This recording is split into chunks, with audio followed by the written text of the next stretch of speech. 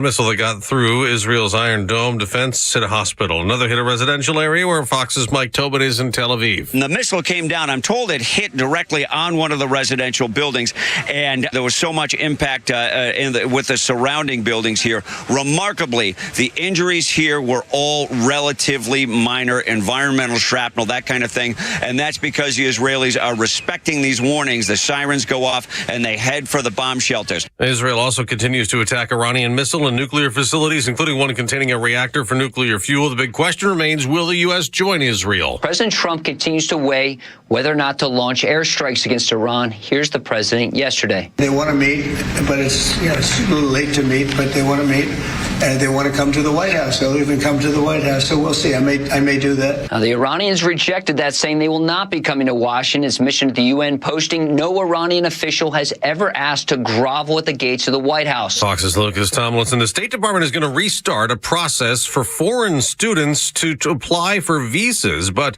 those applicants will have to be required to unlock their social media accounts to be reviewed. Another failure for SpaceX. Whoa! Didn't even get off the ground this time for the Starship rocket. No! That was during NASA's live stream as the rocket exploded on the launch pad in Texas. SpaceX says no staff members are unaccounted for. 3 recent SpaceX test flights of the Starship rocket led to failure and the loss of the spacecraft. America's listening to Fox News. Life insurance. Why are you putting it off? Can't afford it? Too much hassle? Think you don't need it? There's lots of excuses for putting off life insurance. But if you weren't there, who would pay the mortgage and other bills? With Ethos, you could be covered in 10 minutes and boom, family protected. Ethos. Fast and easy online term life insurance. Up to $2 million in coverage with no medical exam. Some policies as low as $1 a day. Answer a few health questions and get your free quote at ethos.com/policy. That's ethos.com/policy. U.S. Army Major Scott Smiley paid a high price serving our nation. Scott was leading his platoon in Iraq when a blast sent shrapnel through his eyes, leaving him blind and temporarily paralyzed. Scott would become the first blind active-duty military officer before medically retiring years later. Thanks to friends like you, the Tunnel to Towers Foundation gave Scott and his family a mortgage-free, specially adapted smart home. Show your support for America's heroes now. Donate $11 a month to Tunnel to Towers at t2t.org. WFOM and W292EV Marietta, a Dickey broadcasting station. This hour is presented by Subaru of Gwinnett. You'll love the difference. The Morning Extra, only on Extra 106.3. Morning, y'all. Tug and Los on Friday Eve. Glad that you're here. 404-741-1230 at Extra 106.3 across the social media platforms. Just like the beginning part of this week, the latter part of the week, Front Office Los out and playing volleyball with his daughters. I guess he's not playing. He's watching his daughters play volleyball. They play very competitive volleyball, and they're down in Florida doing that. Angela Morabito is in for FOL. Good morning, ma'am.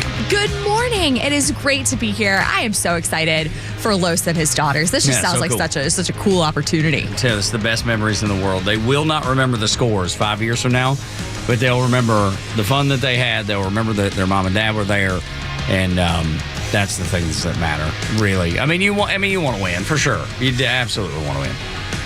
But that's not the most important thing, and especially at their age levels, it's about the experience. It's about creating lifelong memories and the friendships that they build and that come out of that experience. Oh, it'll last a lifetime. My brother was a high school athlete and is still really close with a bunch of his former teammates, who I consider my other brothers. They're part of the family. Because they were always at the house, I'm sure. They were, yes. Yeah.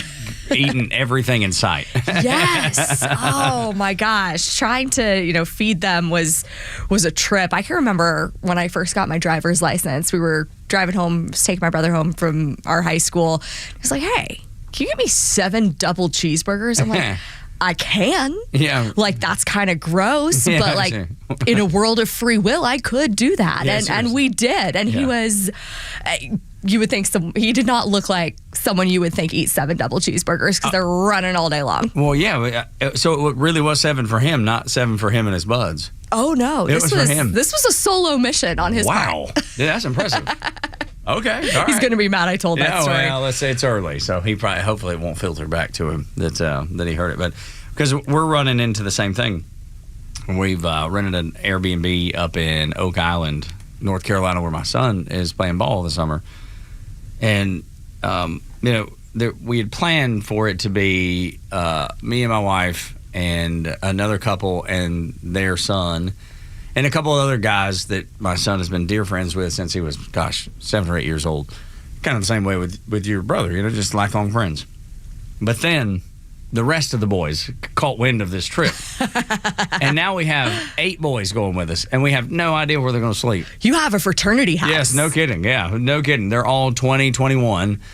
Maybe a 19-year-old in there, 19, 20, 21, around that spread. At that age, you can just roll them out on the floor. No kidding. Well, that's what we bought. We bought an air mattress on Amazon. That's too kind. Well, that's I said the same thing. My wife, my sweet wife, who is the person that keeps me between the ditches, because otherwise I'd be off in the ditch and then back on the road. That age, you get a blanket and a throw pillow. If you're lucky. That's right. If you're lucky. That's like luxury. It is. When I was in the Navy and we would just show up at people's houses, we'd just sleep anywhere. I remember sleeping in the Navy on just the deck, just on the floor. No pillow, no blanket, nothing. Just sleeping on the steel floor of a Navy ship. Sometimes you had to, it was just... You've never used a rock as a pillow. Yeah. You ain't lived. Yeah. So, but I said the same thing. Maybe just have them bring some sleeping bags and sleep there in the kitchen floor or the living room floor or whatever. Bathtub. Wherever you can get. Are they all going up to support your son? Yeah. Watch his game? That's wonderful. Yeah, they are. So, but now they have air mattresses to sleep on. And so, it's been a bit of a process. And, because then you got to feed all these kids, right? Yeah. True. So my wife, took a trip to Sam's Club.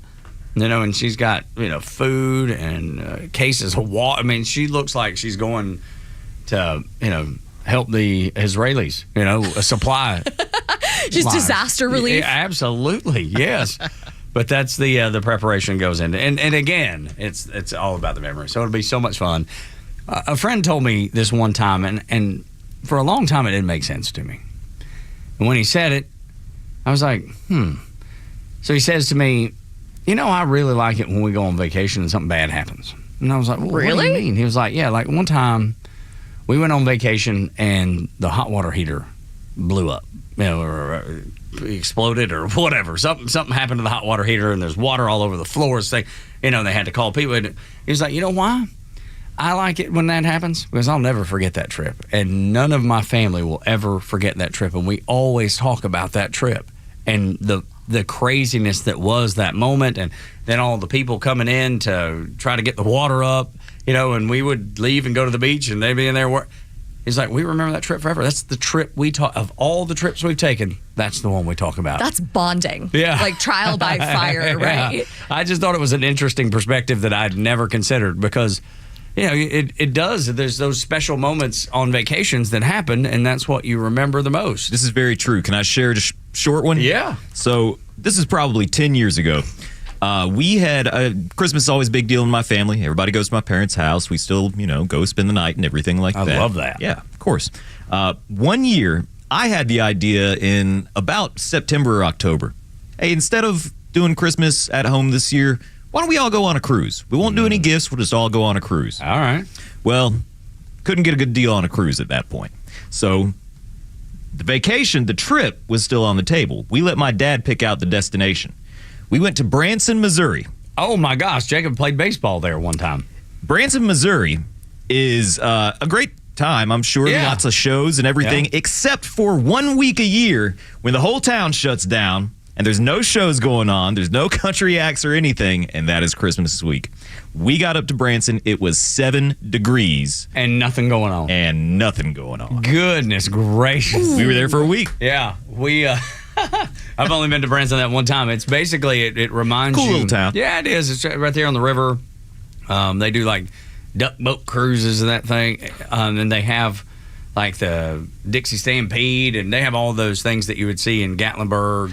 Oh, and okay. Pigeon Forge, that kind of feel, but it's on a river versus in the mountains. That's like family friendly. Yeah, very much so. It's like Yeah. Vegas without the gambling. Yeah, the drinking. and the drugs and the prostitution. Right, all that. Yeah, but aside from all that stuff. It's what Vegas should be. Yeah, right. It's a wholesome Vegas. It's like Vegas found religion. Yeah, right. That's exactly right.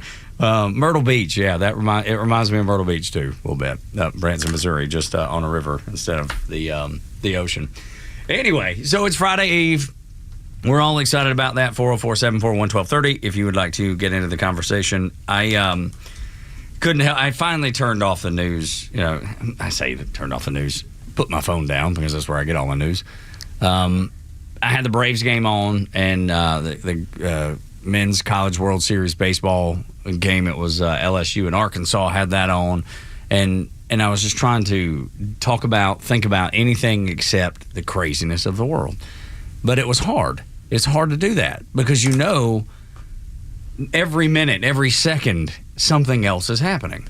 I have doom scrolled this week for probably several miles. I love that doom scrolled. You're like, none of this is making my life better. I'm just going to see how much trauma there is in the world, and you can't turn it off. That's right. It's like when you pass a car wreck or something. You're always looking. You can't help it. What has happened? I hope everybody's okay. I want to visually verify that everybody's okay. But Donald Trump said something last night that didn't surprise me at all, because I believe his instinct is peace, but I do believe that he realizes that we may have to do something, and he's already put together.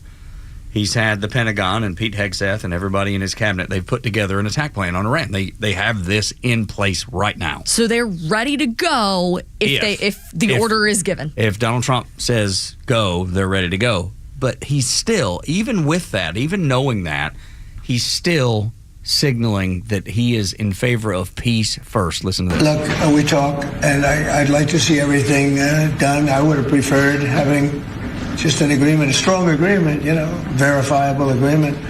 But it was such a shame. They were so close. Iran was very close to signing what would have been a very good agreement for them. And maybe that could still happen, I guess.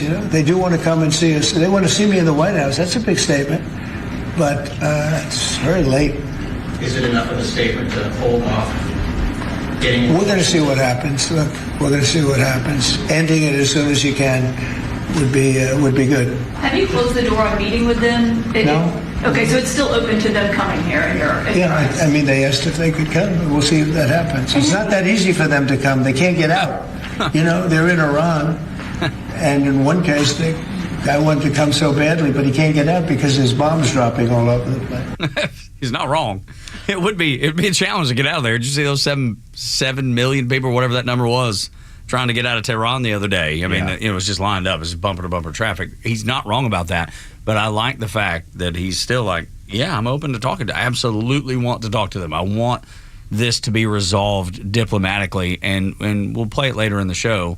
Harry Enton from CNN, also the polling shows that exact thing. So his default is peace, and he's still going to. The dictator, the warmonger, right, is defaulting to peace up until during the discussion for an attack plan on Iran that he could give the go-to at any moment.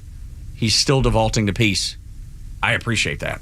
I do too. I feel like Trump 1.0, or at least the Trump a lot of people think exists in their minds, would be like, I have a big red button on my desk, and if they look at me sideways, I'm hitting it. Yes, everything's going to explode. It's going to be huge. Yeah. Now, Trump 2.0, he sounded in that clip to me like a parent who's not mad, they're just disappointed. Yeah, that's right. And he's going, how are you going to fix this? Yeah. You want to come talk to me? Come talk to me. How are you going to do that? Your planes can't leave the ground. Exactly. You can't get out. He sounded fed up. Yeah, he did. I think this is his least favorite part of the job. Yeah, I would imagine so. His favorite part is building something that will last, building an economy that is clearly taken off, building an economy, and fostering an environment. I say this and have said it a million times, say it again.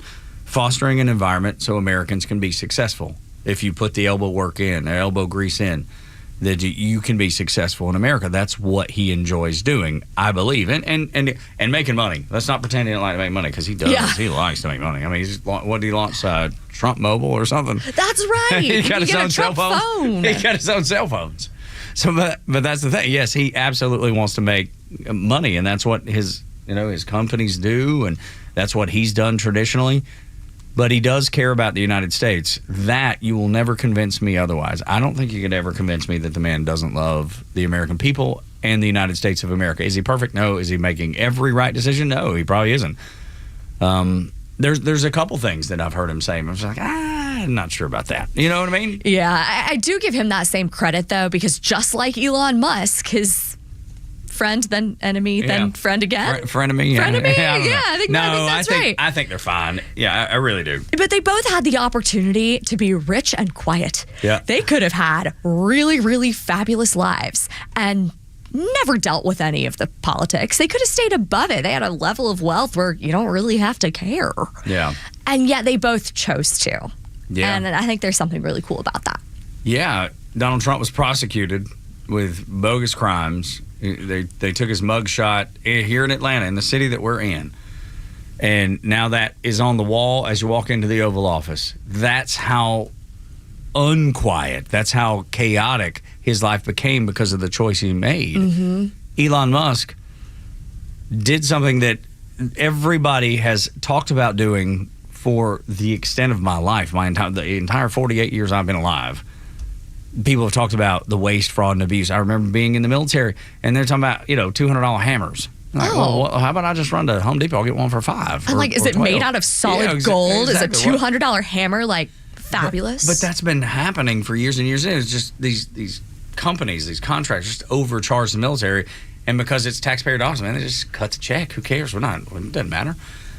And Elon Musk says, you know what? Let's fix that, because the United States is on its way to insolvency, and we still have that battle in front of us.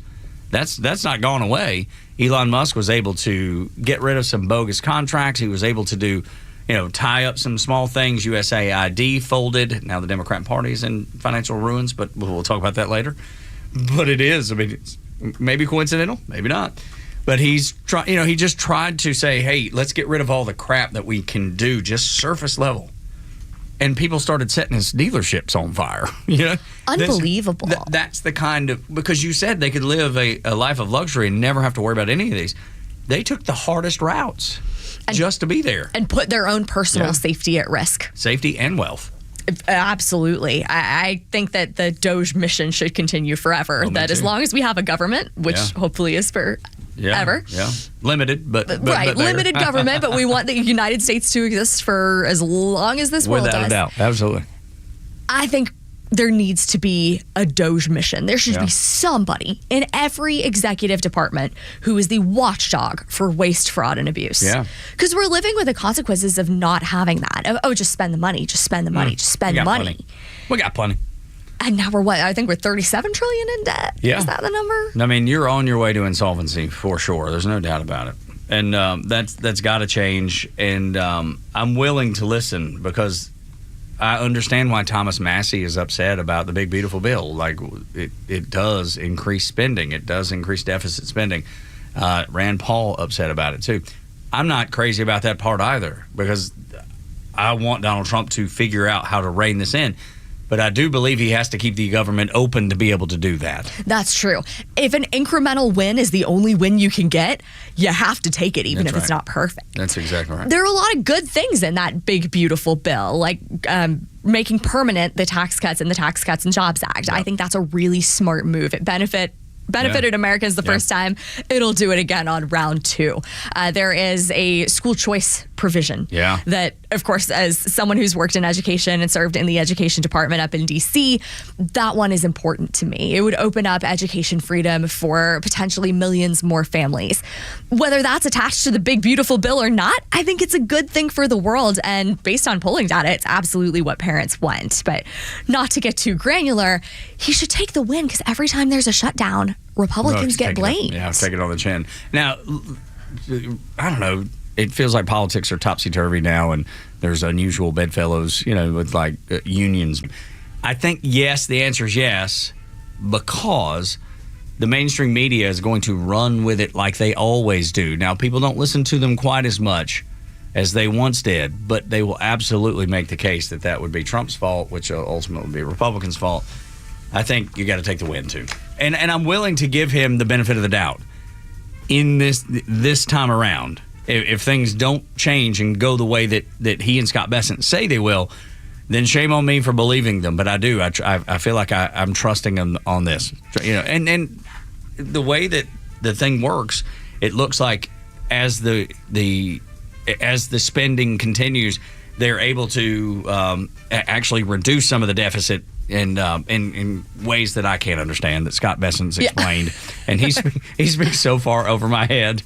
It's unbelievable. Yeah, as long as they're trending in the right direction, I think that's all we can hope for from a government made up of imperfect people. Without a doubt. With a lot of problems. Since we're talking about education, Harvard gets a win, but it may hurt higher education in the process. That's the discussion next on Extra 106.3.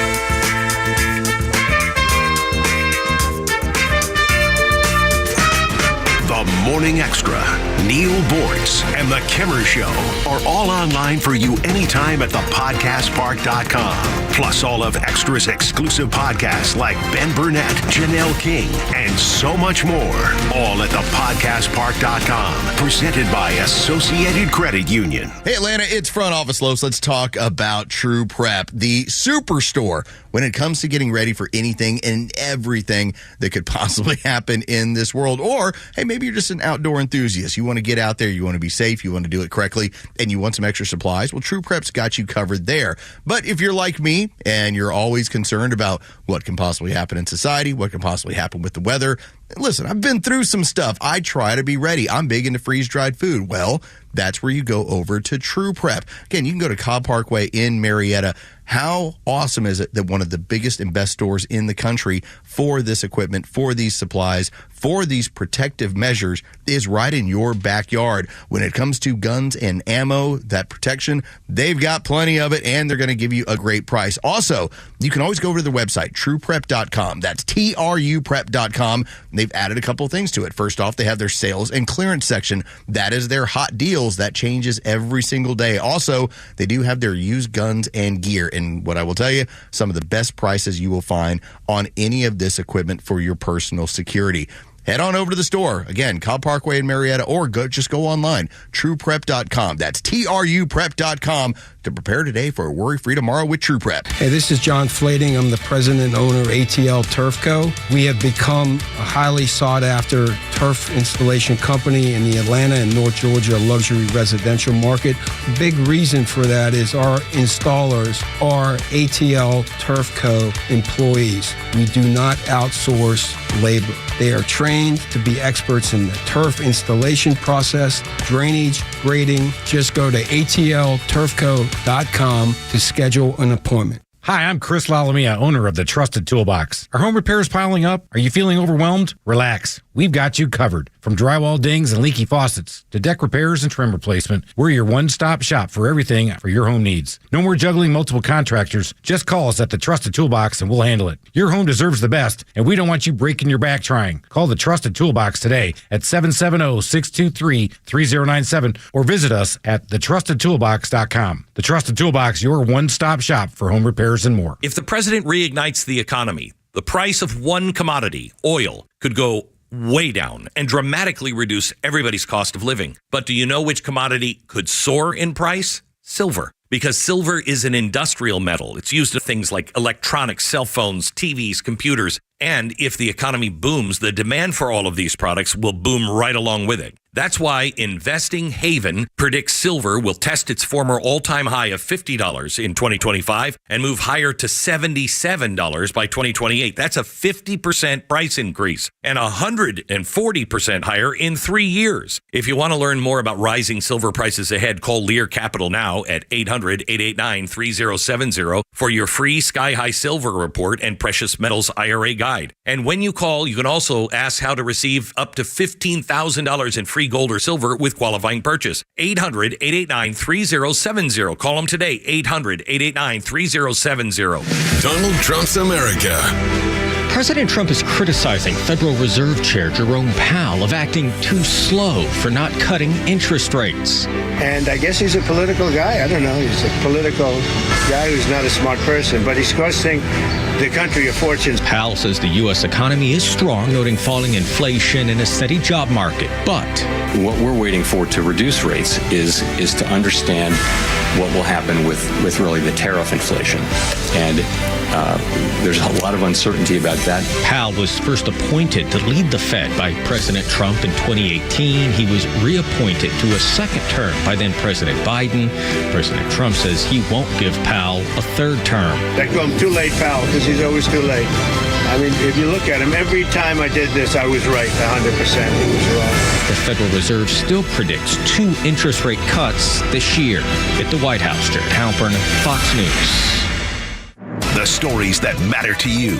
These are your Georgia headlines. Here are your Georgia headlines for Thursday, June 19th. The results of Tuesday's statewide election for the Georgia Public Service Commissioner in District 3, Republican Fitz Johnson ran unopposed. Democrats Keisha Waits and Peter Hubbard will have a runoff on July 15th. In District 2, Republican Tim Echols received 75% of the vote. He will run against Democrat Alicia Johnson this fall.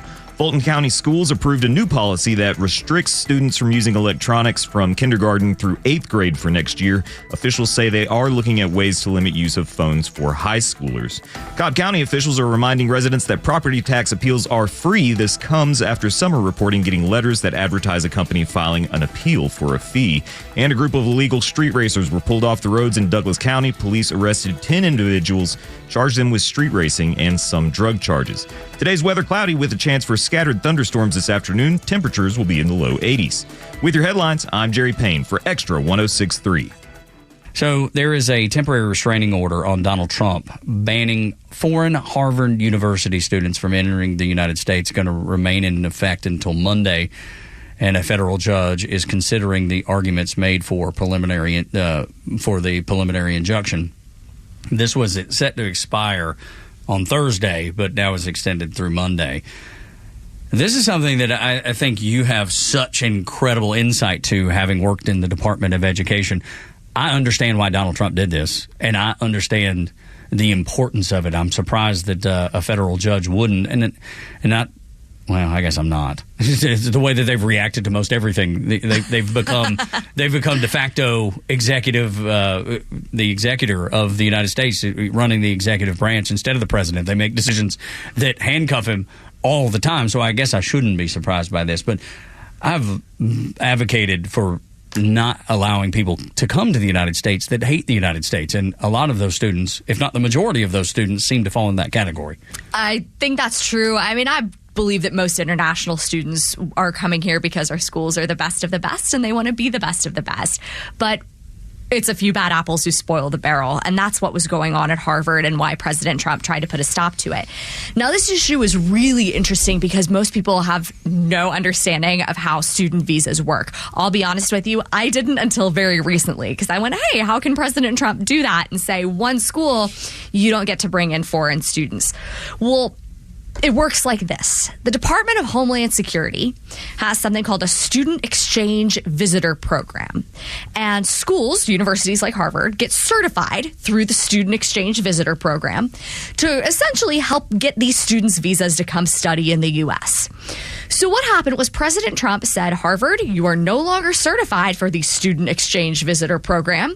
You can't bring people in on these visas because we don't think you're doing a good job of vetting them. I believe that's valid. I also hope that we work toward a future where schools vet their students properly and the best and the brightest from wherever they are in the world still want to and are able to come study in the U.S. But what we saw with Harvard was they were not bringing in the best and the brightest. They were bringing in people who often did not have America's best interests at heart. And I say it over and over again that if you want to hate America, that is a work-from-home job. Yeah, no doubt. We will not bring you here to do that. But a judge has decided apparently otherwise. Well, the decision isn't final, but she's extended that preliminary injunction. So we're not going to have a final answer for a little while now. But I think this is a really important signal that the Trump administration is saying, no. Homeland Security decides who gets to come here. individual universities cannot do that unless we trust them to do that. And we don't. You can't. I don't trust any of them. I really don't. I have a struggle to trust any of those, especially the Ivy Leagues.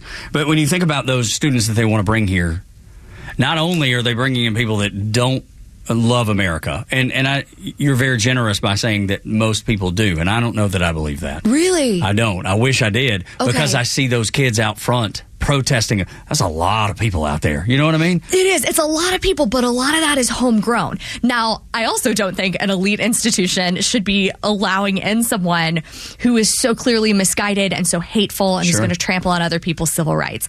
But they're private institutions, and they can choose who to admit to their school from America. They can't choose who they admit to America from the outside world. That's right. And it boils down to dollar bills, right? Those international students pay full freight. That's right. They are not eligible for Title IV federal student aid dollars. So no federal student loans if you are not a U.S. citizen. And then those institutions take a lot of money from the Chinese and a lot of money from foreign governments. That's why I don't trust them. And they're not always honest about it. No, of course. They cover it up. They push that under the rug. They don't want you to know that. Oh, and the past administration tried to help them. This is one thing I learned at the Department of Ed that completely blew my mind. There is no legal limit on how much money a U.S. university can take from outside sources. All they have to do is report it if it passes a $250,000 threshold. I spent like $5 on a glass of wine at an alumni event at my college probably like 8 years ago. They still email me about it. They're not losing track of their donations, I can promise you. But schools, including Harvard, have been caught not being honest about their foreign financial ties. Well, look at the UPenn and the money that they've taken. Even to build that Joe Biden wing, whatever the Biden Center. The Biden Center was pretty much all paid for by the Chinese, is my understanding. And UPenn hasn't been transparent about it. So there's a push going on in Congress now to increase the transparency around that. But President Biden actually did the opposite. So there's the Office of the General Counsel, who is the top attorney at the Department of Education. And that person is supposed to be in charge of enforcing the transparency law of tell us where you get your money. You don't have to tell us a lot of detail. I think it's like 7 or 12 fields they have to fill out. It's a really, really simple form. And schools don't do it. Well, President Biden moved enforcement out of the General Counsel's office and said, yeah, we're going to house that in federal student aid. The Defense of Freedom Institute requested documents on how that decision was made, and the Biden administration wouldn't give them to us. Something shady was going on, so I'm thrilled to see that Secretary McMahon has restored that duty to the General Counsel's office where it belongs. So there's another thing, is that I feel like the students that they bring in, specifically we'll zone in on Harvard here because I think it happens in a lot of places, but those students that don't have the best intentions for America, the ones that are being imported, that are paying full freight, that are not afraid to get out there and say, destroy Israel, destroy the U.S., that are out there protesting in front, most of the professors agree with them. That's why it's such a nice marriage for them. It is. There's no room for independent thought there. There's no room to push back unless you want to fail. Look, and you have, especially if your family is like my family. My parents opened a credit card to pay for my first semester of college, and this was back in 1995. And let's say it was $1,000 or $1,500. This is money they didn't have. So if you're going to Harvard, and let's say you have some scholarship, you got some federal dollars, but your parents are trying to do the best to pay for that, and you go there and you stand on your principle, you just put your family in a really tough situation financially. That's very true. And Harvard has ethical issues that go far beyond immigration. They had an ethics researcher who was caught a couple weeks ago fabricating data. I saw that. Like the ethics person? Yeah. Really? Yeah, right. Like, come on, Harvard. But you shouldn't be surprised because the data didn't back up whatever. Because I don't remember what the discussion was about specifically right off the top of my head. But whatever it was, they were trying to hide it because it proved the other side. It proved the point of the opposition to them. So they hid the data instead of being transparent, instead of being ethical. We're going to just push this. We're not going to tell anybody about this because this doesn't back up our narrative. This doesn't back up what we want it to say. And then on top of that, when you're getting money, like you're talking about with, they don't have to tell you necessarily how much money they get. That it's not required. I'll liken it to what happens in media. There's a reason that no one talks bad about the pharmaceutical industry on television, and many times on radio too. You don't hear a lot of pharma ads here, so you kind of got to worry about it. But I would group it Fox News, CNN, ABC, NBC, CBS, MSNBC, CNB, anybody that is on the television at night, and you see those pharmaceutical ads, and you see a lot of them, that's where they get a bunch of their money. Why do they not talk bad about the pharmaceutical industry? Because they get a lot of money from them. So you're not going to get the truth. You're not going to get the straight shooter when it comes to pharma, because that's who pays the bills. Same way with Harvard. They're not going to talk bad about the Chinese Communist Party when billions of dollars are coming to Harvard or some other institution because of, they're not going to talk bad about the CCP because that's where the dollars are coming from. Totally. It's a national security issue, and Without it's a an doubt. academic freedom issue. Right. Of, are your people free to tell the truth as they see it? And there should be room for disagreement on every college campus, just like there should be room for disagreement in our political world. I don't believe that there needs to be some sort of affirmative action at Harvard for, we have to bring in all of these conservatives. I think that Harvard needs to open up its, kind of widen their horizons a little bit, for lack of a better term. I don't know if it's salvageable, though. They're not going to do that on their own. Sure. They just lost a president to plagiarism. Right, yeah. If you're a It's pretty freshman and you embarrassing. plagiarize, Yeah. you ought to get kicked out. And what do you know what the rule would be for a student that plagiarized something? It is up to and including they give you the boot. Yeah. Okay. So you could get more punishment as a freshman than you'll get at most universities. This person had to resign in disgrace for plagiarizing. I remember the story when she stepped down, and you're thinking, what kind of example are you setting for these kids that are coming in working really hard, or at least some of them working really hard, others busy protesting, I suppose. But there's just nothing good coming out of academia right now that I can tell. Which is so sad, because we should be getting great things out of academia, We spend a lot of money on it. We do, and there should be a return on that investment, not just in the student experience, but in the research that comes out of these places. There was this huge uproar when Trump started going after Harvard and Columbia of, we need research about treating and preventing cancer. Right. Of course we do, but we need research about that from places we can trust. Yeah, and we can't trust at this point, y'all. It's terrifying. It's really sad. I mean, the former chair of the Harvard chemistry department was caught misrepresenting himself to the NIH. He was getting all of this taxpayer-funded grant money and not disclosing his ties to the Chinese. He served prison time. Again, but that's it's happening over and over and over again. And now he works for a university in China. Of course he does. Of course. I've seen that. Had you not said it, I would have never known that story had you not told me that. And it's no surprise to me. You're seeing the same thing with people in D.C. when they leave their elected office. They go to work for a pharmacy company. They go to work for some sort of contractor. Maybe it's in the military-industrial complex, or maybe it's the Chinese altogether. It happens over and over and over again. And then they turn around and lobby the U.S. government on behalf of the Chinese. How filthy is that? I wouldn't be able to put my head on a pillow at night knowing that I was condemning future generations of America on behalf of the Chinese Communist Party. I wouldn't be able to do it. I wouldn't be able to sleep at night. So much of D.C. is sponsored by Qatar. Oh, yes, for sure. Qatar. They retain PR firms. Without a doubt. They do the whole deal. They do these, art cultural installations. You want to share your art with us? Amazing. Go for it. I think that's actually really cool. But we know that it all comes with strings attached. Every time. That was my biggest concern about the airplane. And that's, I know that deal's kind of been put on ice. It's not really moved much lately. My problem was, from a security standpoint, what is embedded in there that we don't know? And I know they'll go through it with a fine-tooth comb, but if they can embed in software, that we know the Chinese have embedded malware into our software that controls our water. We've seen that in Massachusetts. We've seen it out in Texas. We've seen the Chinese embed software so they can turn off, the grids in cities, in small cities. They've tested it out, and we've seen that. So if they can do that, what makes you think it won't happen on Air Force One, supposedly the most secure airplane in the world? So that part scares me a little bit, and then always the strings attached that come with it, right? So again, I'm not saying that we shouldn't do it all together, but I think we really need to think things through before we do some of that stuff. And I brought that up a bunch of times, but I love your insight into Harvard and some of the information that you're able to share, because I would have never known. Oh, thank you. I didn't know about the electric and water grids, so that's look that up. That's It's very, today's very anxiety spiral. Right. And it's funny because my son and I were talking last night. I told you he called and he was asking me about what I thought about Iran and the attacks from Israel, and his point of view was, let's stay out of it. and it's interesting, the younger generations like that. They're not like Lindsey Graham, like, all go to war. Let's go to war right now. He's banging the drums of war. I just love that he's engaged and thoughtful about it. That's really cool. Me too. I'm very proud of that.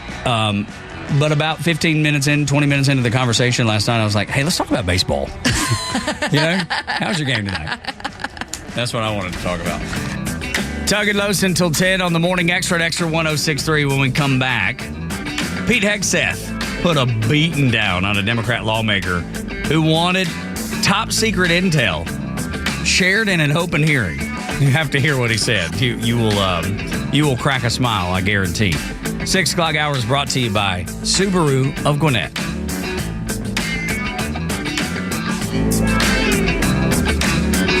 The latest sports news, powered by 680 The Fan, and driven to extra listeners by RBM of Atlanta in Sandy Springs, Atlanta's Mercedes-Benz connection since 1964.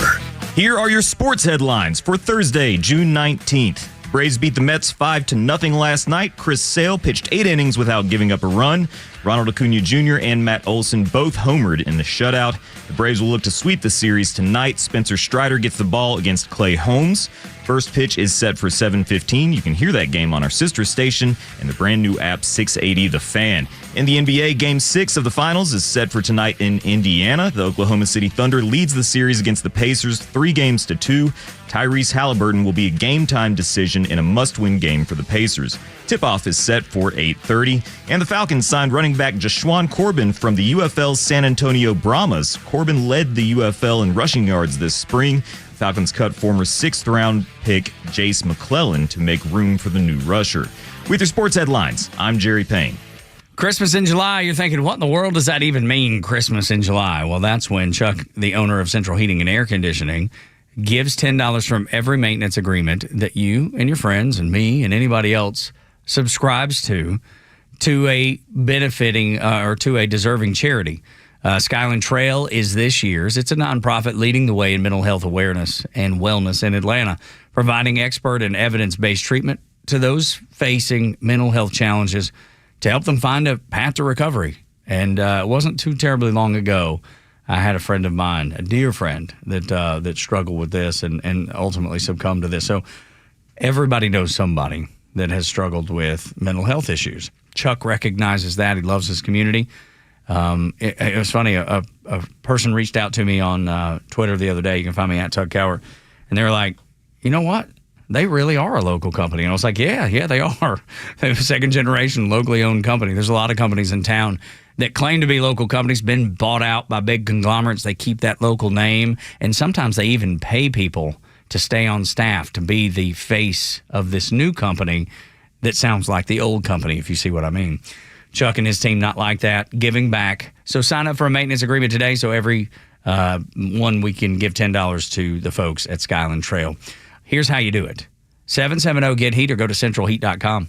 If the president reignites the economy, the price of one commodity, oil, could go way down and dramatically reduce everybody's cost of living. But do you know which commodity could soar in price? Silver. Because silver is an industrial metal. It's used in things like electronics, cell phones, TVs, computers. And if the economy booms, the demand for all of these products will boom right along with it. That's why Investing Haven predicts silver will test its former all-time high of $50 in 2025 and move higher to $77 by 2028. That's a 50% price increase and 140% higher in 3 years. If you want to learn more about rising silver prices ahead, call Lear Capital now at 800-889-3070 for your free Sky High Silver Report and Precious Metals IRA guide. guide. And when you call, you can also ask how to receive up to $15,000 in free gold or silver with qualifying purchase. 800-889-3070. Call them today. 800-889-3070. The EQE electrifies the essence of Mercedes-Benz values: leadership in user-friendly technology and earth-friendlier power, satisfaction for driver and passengers alike, and the seamless confluence of craftsmanship and innovation that makes the iconic Grill Star shine.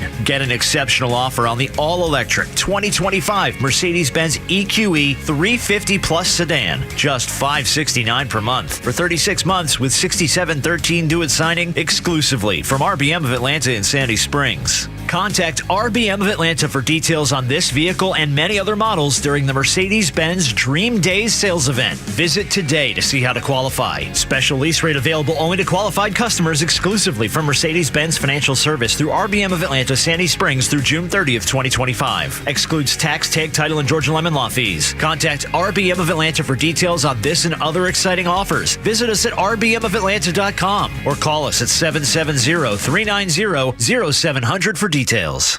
Software Engineer 2 positions offered by Warner Media Services, LLC in Atlanta, Georgia. Develop and maintain back-end software solutions across multiple domains. Continuously leverage new technology to build immersive and interactive viewing experiences. Develop solutions that balance innovation, quality, delivery time, and align with business strategy. Write clean and documented code and quality tests. Hybrid work schedule. Submit resume to wbdi@wbd.com. Reference job ID 8452041. For more than 75 years, University of Maryland Global Campus has given you the opportunity to build your next success. Choose from more than 135 degree and certificate programs in career-relevant fields like business, healthcare, data analytics, cybersecurity, and more. Plus, we offer 100% online and hybrid courses, personalized advising, and lifetime career services. Learn more at umgc.edu. Certified to operate in Virginia by Chev. The legend Neil Bortz is only on Extra 106.3. Hey, it's the camera. How's it going? Here's what you missed from the Talkmaster. Removing taxes on your Social Security benefits. No taxes on tips. No taxes on overtime.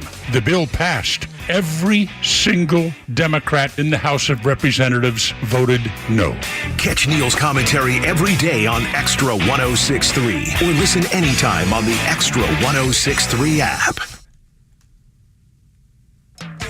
The word berserk doesn't get used enough, I don't think. Berserk is a good word. It's classic. It is. It's one of those words that you hear on, like, I don't know, the Flintstones or, the old school Saturday morning cartoons. It feels vintage. It does. Vintage. And I like that. It's like you're crazy. Yeah. That's but in a cool way. That's a great way of putting it. Democrat Senator Elise Slotkin went berserk on Pete Hegseth. So they're talking, about plans that the United States might have or might not have for the Iran-Israel conflict or war or whatever you call it. War, I guess, is probably the correct term. But she basically is asking him to reveal secret plans from our military. So this is the head of the Pentagon, the Secretary of Defense, and she's like, what are the plans? What are the plans? Listen to what he says. Not want citizens to be scared of their own military. I love the military. I served alongside my whole life, so I'm worried about you tainting it. Have you given the order? Have you given the order that they can use lethal force against honor? I want the answer to be no. Please tell me it's no. Have you given the order? Senator, I'd be careful what you read in books and believing it, except for the Bible. Oh, my God. So your former predecessor, I guess that's not enough. Just read the Bible. That's the one you can believe. So, they're talking about Iran, just attack plans that might be there. They were talking about men who fancy themselves as women being kicked out of the military. And this whole discussion, this whole conversation was completely insane. It was just like that the entire time. And Pete Hegseth is just, he's got up the shield and he's got up the armor and he's just swatting these people away because they look so foolish. She is breathless. She's panicking. I don't know what Elise Slotkin thinks is going to happen here. But there was nothing in that hearing that merited that level of anxiety from her. She was trying to manufacture this emergency, and he's like, read the Bible. Like, chill. Yeah. Don't believe everything you read online. Don't believe everything you read on social media. Don't believe everything you hear in the news. Unless it comes to the good book, that'd be the only one that I put my hand on and say, yes, I believe everything in there is true. So when Pete Hegseth is cool under pressure, it makes me like him that much more. Because when he was hired, it was, I can't believe they've hired a weekend Fox host to be the Secretary of Defense. Little did they know about his service, about his education. He's Ivy League educated. And then the fact that he is a warrior himself. And his goal is to prepare the Pentagon and prepare our branches of military to be warfighters. And that's been his message from the beginning. We're not playing this weird game anymore. We're not focusing on the wrong things anymore. We have been beaten and battered in pretty much every conflict that we've had in the last 20 or 30 years. We left Afghanistan with our tails tucked between our legs. What an embarrassment for the United States of America. It's the most embarrassing thing that I can remember in my lifetime happening. And Pete Hegseth said, we're done with that. We're not doing that anymore because our focus will be in the right place. Because if you recall, I don't even remember this, Angela, it came out in testimony that they had no plan for leaving Afghanistan. They had no plan. Like from the Pentagon, to the president's desk, the Oval Office, they had no plan for this. They just said, yes, we're going to do it, and they did it with no plan. It was a complete debacle and a tragedy. I believe it was 13 service members who lost their lives. And it was completely unnecessary. It was like as if the Biden administration wrote the press release first and then structured their military action around that. It was, we want to withdraw by this date, so we're just going to do it. Yeah, that's right. With no plan. Yeah. It reminds me also of another debacle that the Biden administration had when they were going to build the pier off of Gaza. Do you remember the pier that they were going to build on? I do. Yeah. So the engineers, the military engineers, they're like, hey, the seas are too rough off of Gaza to build this pier. There's no way. And they're like, nope, we're going to do it anyway. And one service member lost his life in that as well. But the whole plan was, we're going to show you how caring we are about the people in Gaza, about the Palestinians, and we're going to bring aid. We're going to bring food. We're going to bring water. We're going to bring all the aid in through this pier to these people that are being cut off by those horrible Israelis. That's essentially the way they put it. And when they constructed this pier, it did exactly what the engineer said it would do, not hold up because of the rough waters. And then, like I said, one person died because of that. One service member died. But it just shows you the past and how that administration had nothing in order. They had no plans for anything. And everything they did backfired and blew up and looked crazy. And it damaged the reputation of the United States even more greatly. And now Pete Hegseth's the guy that is projecting strength. And they despise it. I feel like they would prefer the Afghanistan withdrawal debacle. They would prefer the pier that fell apart. It seems like they're okay with that. They prefer that over a strong man, toxic male, toxic masculinity that they would say on that side. They would prefer the chaos and the failures over someone projecting strength on behalf of the United States. That's my interpretation. I'm with you on that. And I give Secretary Hegseth a lot of credit for not taking the bait and not just verbally hitting back hard and saying, no, you're wrong, you're crazy. He just said, hey, maybe let's take a step back. He was totally uninterested in playing politics. I think that makes him effective. I mean, honestly, I wasn't sure about the Hegseth pick. I think he's a smart guy, and I absolutely respect and I'm grateful for his service, but I was just like this. I mean, I knew of him mainly from Fox News. That was like, this is kind of a curveball here. And then you see him show up at PT with these soldiers, and he's running and he's doing push-ups with these guys. And in the pictures, they all look a little starstruck. Well, I think they just respect the fact that someone they're taking orders from would do the things that they do. That's leadership. Yeah, I thought that was really cool. He won me over with that. Can I tell you about Elise Slotkin, too? Remember yesterday or the day before we were talking about the enemy within that I'm concerned about. Some people call it the deep state. And I do believe that exists. Slotkin's no fool. She's got a degree from Columbia. She's a smart woman. Also worked in the CIA as a Middle East analyst. So she's no fool. She's got the experience.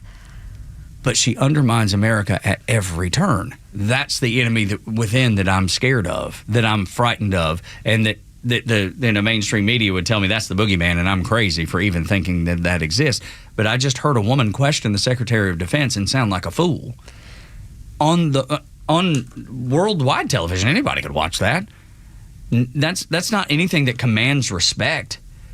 And she comes off to me as a person that would prefer the debacle of Afghanistan and the peer failure over strength that Pete Hegseth shows on the worldwide stage and on the national stage, and right as you pointed out, right in front of the soldiers that he commands. That's the difference in the people that are running the Pentagon then and running the Pentagon now.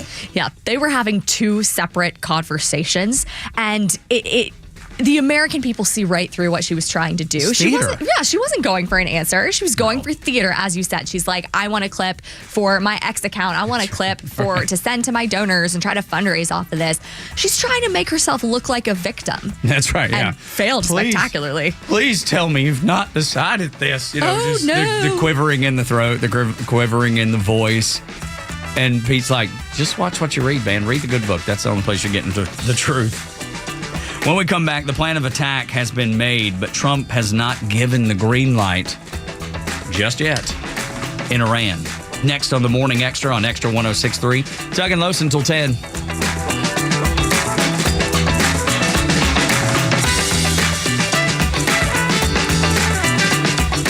They can't define the word Nazi because of the history behind it and how insulting it is to the families of 6 million people that were killed by the Nazis and obliterated. The Kimmer Show every afternoon from 3 to 6 p.m. on Extra 106.3 and the Extra app.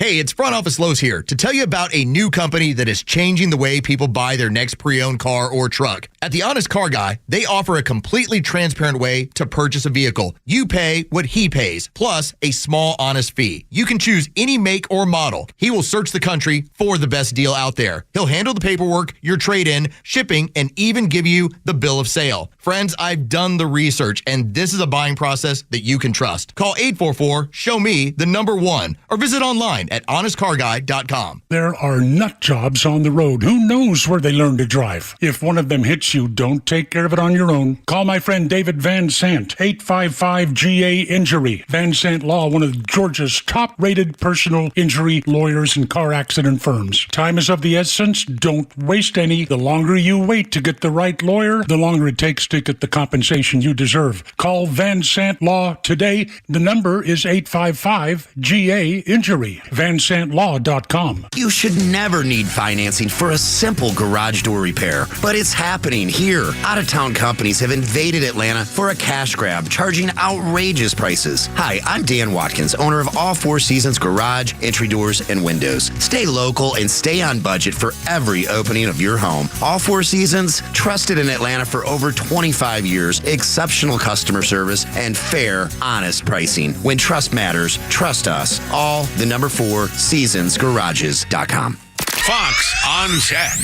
There's a new high-tech scam growing more prevalent. It involves your smartphone and your money. We've all had our lives changed by the use of digital payment platforms. Things like Apple Pay or Google Pay have allowed for easy tapping to spend money, and apps like Venmo and PayPal have allowed you to send money to or take money from people you know or with whom you do business. But now those awful people out there looking to fleece you have taken to payment platforms such as these. Miles Parrott Cancer Services of Louisiana is having to tell people to be extra sure that the Venmo account to which they're sending donations is in fact theirs. There are phony ones that resemble it, and they're just the latest charity to have their names digitally tarnished. And once you send that donation to that scammer, that money is gone. It requires you to be extra careful and verify to whom you think you're sending payments. With Fox on Tech, I'm Eben Brown, Fox News. This is House Call for Health. With the official start of summer upon us, health experts are sharing insight on how hot weather may impact your appetite. Beth Serwokny, a registered dietitian with Cleveland Clinic, says you may feel less hungry when it's really hot outside because of something called the thermic effect of food. Another reason you may feel less hungry during the summer could be due to higher levels of activity or even dehydration. And when you're dehydrated, your sense of thirst is stunted. So if you're suddenly really, really thirsty, you're probably already dehydrated. She also emphasizes that drinking throughout the day is always important. The opposite thing happens in the winter when it's really cold outside. Our bodies can crave more food in order to stay warm.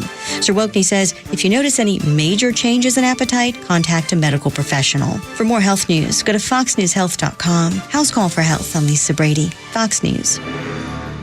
WFOM and W292EV Marietta, a Dickey broadcasting station. This hour is presented by Van Sant Law, vansantlaw.com.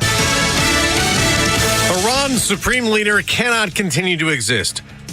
I'm Dave Anthony, Fox News. That's what Israel's defense minister just said after more missiles from Iran got through Israel's Iron Dome defense. One hit a hospital, others hit residential areas. Dozens of Israelis were injured. Military spokesman Nadav Shoshani tells Fox. This morning, we saw a preview of what could happen if we let Iran keep going this way.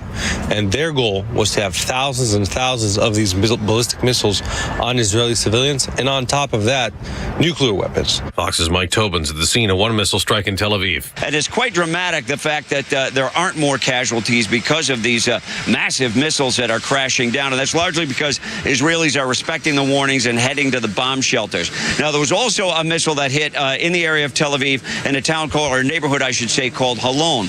That is an older residential area. And again, you have dramatically minimized casualties given the force of the impact. Well, Israel continues to attack Iran from missile sites to nuclear facilities, including one today that has a reactor for nuclear fuel. President Trump met with his national security team again and is considering having the U.S. join Israel. If it's a choice between fighting and them having a nuclear weapon, you have to do what you have to do. The president says he hasn't made his decision yet, but Iran still wants to negotiate, even come to the White House, which an Iranian statement rejects, calling that a lie and despicable. The Trump administration is going to let foreign students apply for visas again to come here to study, but they'll be under more scrutiny than ever. The applicants must make sure that all their social media profiles are visible to the public on the public setting. And if the profiles or the content remains private, it will be considered an effort to conceal and hide information and evade vetting. Fox is told that the vetting officers are keeping an eye out for signs of hostility toward several things, including citizens, culture, government institutions, and also the founding principles of the U.S. Fox's Jackie Heinrich at the White House. America's listening to Fox News. Life insurance. Why are you putting it off? Can't afford it? Too much hassle? Think you don't need it? There's lots of excuses for putting off life insurance. But if you weren't there, who would pay the mortgage and other bills? With Ethos, you could be covered in 10 minutes and boom, family protected. Ethos, fast and easy online term life insurance. Up to $2 million in coverage with no medical exam. Some policies as low as $1 a day. Answer a few health questions and get your free quote at ethos.com/policy. That's ethos.com/policy.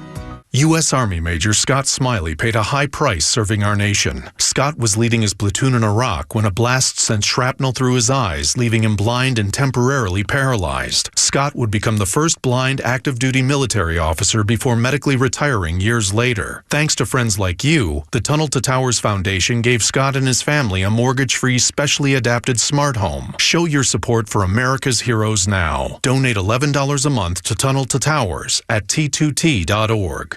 You may know Bortz is back, but not everyone else does. Tell anyone who loves America, Bortz is back on the radio in Atlanta, and his new home is Xtra 106.3. Listen to him now on the Xtra 106.3 app. It is Friday Eve on the Morning Xtra at Xtra 106.3. Front office Los, typically here, but is on vacation with his daughters playing volleyball down in Florida.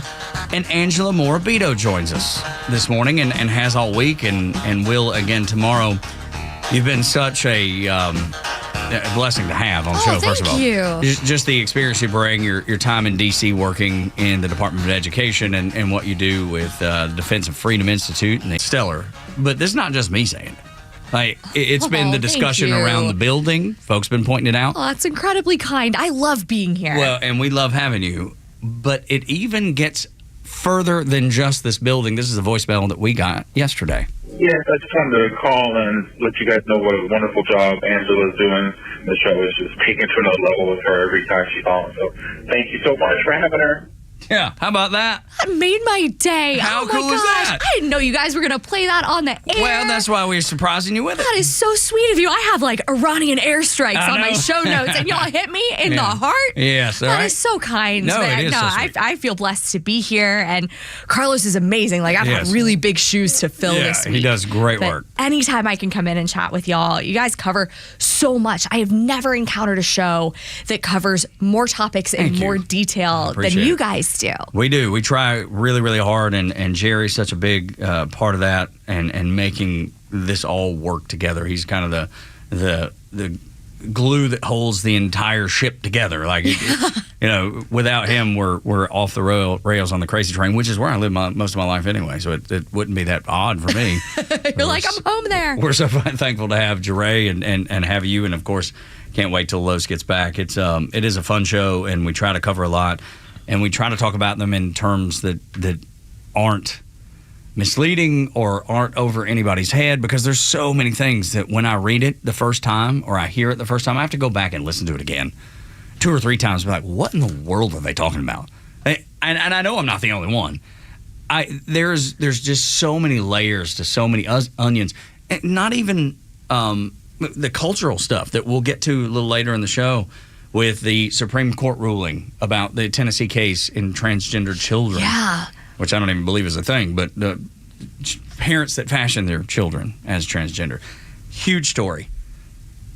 The cultural things, the things that happen in our military, and even this Karen Reed trial, which is unbelievable. It's become a cultural phenomenon. Absolutely has. And the fact that there were 250 or 300 women standing outside the courthouse that were celebrating when she was, I guess, found not guilty of anything but drunk driving. I couldn't wrap my head around that part, because there was still a man dead. There's still a family that's mourning. Yes. Is it okay to be, I guess, cheering for her like they were? Because, I mean, it erupted. You could hear it in the recording when they were broadcasting and filming the jury's decision coming down, and you hear the outside. You're like, what kind of weird people are you? Like, what is it that y'all are seeing and cheering for that I just don't get? Yeah, you see the selfie sticks and weird. the outfits and the signs. So weird. It's like a Taylor Swift concert. That was exactly my thought. I've never seen a group of women so excited, and this is their hero, since the Eras tour. Yeah, no kidding. Holy cow. So, but then we're going to get all that during the show, and if there's things that you wish we were discussing or that we missed, then certainly call in 404-741-1230. Love to hear from you. Love to get your feedback on the things that we're discussing, and calls are always welcome, and we get a lot of them through the day, and sometimes they agree with us, sometimes they don't, and that's okay. I think it creates an environment for robust debate, like Tucker Carlson and Ted Cruz, that we'll get to it a little bit later too. That's another thing that I can't really figure out. I struggle to figure out what they're doing. You watch that clip and you hear it and you think, oh, these guys are going to be on the same side, and then they are not. It so speaks to the point that you made yesterday, Tug, about on the right, there is room for dissent in a way that there isn't on the other side of the aisle. Now, has the conservative world been rocked by this? Totally. But are people taking sides? I don't think so. No, it doesn't, because that's the thing. Like, I really like Tucker Carlson, and I really like Ted Cruz. I'm okay with them seeing differently than even me. Like, I don't know that I agree with either one of them 100%. I don't know that I agree with Donald Trump 100% of the time. I think it's good to debate. And it goes back to our founding fathers. They had robust debate, and they weren't friends at the end of it because they had such strong reactions to each other. It's a good thing. You're right. They don't have it on the left. We do here, and we should embrace it and not be. We shouldn't run away from it. We should champion it, if anything. We should celebrate the fact that we can feel differently and yet still not hate each other's guts. Although Tucker and Ted Cruz, it did look like a big pissing contest. It absolutely did, and I will not spoil the sound clip, but I will say this. You understand why he gets the nickname Tucker Carlson. Yeah, right. Is this America First? I don't know about that. So let's talk about America First, because Donald Trump has drawn up plans. He's had the Pentagon draw up plans for an attack on Iran. and what that would look like. I expect it would be nothing more. I'll say nothing more as if it's not a big deal because it is. I expect that it would be, and he's not green-lighted it. I'm going to keep that in mind, that it is a bombing of the Fordos facility where they feel that's the one buried 300 feet in the ground inside a mountain. The one that Jerry pointed out yesterday that looks like Top Gun Maverick. Yeah. It's got to be based on that. Yeah, go ahead and load Tom Cruise up in the F-16s or the V-2s. That's right, or whatever it is that needs to fly. Because that's what I expect it to be. I do not expect there to be boots on the ground, American troops on the ground, if indeed Donald Trump gives the go-ahead on this attack on Iran. There's plenty of room for debate. He's hoping for peace. But I want you to hear what Harry Enton over at CNN said about this. Because he says, and I don't fall into this camp, I would rather us not be involved militarily. That's what I prefer. I don't know that I'm going to get my way, and I'm willing to listen in case there is a need to do this. But these numbers are very eye-opening. Harry Enton says the majority of Americans support a military strike on Iran to stop them from getting a nuclear bomb specifically. Listen to this. Oppose Iran getting a nuclear weapon. I mean, look at this. 79% of adults agree on that. They agree with Donald Trump. Iran cannot get a nuclear weapon. 83% of Republicans, 79% of independents, 79% of Democrats. When you get 79% of Democrats and 83% of Republicans agreeing on anything, you know that position is the very clear majority in this country. And so the American public is with Donald Trump. They definitely oppose Iran getting nuclear weapons. What is the feeling of Americans as to whether the United States should get involved in this conflict? Right. If you buy Donald Trump's theory of the case, and I think that's important to note, this is polling from April. If Iran's trying to make a nuclear weapon, look at this. Overall, you get the slight plurality. I mean, it's within the margin of error, but the slight plurality of Americans actually favor U.S. airstrikes compared to 47% opposing it. Now, here's the other nugget I'll note, right? There's been a lot of talk online and on social media and in podcasts of a divide within the Republican ranks. The clear majority of Republicans are with Donald Trump if, in fact, Iran is trying to make nuclear weapons. They do, in fact, potentially favor U.S. airstrikes. Listen to that. I mean, that's staggering amounts of support. 83% of Republicans, 79% of independents, 79% of Democrats say they do not want Iran to have the bomb and support airstrikes to make sure they don't.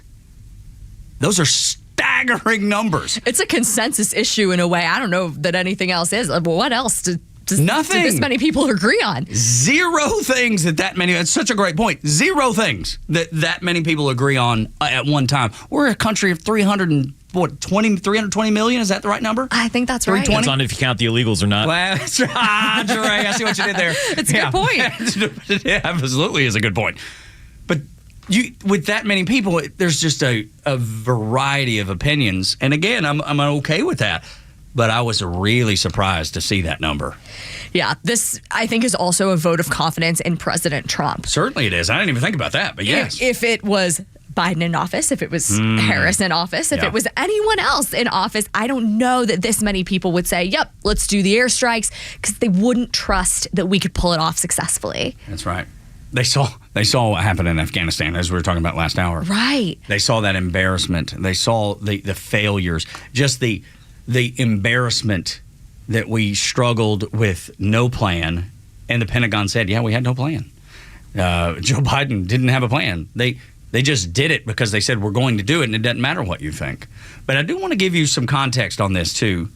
This is the other side of that. Yes, those numbers are incredibly large of people saying, we do not want Iran having a bomb, and the numbers are just, up there of, hey, what do we do? If they do have one, do we trust Donald Trump to get the job done? And it looks like the majority of Americans say yes. But I want to give you the other side of the picture because this is kind of where I am. I don't want us involved. That's my gut instinct. If Donald Trump comes to the nation and says, we have to do this and here's why, I would listen and I would support my president.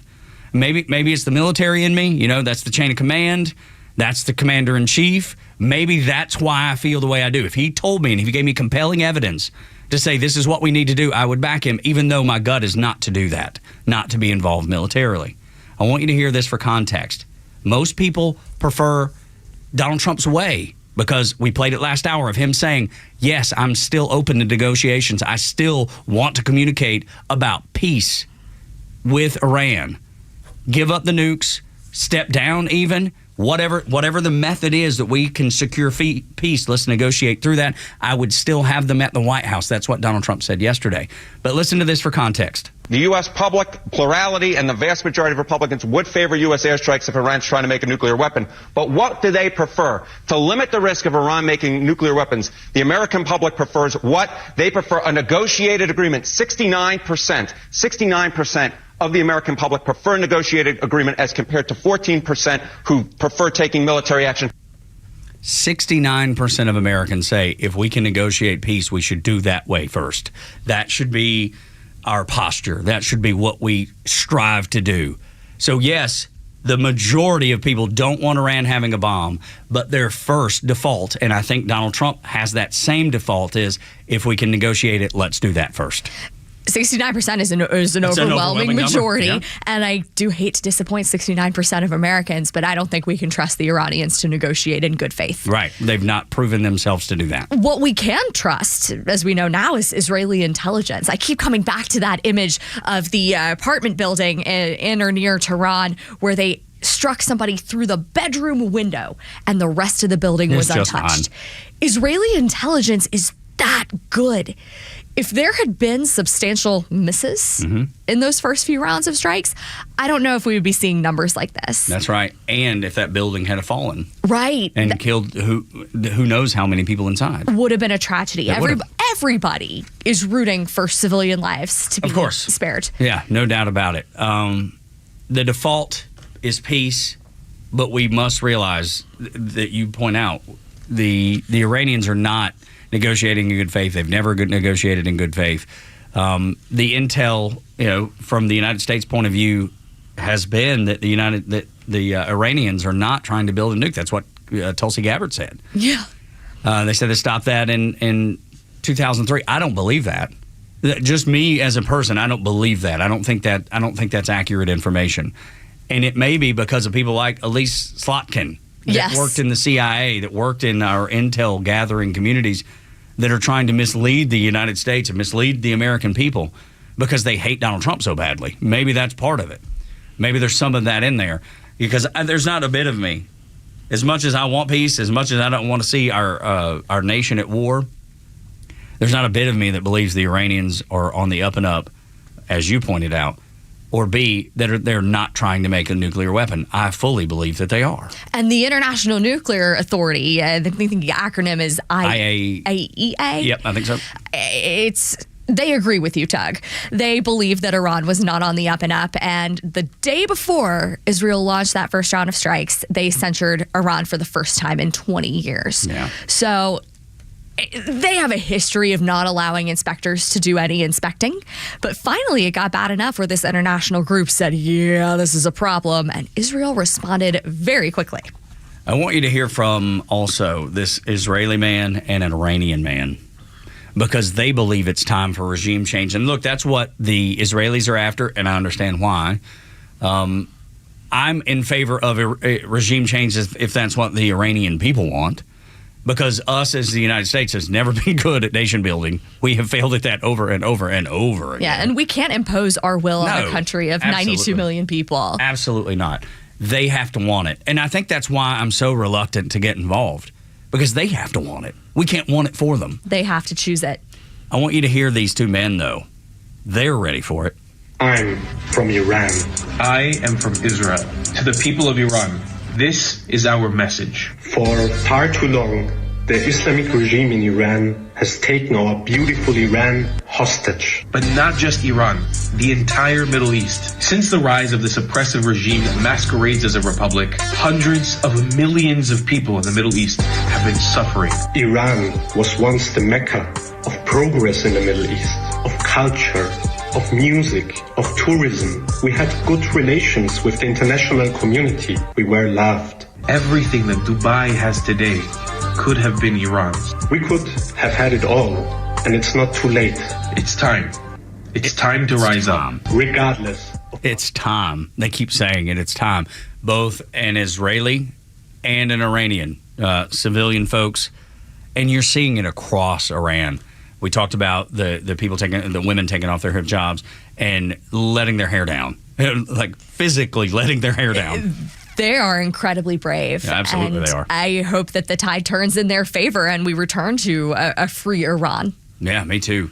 You're seeing people burn pictures of the Ayatollah. You're seeing celebrations across the world of the Israeli strikes on Iran.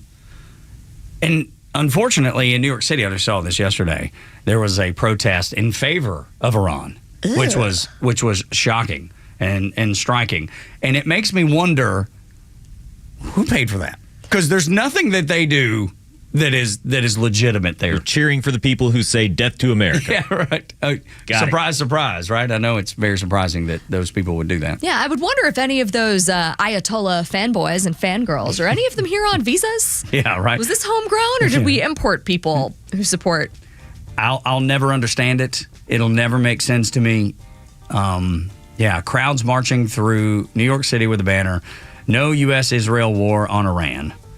State of Israel does not represent us." Yeah, and they're condemning Israel and they're waving the Hamas flags. Ugh. Yeah, it looks to be about, 500 or 1,000 people marching through. There's plenty of whatever those, what is that called? The head. The keffiyeh. That's it, the keffiyeh, thank you. There's people wearing keffiyehs and waving these flags that are just absolutely ridiculous. But all of a sudden, this just sprung up because I've not seen this up until this point, until yesterday. And I'm not sure I'm buying it. I'm not sure I'm buying that it's real. The keffiyeh is a Palestinian anti-Israel symbol. It doesn't really have much to do with Iran. So I wonder if people just had them left over from the pro-Hamas protest. They were like, we're going to play the hits. That's right. It worked here. Repeat that outfit. Yeah. But I do think they're waving the Hamas flag. That would tell me that they're anti-Israel. For sure. So that's probably why that shows up there. The okay. It shows up. And maybe some of these people are just pro-Iranian, I suppose. But again, it just with how quickly it popped up and out of nowhere, I'm not sure I'm buying it. I'm not either. Seems a little AstroTurf, seems a little bought and paid for. Maybe I'm wrong about that. I've not been wrong about it yet, or I don't feel like that I have. I mean, if you're pro-Iranian people, you got to be anti-Iranian regime. Right, exactly, the Ayatollah. But I think these people are just anti-Israel. That's my gut instinct about it. When we continue, Georgia's 7th District Representative, Dr. Rich McCormick, joins us to discuss this war in Iran and some of the culture wars that are happening across America. Next on Xtra 106.3. Illegal border crossings are down 87%, and Army recruitment hits a 15-year high. So tell us again, what's wrong with America? Yeah, exactly. Get it right with Atlanta's only conservative voice, Xtra 106.3 and the Xtra app. A study by Allianz Life reveals that 63% of Americans harbor the fear of running out of money in retirement. With that, let's turn to Coach Pete. Coach, what about the word safe? Safe. Big word. Big word. Misconstrued sometimes. When you hear safe, it seems boring to some people. Safe, you think of a CD at the bank paying 1%, but there are some safe strategies that will grow your money, help you participate in the upside of the market, but not the downside, and give you lifetime income you can never outlive. That is the true safe, and that puts safety, gives you peace of mind if you have the right safety, doesn't it? It sure does. And get a look at what the right safety plan for your retirement could be. Call Coach Pete's local trusted advisor, Craig Chandler of Chandler Wealth Management. 800-419-6164. 800-419-6164. 800-419-6164. Craig Chandler, 800-419-6164. Stovall & Company is a locally owned and operated family business that has been around for 75 years, offering quality wholesale landscape supplies to North Georgia. We just opened our 11th location in Canton, Georgia at 9500 Union Hill. Stovall provides contractors with personalized expert service from special requests to direct job site delivery for hassle-free jobs and quality relationships at competitive prices. From plants to irrigation to hardscapes, Stovall truly has it all. Check us out at StovallInc.com. the warm air, the beautiful weather, and the sounds of baseball, it's got you thinking about hitting the road.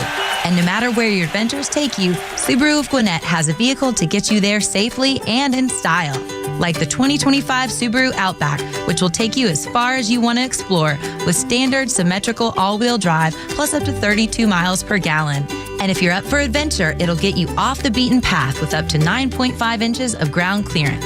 More than the Honda CR-V or Toyota RAV4 or the 2025 Subaru Forester, the SUV for all you love. It's the right-sized SUV for all the adventures ahead with a spacious and comfortable interior for everyone you want to bring along. And no matter where adventure takes you, it starts on Satellite Boulevard in Duluth with the amazing staff at Subaru of Gwinnett. They'll help you find the Subaru that you'll love and be there every step of the way for everything you need. Start your shopping online at SubaruofGwinnett.com. Storms, heat, humidity, your home takes a beating down south. Southern Exteriors was built for this. Now they're offering 10% off any job or 12 months, 0% financing. Hey, it's Tug. I know the team at Southern Exteriors personally. They do things the right way. Roofing, siding, windows, gutters, anything to the exterior of your home, they do it all. Call Southern Exteriors today or visit them on the web. It's 877-9-SOUTHERN and southernexteriors.co. The stories that matter to you. These are your Georgia headlines. Here are your Georgia headlines for Thursday, June 19th. The results of Tuesday's statewide election for the Georgia Public Service Commissioner in District 3, Republican Fitz Johnson ran unopposed. Democrats Keisha Waits and Peter Hubbard will have a runoff on July 15th. In District 2, Republican Tim Echols received 75% of the vote. He will run against Democrat Alicia Johnson this fall. Fulton County Schools approved a new policy that restricts students from using electronics from kindergarten through 8th grade for next year. Officials say they are looking at ways to limit use of phones for high schoolers. Cobb County officials are reminding residents that property tax appeals are free. This comes after some are reporting getting letters that advertise a company filing an appeal for a fee. And a group of illegal street racers were pulled off the roads in Douglas County. Police arrested 10 individuals, charged them with street racing and some drug charges. Today's weather cloudy with a chance for scattered thunderstorms this afternoon. Temperatures will be in the low 80s. With your headlines, I'm Jerry Payne for Extra 106.3.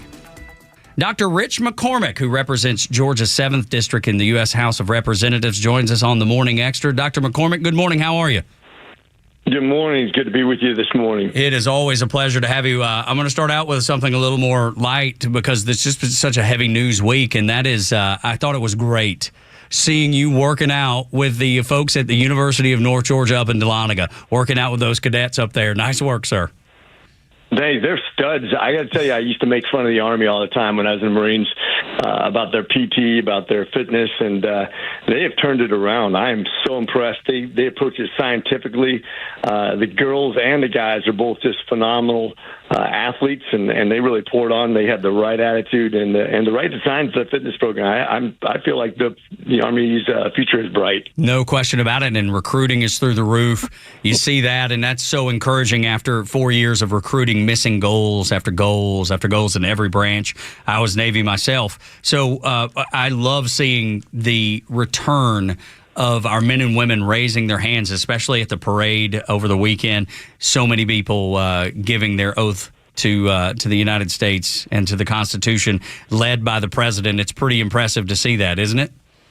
It was, and I was right there in the stands right next to the president and watched that, and it made my heart swell. As a matter of fact, the first tank that rolled by, one of the tankers made the heart sign over his heart to the president, and a bunch of people said happy birthday as they're marching by. It was pretty cool. I mean, to see that kind of thing, people say, oh, we don't do that here in America. Well, first of all, we do air shows all the time, and in France they do a military parade. And if France can do that, yeah, we can certainly do that. And it was patriotic, and it's a great recruiting tool. And there was nothing negative about it. It was nothing about showing how anything that's other than just pride in something that's good. Yes, sir. Dr. Rich McCormick, 7th District Representative in the House of Representatives, joining us on the Morning Extra and Extra 106.3. Tug Cowart, Carlos Medina, usually here, but he's on vacation. Angela Morabito in for Front Office Los. So now to the heavier news. With Israel and Iran, I would love to get your point of view there. I don't want the American military to be involved. Definitely not boots on the ground. I would like for us to foster a great environment for the Israelis to continue what they're doing, and maybe give the Iranians the environment so they can capture their own future. They can make their own decision about what their future looks like in that country. Where do you stand on that, Dr. McCormick? Well, I think what you just named is the populist view. I think most Americans don't want to see American troops involved directly. I certainly am I think it would be a bad precedent to start a war with a country that hasn't overtly declared war on us and hasn't overtly directly challenged us militarily. But I will say that we have had Americans die because of Iranian weapons produced and disseminated to the Hezbollah, Houthis, yes, sir. Hamas. They've been waging a war against us for decades, and they've had state-sponsored terrorism around the world, including against many of our friends and allies. But to your point, I don't want to see us put more American lives on the line to take care of this. I think Israel is doing an admirable job. They have to. And here's what those isolationists probably need to hear. There's people out there, both for the Republicans and the Democrats, who don't think we should be in this war at all, not even supporting Israel in any way, shape, or form. And I make the case, well, first of all, the Democrats, because a lot of them are pro-Palestinian, pro-Hamas. Sure. Really horrible organizations, which would actually kill them, ironically, if they were to become more powerful. But for the Republicans that are isolationists, I will say this. We are the great Satan to Iran. Yes. They've stated it openly. Anybody who thinks that we can devoid ourselves of this conflict doesn't understand what this conflict is about. This is a fundamental question of a theocracy run by very religious zealots who believe that anybody who's not them should be eliminated. And we represent the worst of all sorts, someone who represents freedom and the capacity to govern yourself. All the things that our Constitution is based off are contrary to their entire society and their existence. They have said they're going to wipe Israel off the face of the earth, and they want nuclear arms to do it with. It's the easy way. They have tons of 60% enriched uranium, which can only be used for, well, I should say, is specifically for the use of nuclear weapons. And they were there. They were ready to make those into weapons, and that's why Israel had to act, because they kept on sponsoring terrorism against them. They wanted to literally wipe them off the face of the earth, and because now they have either this close to nuclear weapons, they had no choice at this point. Good morning, Dr. McCormick. I'm so excited to have you with us because this is the opposite of a slow news week, right? We have the immigration news that's breaking across the country. And I've been hearing some conflicting things. I want to get your perspective because I've seen announcements saying, well, the ICE raids aren't going to target the agriculture and hospitality industries. I'm seeing the ICE raids are going to target specific cities. Where are we going to go? What is your take on this? What should be first priority as the Trump administration tries to right the ship on immigration after Biden and Harris dropped the ball for 4 years? Where do you think they should, start in terms of enforcing the law that's gone unenforced for so long? Well, I think we've been pretty clear, and we kind of got a little bit off the rails, but we wanted to start with the criminal element. We have a ton, probably over 1 million people who are here, not just illegally, but drunk driving, creating petty crimes, or actually child trafficking. I mean, we have tens of thousands of children that are missing from when Biden allowed them in here without parents or with parents that were not related to those children, and then this disappeared. I mean, we literally participated in assisting in child trafficking because of our border policy. The drug dealers that came in here, we have over 100,000 people died pretty much per year for the last several years from fentanyl smuggled across the southern border. We have so many massive problems, but there is also an element of people who've been here for up to 30 years or even longer than that who have decided to assimilate and to create jobs and to pay taxes and to follow the rules. And we have to deal with that. The impact of those people on this society has been very positive. And Teddy Roosevelt talked about this probably 100 years ago. He talked about the immigration problem. He said, look, for those people who will come here and assimilate, become Americans first, not wave around some of the cut flag, not talk about dominating American society or impacting in some negative way, but people who come here to want to be Americans, to participate, they should have a pathway to citizenship. Now, you have to do it legally, and I don't want to ever encourage anybody coming across the southern border illegally. As a matter of fact, we need to right-size our immigration policy to fit America's needs. It's actually good for us because we're a shrinking society. We have a negative birth rate now, and we have a ton of jobs that are created when the economy's humming like it's starting to right now. We're getting close to 4% increase in growth, which we're going to need more people. And so we need to right-size each industry, whether it be agricultural, IT, healthcare, you name it. And we have so many different industries, hotels. They're going to need people. And we're going to need people for the military, for that matter, too. We want good Americans in America, and that's where we need to start, is get rid of the people we know are negative to our society who came here illegally, and then we need to address the people who came here illegally but have tried their very best to assimilate and figure out what to do that would be maybe pay a penalty, maybe try to figure out a way to become a citizenship if it makes sense.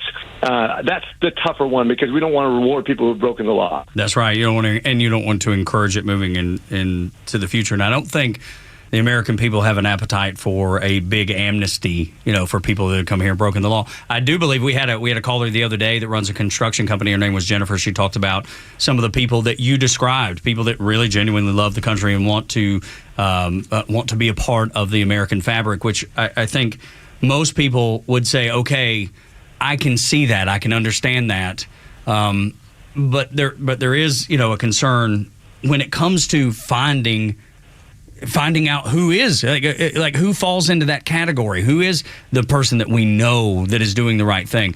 And again, I'm not for amnesty. There needs to be you can't just go unpunished. It can't go unpunished. But I don't know what that looks like. But then the other part of the equation, Dr. McCormick, as we talked to Rich McCormick representing Georgia's 7th District on the Morning Xtra, is the numbers, the math doesn't work. We talked about it on this show a million times. They let, 15 million people in, and we've arrested 100,000. It would take 200 years to get everybody who was let in illegally out. Though I'm not in favor of amnesty, I understand why you're bringing that perspective up, and I believe that it's a good debate to have. Yeah, and I don't think I'm encouraging amnesty in any way, shape, or form. But for those people who are following laws, those people, and maybe they never get citizenship, but they pay a fine, we discuss their merits of being here. We certainly continue to lock down the border. Yes, anybody who's come in during this basically freak period of time, they're seeking amnesty basically on political things that are happening in their country, but they've forgotten this Remain in Mexico, where you can't just skip over a bunch of other countries that are safe to live in to get to America just because you want to. That should be also addressed. But quite frankly, the way that Biden did it was the worst possible way you could do it. No question. We had 2 million of them he had such a ridiculous argument. He said, no, these are undocumented migrants. First of all, they're well documented. He sent a record number of border agents down to document as they came into the United States. And then 2 million on top of that came in here, did not want to even request amnesty, but to get away without being documented. Those are the ones I really worry about, because those are your potential terrorists and drug dealers and child traffickers and people who would do us harm. So that is a very disturbing figure, and they're sponging off our society. Meanwhile, but we can fix all this. We can get back to digital ID. There's a lot of Democrats that want to have that. We can have great accountability, make sure that you can't get money from the government if you're here illegally. And that would, in large part, fix the problem, quite frankly. Yeah, and the thing that I think, Dr. McCormick, that is the best about where we are in America as far as conservatives and Republicans is that we can have this discussion. The tent's big enough to have opposing ideas and opposing views on how to fix it, what to do about it, but we're able to have a civil conversation and even disagree slightly in places and maybe even disagree greatly in other places. And yet we're able to have that discussion. The left does not have that ability. That is the best point of all. I love how you just approach that, because if you think about it, if everybody in a church agrees with each other, what do we call that? Yeah. A cult. Cult. Right. We're Yes, not sir. a cult. And so I don't like it when Republicans especially say, oh, if you're not this, then you're a rhino. Well, first of all, I'm probably one of the most conservative members of Congress. I'm one of 30, probably the most conservative members of Congress. But I don't call people rhinos. I don't call people names, because if you're in my church, I'm happy you're in my church. I need you in my church to have the majority. And quite frankly, I can't make you more conservative by calling you names. Right. I can't convert you by punching you in the face. And this idea that we have to be mean-spirited to people who disagree with us is contrary to everything we know that it's effective in persuasion. Anybody who's been in a marriage knows that you can't win an argument, but if you can convince somebody that you love them, then you can talk to them about anything and be persuasive. And that's what we need to get back to in our approach to politics. Dr. McCormick, you bring up such a great point about the war of public opinion and how it gets fought like a war when in reality it should be this friendly conversation. And I think we've seen this at the dawn of the second Trump administration, where he scored some really big wins on the economy, and yet he's not getting a lot of credit. Tug was mentioning that real wage growth is up, grocery prices are coming down, gas prices are fairly stable, at least better than they were during the past administration. And yet President Trump doesn't seem to get a lot of credit. Why do you think that is? Because of politics, because of the media cycle, because of what they want to be for the future. If you think about the people who are supporting the Democratic Party right now, there is a variety. There are some moderates. There's some people who are left over, some yellow dog Democrats. But a lot of them believe in the government more than they believe in God. They literally think that the government should be the authority on what's moral and what's not, whether your business can open or close, who you hire, who you fire, what your medical decisions are, what you get to do for travel. That is the real crux of the issue. Do you believe in the government, or do you believe in people? And I would say that the ultimate minority is the individual, and that's what our Constitution is designed to protect. Your rights given to you by God, not by a government, to life, liberty, and the pursuit of happiness. Amen. People think that Trump is a king. My gosh. What? He's doing just the opposite. He's Silly. deregulating. Yeah, it's so silly. He's giving you back your life. That's exactly right. And the people that were out there with the No Kings marches as we get ready to wrap up with Dr. Rich McCormick representing Georgia's 7th District, those people were okay with Biden as a president and having no idea what was going on, a board of directors, if you will, running that administration, then anointing Kamala Harris without any sort of primary. Those are the people that are saying no king. The addition doesn't work. The things they're saying make no sense, Dr. McCormick, and I think you're exactly right. Those people they've got a lot of soul searching to do before they're ever going to connect with the American people again to even consider voting for them. That's a fact. When you try to give away $500 million in loans given to you on good faith from the other Americans that didn't even go to college, when you take people's rights away to travel, to open your business, when you use the IRS against you or the FBI against you as a weapon of the government rather than a aid to the people, that's the kind of tyrant that's worrisome, and that's what the Democrats have been embracing. So Trump is just the opposite of that. That's exactly right, Dr. Rich McCormick. Thank you so much. Here's the thing. I think I'll leave you with this, and I don't think I need to tell you, but I think it's good for people to hear is I don't always agree with Donald Trump, and I'm okay with that. Do I agree with him most of the time? Yeah, I do. And do I think he's got America's interest at heart, America's best interest at heart? The answer is absolutely yes.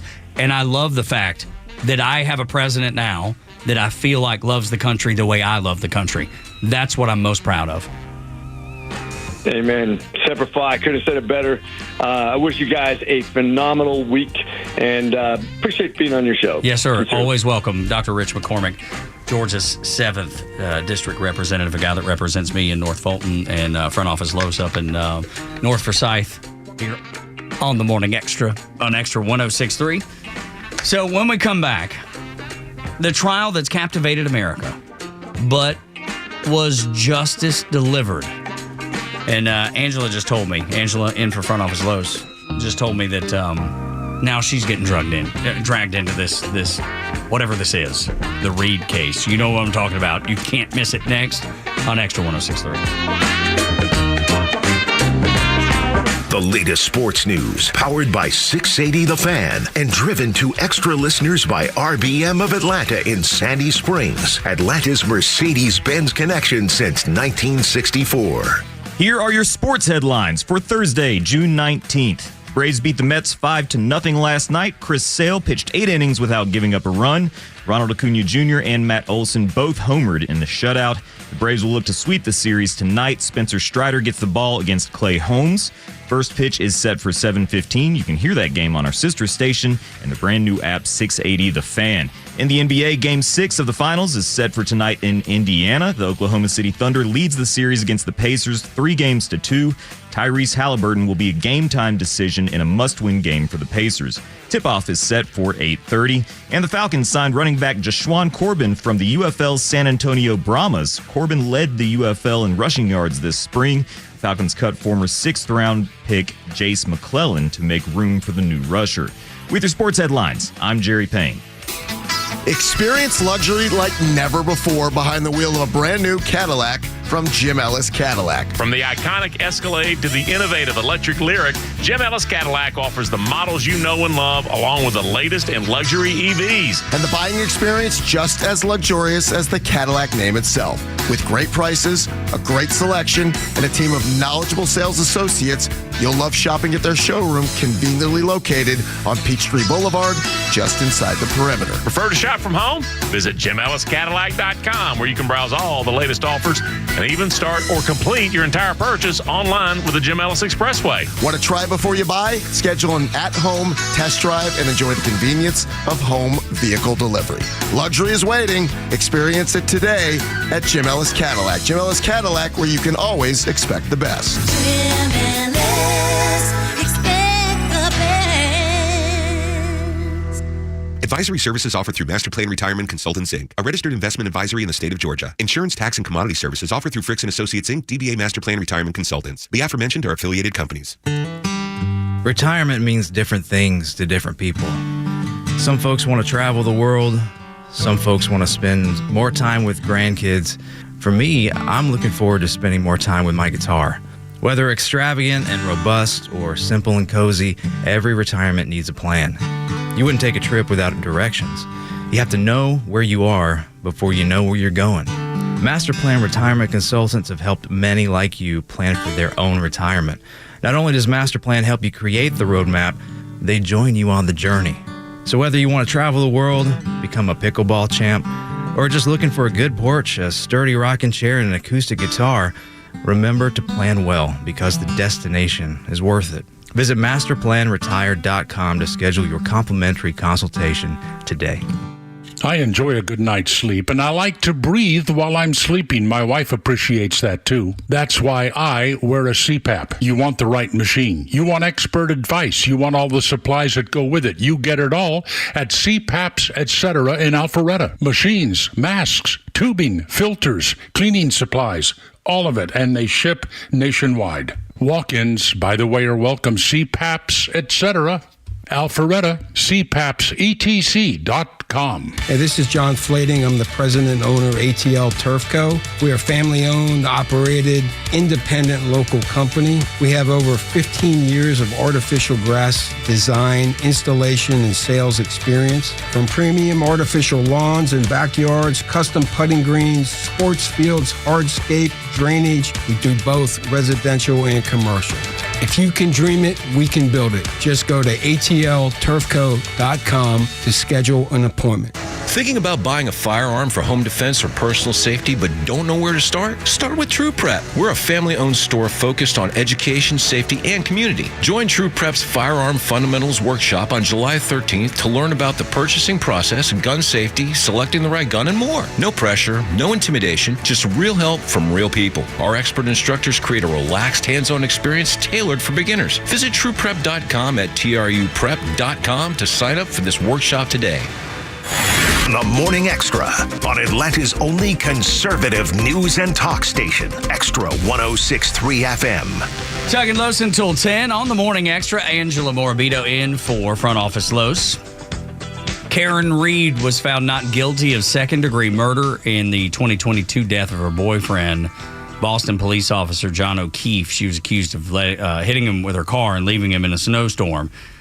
First trial was a mistrial, a hung jury, I believe.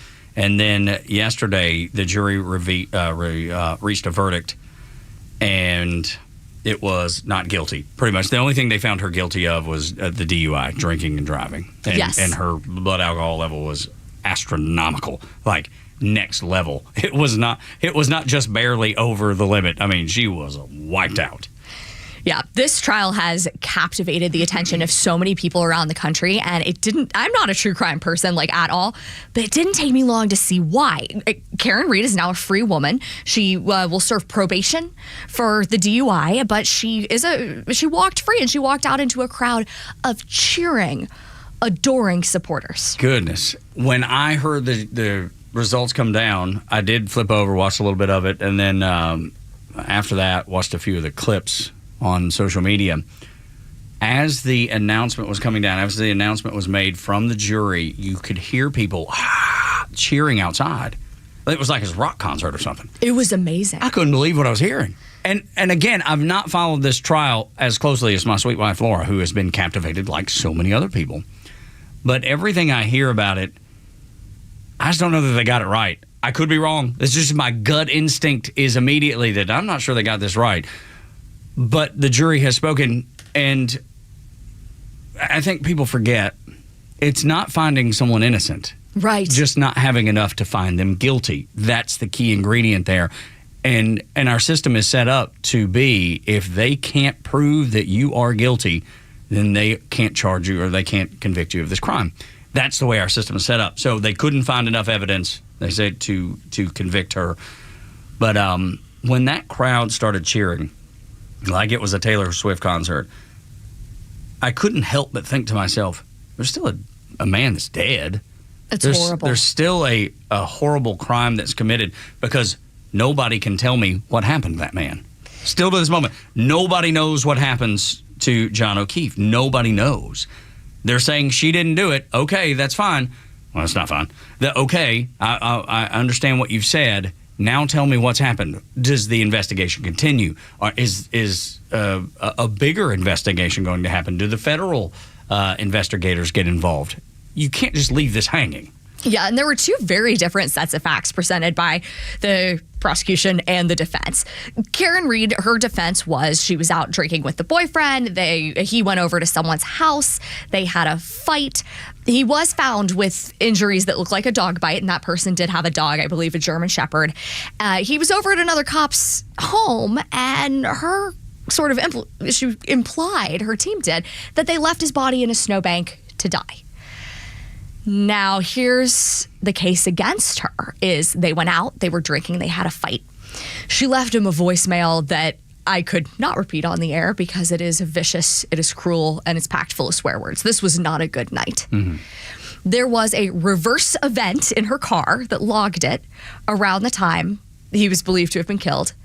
His body was found in a snowbank, and shards of the plastic cover of her brake light, tail light, that's right, was found on his clothes. So she might not be guilty, but she is not a hero either. Not worthy of the celebration that happened in outside the courtroom. I think that's the thing that made me go, this is like a cult. And who are these people, by the way?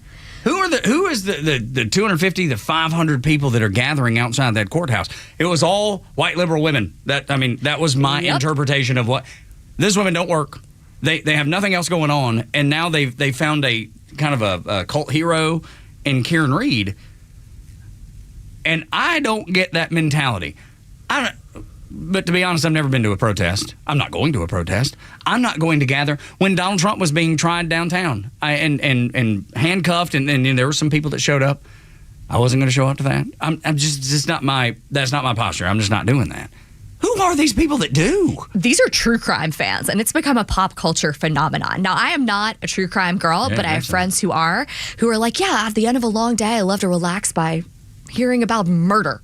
No, thank you. I'm watching the Great British Bake Off, so to each their own. I'm watching the Atlanta Braves.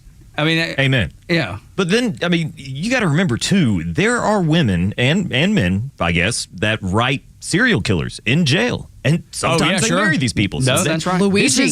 Maybe, yes. Mangione. Yes, the dude that killed the United Healthcare CEO. There's people that are obsessed with that. Yeah. And this true crime thing, I think, is maybe not as far as writing your favorite serial killer a letter in jail, but it's if you're towing that gathering line. outside of a courtroom to celebrate someone that's not convicted of killing their boyfriend, but you still don't know what happened, that's a weird mentality. Anytime you're too into anything, there's something wrong. Like It's too far. Like if you obsess over Taylor Swift as an adult, something's wrong with you. Guilty. You? Yes. No way. Oh, yes. I read all of these like insane Taylor Swift theories on Twitter, and my husband is like, why are you doing that? And I'm like, I understand why you would ask. You know, it keeps me out of QAnon. Okay. If I didn't have this, I might be so much worse. No, don't worry. I'm not going QAnon. No. Nowhere close to it. Yeah, that's fine. But you find something that you really like and you identify with and you get sucked into it. Everybody's got their favorite conspiracy theories. Los brings them here all the time. I've got my own. I don't. I don't. Wait, Jerry, I want to hear your favorites. My unicorn. favorites, it's just anything. The wildest one is probably the Anunnaki thing. I just like to watch the documentaries. Do you know what that is? I have no idea. It's like an alien people that Los sent me this documentary, this YouTube called The Why Files. Yes. I hope I never ever watch The Why Files again. I will never, because it's so absurd. The moon is weird. Yes, you know. But the true crime thing, I will say there are some good podcasts that you can put on as kind of just background stuff, and they tell an interesting story. There's one about a guy in Alabama that's called, it's actually something I can't say on the air, S-Town is what you call it. Yeah, and I've heard of this. It was produced here by a guy here locally. Okay. And it took off several years ago. Yeah. It's about 8 episodes long. It's really interesting. Yeah. But to go out there, like you're saying, and gather around a courthouse, people want to be a part of it happening in real time. And it's not your story. I watch the Braves at night, cheer for the Bulldogs on the weekend in the fall. I don't obsess with anything. Like if Georgia loses, it doesn't ruin my weekend. I'm just like, well, damn, that's terrible. You know, if the there's just nothing that I get into that much. If I'm listening, there's a great podcast by a man named Mike Rowe. You know Mike Rowe, Dirty Jobs? Oh, yeah, he's awesome. I've never seen Dirty Jobs, never seen an episode.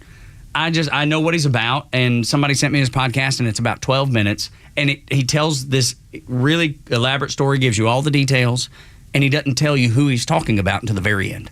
And it's only about 10 or 12 minutes. So he's built this incredible story that you've listened to in your mind. It's amazing. And then at the very end, he tells you who it is. Like, I can do that, but because they're always positive, they always have, just an uplifting. That's what I'm looking for. I'm not going to celebrate somebody's murder. I'm not a true crime. Yeah. Like, see, that's so healthy. Or weird. I'm the unicorn because I'm the only one. Like, when I say our family's like the Andy Griffith Show, I'm not kidding. Our family's like the Andy Griffith Show. But I feel like true crime has led to these stories becoming commoditized for entertainment. So people listen to that and watch it on TV like they would watch Real Housewives. That's right. And it's like, no, somebody didn't fake die on a podcast. That's somebody right. died Somebody's in real life. life. And y'all are out there celebrating the, and I don't know. If she didn't do it, it's great. Justice was served. If she didn't, I just don't know, y'all. I don't know what to make of this. But it is captivating. My wife's been reading all about it. Obviously, it sucked you in. Dre, did it get you? Not one bit. I've heard the name. Yeah, same here. Lovely lady. Seems to have crazy eyes occasionally. That's what I've noticed about her. I started to watch about a 20-minute video last night. I got 3 minutes in, and I was like, nope. Yeah, there's just too many layers to the onion. Got work to do. That's exactly right. 7 o'clock hour is brought to you by Van Sant Law Group. If you're in an accident, make the right call, vansantlaw.com. The auto pen hearing on Capitol Hill confirmed what you already believed about Joe Biden's capacity to lead when he was commander-in-chief. We'll let you hear some of that because it will piss you off. Next on the Morning Extra. It's time for the Bortz Report, exclusively on Atlanta's only conservative news and talk station, Extra 106.3. Well, apparently I'm a warmonger. And why am I a warmonger? Because I am saying that if nobody else will do it, the United States has to take care of Iran's nuclear capability. Why us? Because nobody else can do it. Look, like I've told people many times on the air, made this argument, some nation in this world is going to be the dominant military power. Some nation. It may be Russia, though they're not looking so good right now. It may be China. It could also be Iran if they possess nuclear weapons, and because they are violent Muslim radicals, they could be the most powerful people on earth. Who could stop them? For sure, only one nation, the United States. We have the bunker-busting bombs. Israel doesn't. We do. They weigh darn near as much as the Bortz bus, and there is no Israeli aircraft capable of delivering them. And they must be delivered from the air. Like it or not, somebody is going to have to destroy Iran's nuclear capabilities. Those people are crazy. Crazy, dangerous. And for you people who sit at home, oh, we don't need to be in any more wars. What are you going to say that morning you wake up and realize there's a mushroom cloud over Tel Aviv and over part of our naval fleet in the Mediterranean? The state of Iran has never done anything in the last 40 years that has indicated that in any way they can be trusted. They're on the verge of being very deadly. Somebody had better do something about it. And if not us, who? Neil Bortz, Extra 106.3. WFOM and W292 EV Marietta, a Dickey broadcasting station. The 8 a.m. hour is brought to you by Central Heating and Air. Israel plans to ramp up the attacks on Iran. I'm Dave Anthony, Fox News. After another barrage of missiles hit Israel, Iran targets civilians. We target an existential threat that endangers global security, and we will prevail. Brigadier General Efi Defrin, Israel's health ministry, says at least 240 people were injured. Iranian missiles struck multiple locations across Israel, including a hospital in Beersheba, where dozens were injured. In Holon, an apartment block has been left with its roof caved in. Rescue workers are combing through the debris. Prime Minister Benjamin Netanyahu has promised revenge against what he calls the tyrants in Israel's capital, Tehran. That's Fox's Jonathan Savage. He means Iran's capital, Tehran. President Trump's considering getting the U.S. involved, taking out Iran's nuclear capabilities. Fox's Peter Ducey reports from the White House. I've been told, and talking to folks around here, that it is possible some Iranian negotiators could come here to the White House as soon as next week. But there are logistical problems getting the people who would be negotiating out of wherever they're hiding in Iran, out of the country, and then to the White House. And the way President Trump is looking at this, every time Israel strikes inside Iran, the Iranians have less leverage. They should have made the deal. I had a great deal for them. Hurricane Eric has just made landfall along Mexico's southwest coast, but that's the eye finally hitting. Fox Weather's Britta Merwin says it's a technicality. The eye's been finally hitting land. It's been making landfall all night, and they have been through just probably terrifying moments overnight in Mexico. Eric was a Category 4. Now it has 125-mile-an-hour winds, with flooding a concern in resort areas. Another failure for SpaceX. Whoa! The new Starship rocket didn't even get off the ground. No! That was during NASA's live stream. The rocket exploded on the launch pad in Texas. 3 recent SpaceX test flights of the Starship led to failure and loss of the spacecraft. America's listening to Fox News. Life insurance. Why are you putting it off? Can't afford it? Too much hassle? Think you don't need it? There's lots of excuses for putting off life insurance. But if you weren't there, who would pay the mortgage and other bills? With Ethos, you could be covered in 10 minutes and boom, family protected. Ethos, fast and easy online term life insurance. Up to $2 million in coverage with no medical exam. Some policies as low as $1 a day. Answer a few health questions and get your free quote at ethos.com/policy. That's ethos.com/policy. U.S. Army Major Scott Smiley paid a high price serving our nation. Scott was leading his platoon in Iraq when a blast sent shrapnel through his eyes, leaving him blind and temporarily paralyzed. Scott would become the first blind active-duty military officer before medically retiring years later. Thanks to friends like you, the Tunnel to Towers Foundation gave Scott and his family a mortgage-free, specially adapted smart home. Show your support for America's heroes now. Donate $11 a month to Tunnel to Towers at T2T.org. Yes, I just wanted to call and let you guys know what a wonderful job Angela's doing. She does a fantastic job, and the show is just taking it to another level with her every time she's on. So thank you so much for having her. Bye-bye. There you go. A little Angela Morabito love this morning. On the Morning Extra, Angela in for Front Office Los. Tug and Los until 10. Typically, Los on vacation, be back on Monday, and Angela sitting in. Angela was the press secretary for Betsy DeVos, under Betsy DeVos there in the first Trump term.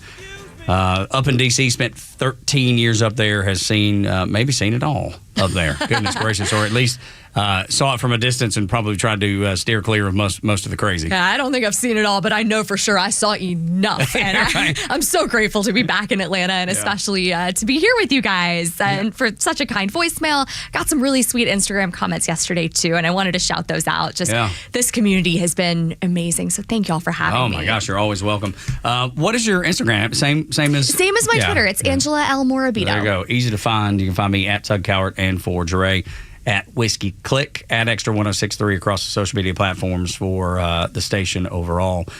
So the auto pen was under the microscope yesterday on Capitol Hill.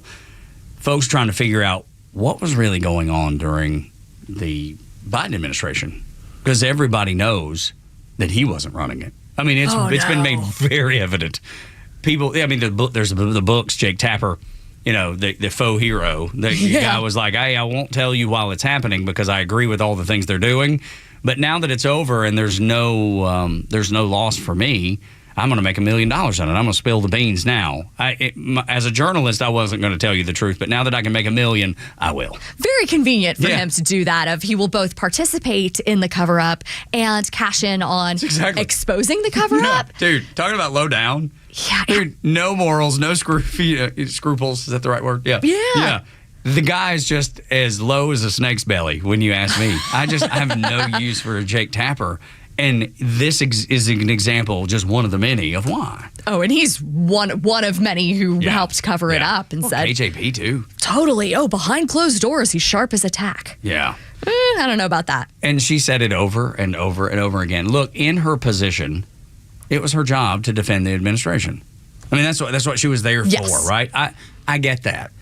But if you're so compelled that afterwards you're going to write a book, you probably should have stepped down. If you felt so convicted that you couldn't mislead the American people, then you should have stepped down. Yes. But she wasn't convicted by that. No. Very much like Jake Tapper. I'm fine with covering it up. I believe in what we're doing.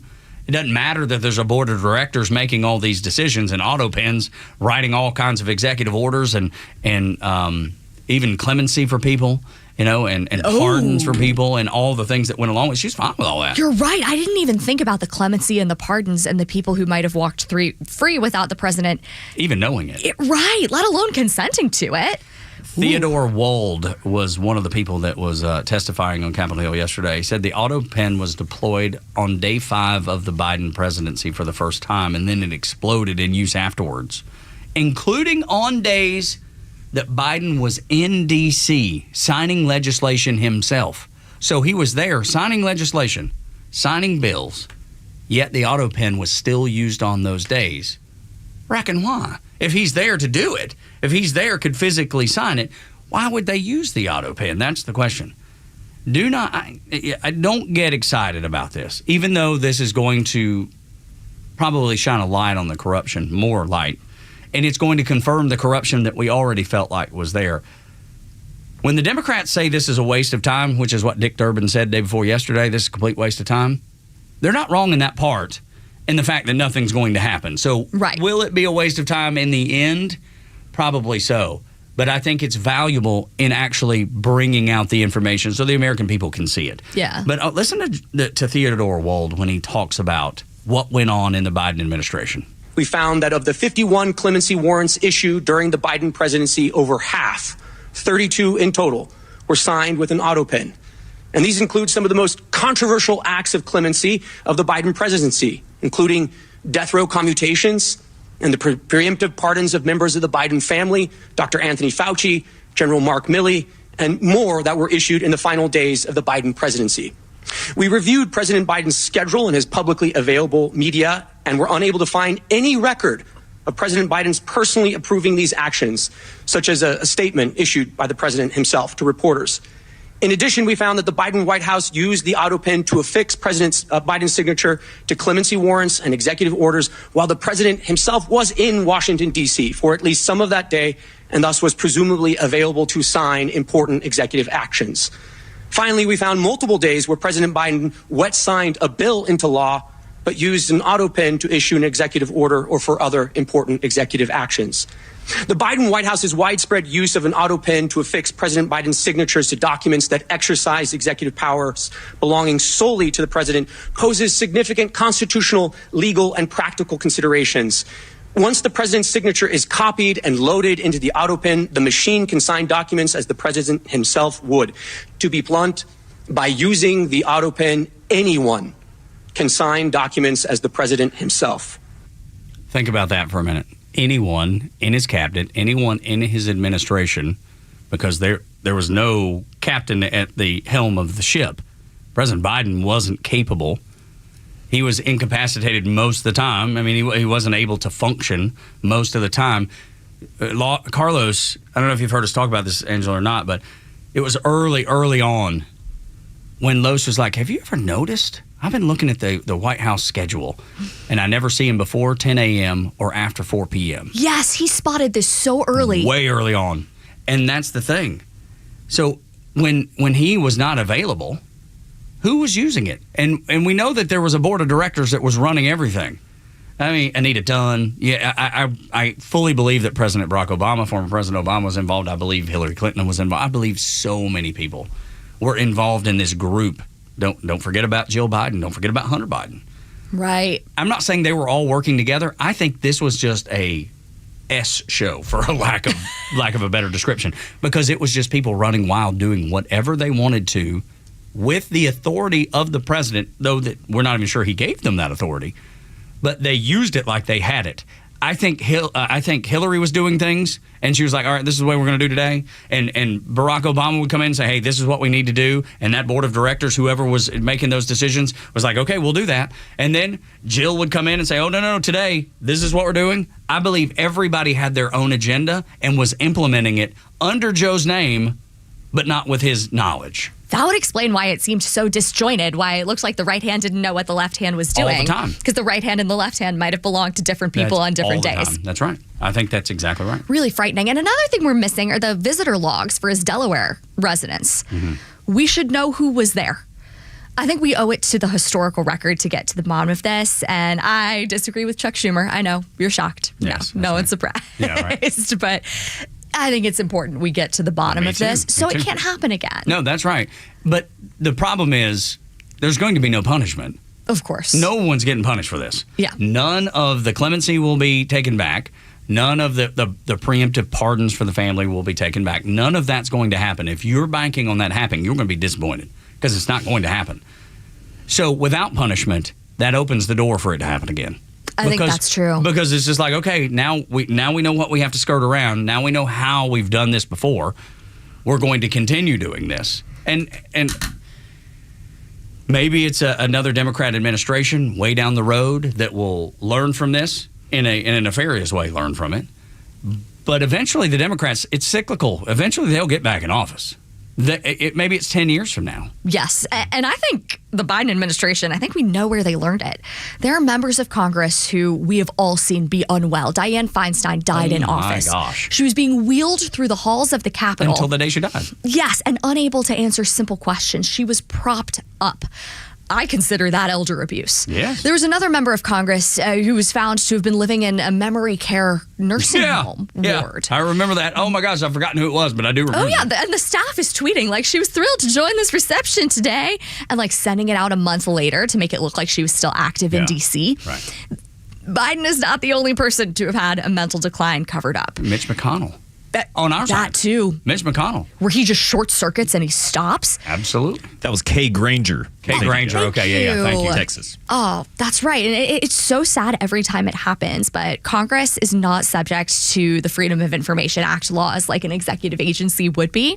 So you can't FOIA. Their staff could be emailing, oh, yeah, this person is a mess. There's a diagnosis, anything under the sun. We don't have a way of finding that out.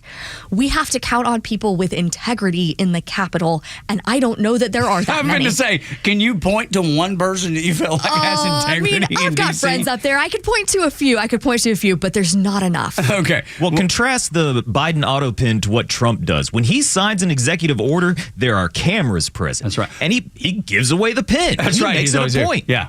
But I think he does that with intent. Yes. To say, look, this is what I am doing. I am active in this presidency. Here's proof positive. Here's the pen. I love that you pointed that out. Well, because he's a master of communication. No doubt.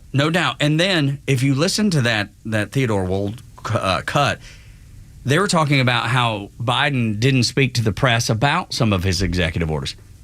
Well, yeah, he never spoke to the press to begin with. He wasn't able to speak to the press.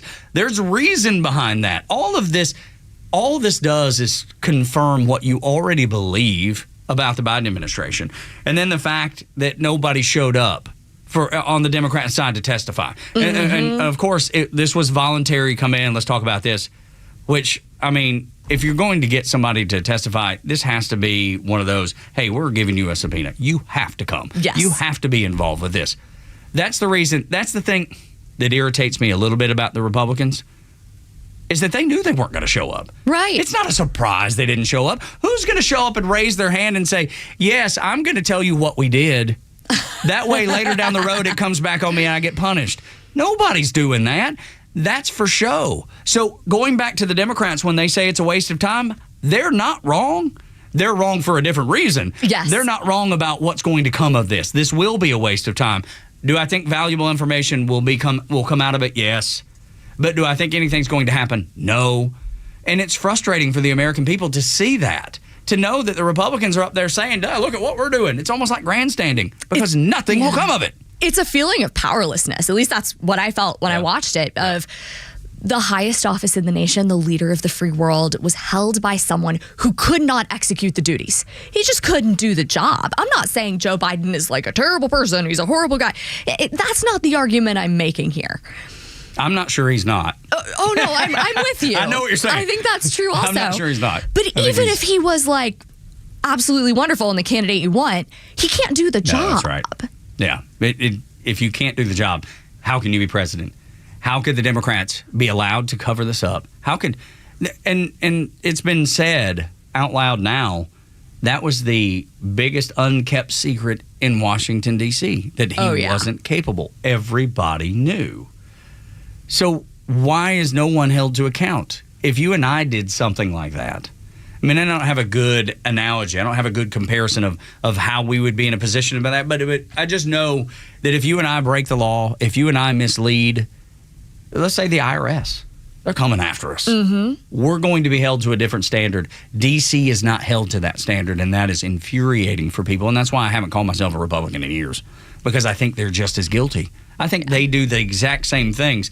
I tend to agree with them on their policy decision, but I don't trust. Even the people that I like, I don't really trust. I hear ya. And Biden had a way out of this. Like, the job of the vice president is there for a reason. They're the second in command. He could have handed over the reins, but he didn't. No, he would never, because that ego is huge. Ever. That ego is gigantic. And Jill wouldn't have let him. I think she was just as power hungry. I think she was just as in there working, making sure that the Biden legacy, the Biden money, the deals that they had with different countries. I think that he was. I think he was probably compromised by the Chinese. I think there's a lot going on that we will never know. And there was a reason that Hunter was in there. Hunter's as dirty. He's as crooked as a dog's hind leg. I'm telling you, he is in there to make sure that we shape this presidency to be what we need it to be to protect our family. Yeah, there were a lot of people living at that White House. Yes, there were. And in and out of that White House. When Jill Biden sat at the head of the table during cabinet meetings, that that was like a flashing red light for me. Oh, yeah. She had to have known what that looked like, but she didn't care because she thought she could get away with it. And did. And will. Mm-hmm. There's no thought. I think it's, yes, she knew she was going to get away with it. And she was okay with everything that was going on. She liked that power. She certainly liked the money coming in. There's all kinds of things that corrupt people, and power and money are the two biggest drivers. You find a lot of them in D.C. No kidding. Another thing that's happening in D.C. that is striking is the combative relationship of Tucker Carlson and Ted Cruz, Senator Ted Cruz. I like both of them. I don't agree with them, either one, 100% all the time. I don't think I agree with anybody 100% all the time. My wife's my best friend, and we don't agree on 100% of things. We see things very differently. But, you work around them. And I do think robust debate is good for the Republican Party. But this came off yesterday as a little bit of a pissing contest to me. Yes, this was, excuse me, sorry guys, a conversation between Senator Ted Cruz and Tucker Carlson, or Tucker Carlson, depending on who you believe here. Yeah, right. Really contentious interview about what's going on in Iran and with Israel. I think we've got some audio. Can we roll it? Seem to By the way, Tucker, it's a very weird thing. The obsession with Israel. When we're talking about foreign countries, hardly an obsession. You're not talking about Chinese. You're not talking about Japanese. You're not talking about the Brits. You're not talking about the French. The question: what about the Jews? What about the Jews? Oh, I'm an anti-Semite now, Senator. You're asking the questions, Tucker. You're asking why are the Jews controlling our foreign policy? Senator, that's what you just asked. Hardly saying that, and I have. That is exactly what you just said. That's exactly what you just said. So they get into this full-on argument. And then it comes down to gotcha questions. Yes. In this moment where Tucker fires back at Senator Ted Cruz and says, how many people are in Iran? And Ted Cruz didn't know. He looked unprepared. And Tucker had the gotcha. He wins the gotcha there. He did. I don't know that I think anything productive came out of that conversation. I didn't gather anything. I didn't leave going, you know what? I think that Tucker Carlson's on to something. Or I think that Ted Cruz really showed him he's on to something. It just came off as two egos going against each other. Yeah, this was a tough one to watch, but I think Senator Cruz makes an important point that Israel is held to a different standard. Always. No other country on earth has to, advocate for its own right to defend itself. It's nuts. That part is crazy. And that's the part that when Ted Cruz brought it up, you're obsessed with Israel, you're not obsessed with any other country. You're seemingly only obsessed with Israel. I don't get that logic. They're the only place in the Middle East that you can practice any religion. You are free to live the way you want to live. Yes. The only place. And they're condemned every time that they try to defend themselves. Iran has said from the beginning of Israel, since the country was made into existence, they've said, we're going to destroy you. We're going to wipe you off the face of the map. They were the financiers behind the October 7th attack. I don't always agree with the leadership of the country of Israel. But in this instance, what they're doing is good for the entire world and especially good for America. Yeah, this is a fight for survival. And when Israel survives, the world benefits. When Iran is free, the world will be better off. It'll be a safer place to be. I do want to advocate for Tucker here for a second. Okay. He asked that question about how many people are there in Iran? And he knew. He knew Ted Cruz would know. But I think if you were a senator and you were going into an interview about two countries, you gotta read your briefing paper because there is some staffer who should have put that on a piece of paper that Ted Cruz should have read, and these are things you gotta know so you can fend off those gotchas. Without a doubt. He looked unprepared. And Tucker, at least in the optic, Tucker wins. Because Ted Cruz looked like he was on his heels most of the time. Ted Cruz is a very smart man. And his rebuttal is, look, there's all kinds of countries that I don't know the population of that I think shouldn't have a nuclear weapon. You know what yes. I mean? So I can side with the senator there, but you got to be prepared. And he wasn't. He looked a little lazy there. He looked a little unprepared, and that's why Tucker wins, at least in the optics point of view. What do you think? 404-741-1230. 404-741-1230. I don't dislike either guy. Me neither. And I love the debate. I love the fact that we're willing to debate on the right. We're on the left. They will not have any defectors. You will follow whatever our doctrine is, whatever our narrative is. And if you step away, we will kick you out. And they will do it quickly. When we continue, next on Extra 106.3. Now that USAID has been shut down, Democrats have a major financial issue. That's interesting. Next on Extra. The Morning Extra from 6 to 10. Glenn Beck until noon. Clay and Buck from noon to 3. And The Kimmer Show on your ride home from 3 to 6. Plus Jesse Kelly from 6 to 9. And Jimmy Vela from 9 to midnight. The voices you need all day with a conservative voice of Atlanta. Extra 106.3 FM and the Extra app. Calling all contractors. Stovall & Company Wholesale Landscape Supply is here for you. We've been family owned and operated for more than 75 years, and we just opened our 11th location in Canton, Georgia. We are proud to provide all your wholesale irrigation, nursery, and landscape supply needs. We are partnered with Keystone Hardscape to offer a wide variety of products to enhance any outdoor living space. Here at Stovall, we have it all. Check us out at StovallInc.com or visit any of our convenient locations throughout North Georgia. Conventional wisdom always had the retirement age at 65, but times have changed and people are different. It's retirement on your terms now.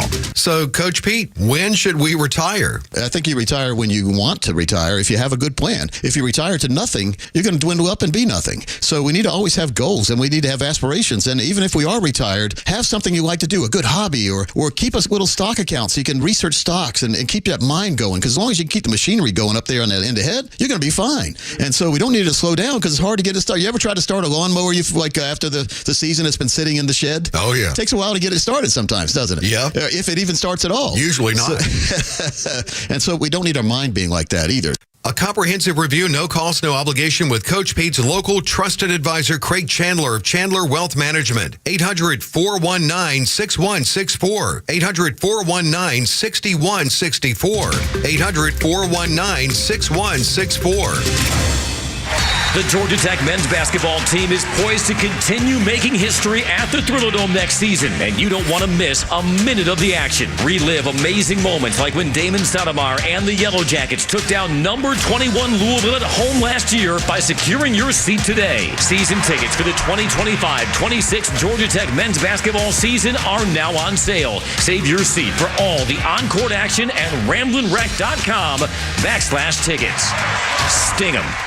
Hey, this is Tom from The Honest Car Guy. We help you buy your next pre-owned car or truck honestly. We guarantee each vehicle we sell will come with a copy of the bill of sale, showing what we paid for it. You pay what we pay, plus an honest fee. Guaranteed. Honesty is the best policy, and we guarantee it. Finally, a pre-owned car and truck buying process that you can trust. Get an honest car buy from The Honest Car Guy. Call 844-SHOW-ME-1. That's 844-SHOW-ME-1, or visit honestcarguy.com.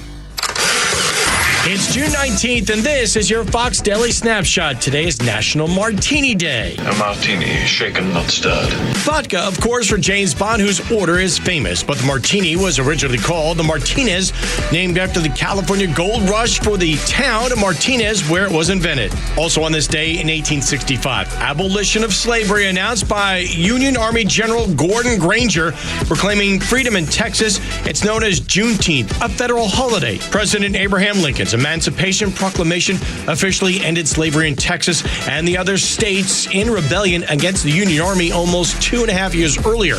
But a lack of Union forces in the rebel state of Texas made the order difficult to enforce. Actor James Gandolfini, TV's larger-than-life mobster Tony Soprano, dies at the age of 51. The strong, silent type.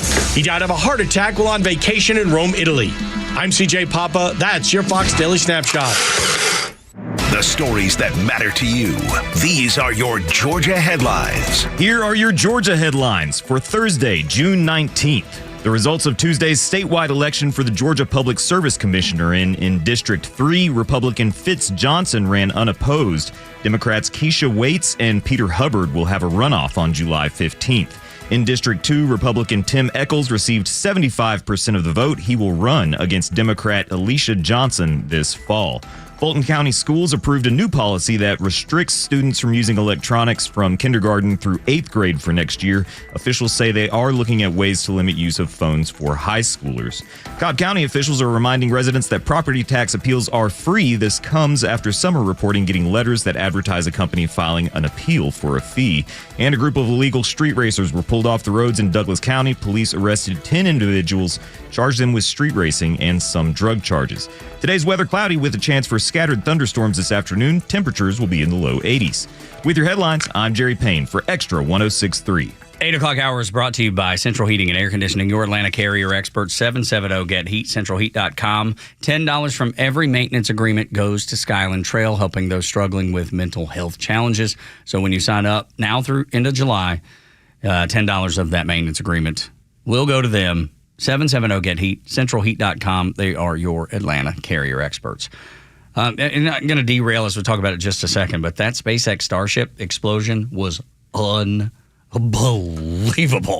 This thing is sitting on the launch pad, and you're used to seeing SpaceX go do its thing, right? They went and rescued the astronauts. You don't usually see a whole lot of catastrophe with SpaceX and Elon Musk's company.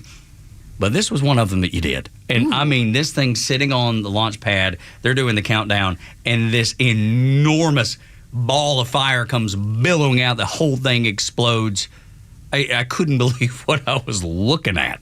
It was freaking crazy. It looked bigger than any bomb that's been dropped in Iran. That's what it looked like to me. Maybe it's because it was so close up and the cameras are on it, and they're 4K cameras or whatever it is, great clarity on them. But it was unbelievable. Amazing. I mean, that's one of the reasons that I think Elon Musk and Donald Trump are destined to be friends forever. It's because love them or hate them, you can't look away from what they're doing. Yeah, they're always on the cutting edge of pretty much everything.